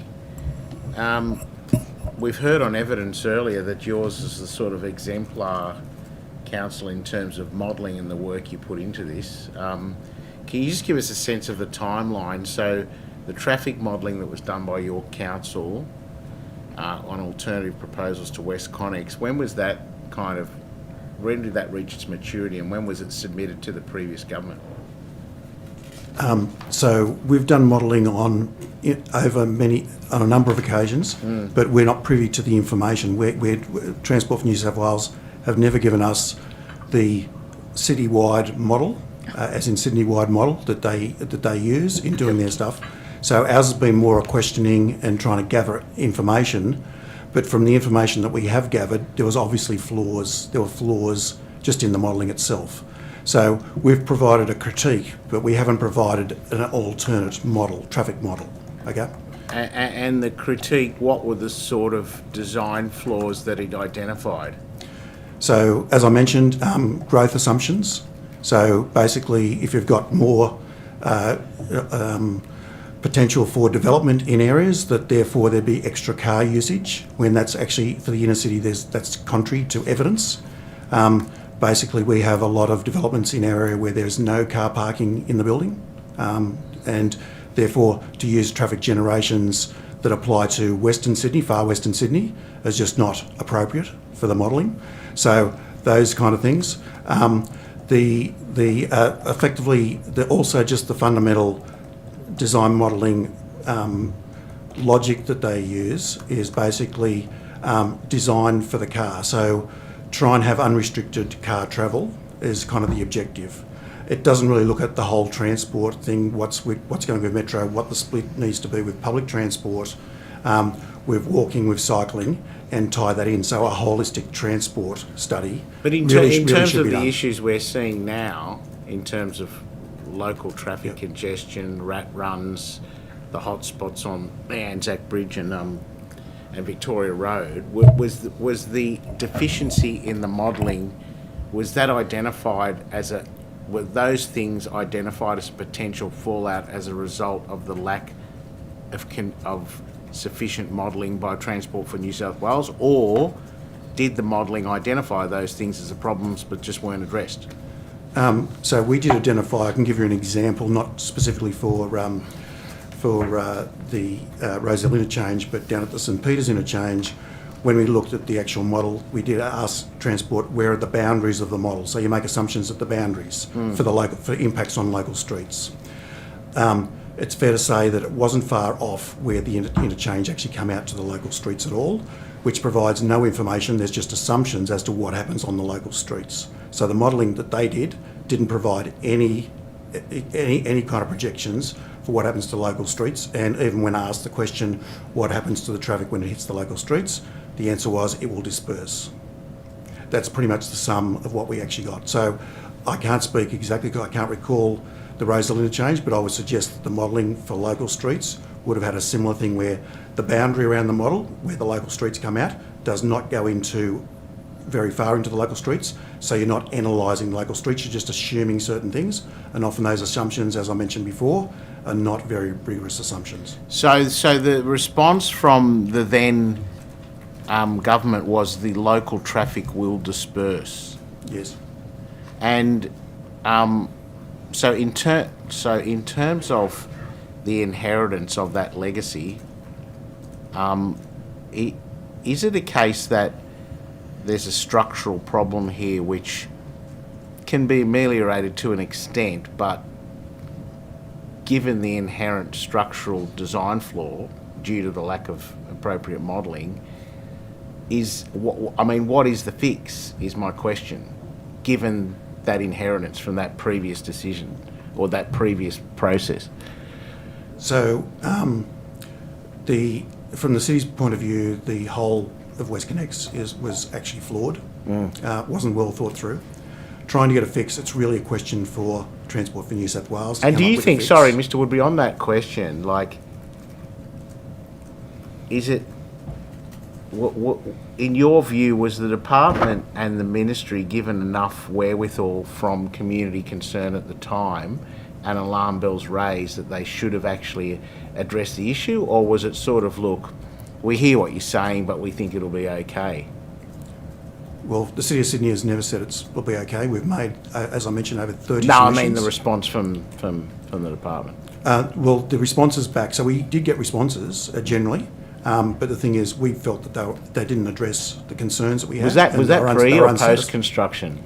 Pre-construction, during construction, right. Post-construction. Right. And it's happening now with the Western Distributor and Allen Street right at this moment. And part of the issue, isn't it, is that it's declared critical state significant infrastructure, and so it's kind of approved. And as the witness said earlier today, all of these different EISs, everything for the community to comment on, but essentially it's been approved. Yes, and also there was also a third party, Sydney Motorways Corporation, was set up by government, and there's a dynamic with them and Transport as to who was actually driving the actual project. And certainly, if I may comment on that, our community perception was that it was a window dressing exercise. 9,000 pages of EIS released over the school holidays. We have an amazing community who, with various expertise, who trawled through it. All of these things that we're raising now have been raised in detail during that EIS period. They went through the process performatively, and they approved the project. There was nothing that was in response to these serious concerns about induced demand and what it would mean. When was that? What was that EIS period you were referring to precisely? It was in January, February of 2020, from recollection. Okay. It was during a lockdown, but over the school period, and the volume of documents were substantial, and with a great deal of community interest, people were scrambling to know that it had happened. And in fact, those who were switched on knew, but now that construction has begun, there's a whole army of people who the first they really understood about what the impacts locally would be of the project was when the trees started to be removed. So if that was school holidays 2020, but construction had already started in 2018. No, this is on the northern end for the Warringah Freeway Western Harbour Tunnel works. Yep, okay. Chair, No, I just want to check because the opposition didn't have a lot of time. So is that the end of questions by the government? Dr. Kane? I just wondered, in the kind of historical period that you're talking about, we've heard about consultation, and you've now explained that parts of that process seemed a little bit rushed. For both of you, Councillor Baker and Councillor Miles, what kinds of consultation did you or your communities engage in those lead-up years to construction? I can say that for my part, or in my experience of the community's perception of WestConnex, it was billed as this sort of congestion buster, and I think generally was seen as a good thing. We didn't have any huge material construction site within the municipality like Councillor Baker's got with the second harbour crossing, but I guess it's the implementation that we're focused on, more so than what the consultation was at the front end, because at the front end we sort of thought it's downstream, it seems to be a good thing. It's going to probably make the commute to the city a bit easier. Perhaps follow that up with, that was the community's perception, but there wasn't any reach out to you from organisations that should know the extent of impact, such as the Motorway Corporation or RMS. I think that's probably a fair statement, because we've obviously the implementation has not been something that we haven't, we're not. The effects are self-evident now. Now that the implementation's been as haphazard as it has, and we've seen that the problem's been moved probably from the Rozelle component to Drummoyne, and Drummoyne has had the knock-on effect of affecting the Gladesville Bridge, the Tarban Bridge, people coming from particularly Ryde and from Lane Cove. Thank you. So, just paraphrasing, so in that lead-up stage, no, there was no significant consultation. Thank you. Very strong contrast, and as Councillor Miles probably averted to, because the physical impacts are in the entire local government area of North Sydney. So we've had a very engaged community, very frustrated with the way that engagement was undertaken. But Transport did have pop-ups, they did have their usual community engagement. Our community was very engaged. The council, like the City of Sydney, from the get-go was putting forward very detailed submissions about the likely impacts and advocating for change to address the sorts of impacts that you're now seeing at Rozelle that we're anticipating at our end of the project. Thank you. I just got a question from Mr. Thank you. Councillor Miles, noting that I guess of the three witnesses we have today, your area in particular is probably the most impacted by the Rozelle Interchange, given that I guess you're downstream of where the traffic areas are. You've indicated that you've written to the Minister and you've not received a reply. Councillor Baker, I think you said that you have written to the Minister and have received a reply. Councillor Miles, do you feel as though it's perhaps the fact that you're, I guess, a member of the Liberal Party as a councillor and a mayor, that there's a differentiation in the way that you're being treated? And given that you're the one council that's actually impacted here, you should be the one that's getting responses. Has Josh Murray, as the Secretary, reached out to you at all to I guess, given that the Minister won't speak to you, has Josh Murray, as Secretary and ultimately responsible for this debacle, has he reached out to you? At least to apologise. At least to apologise. He built it with his own hands. He hasn't. Well, no, he wouldn't do that because he's got no operational experience. Order. Literally in the last minute. We've been so good all day. Sorry, Madam Chair.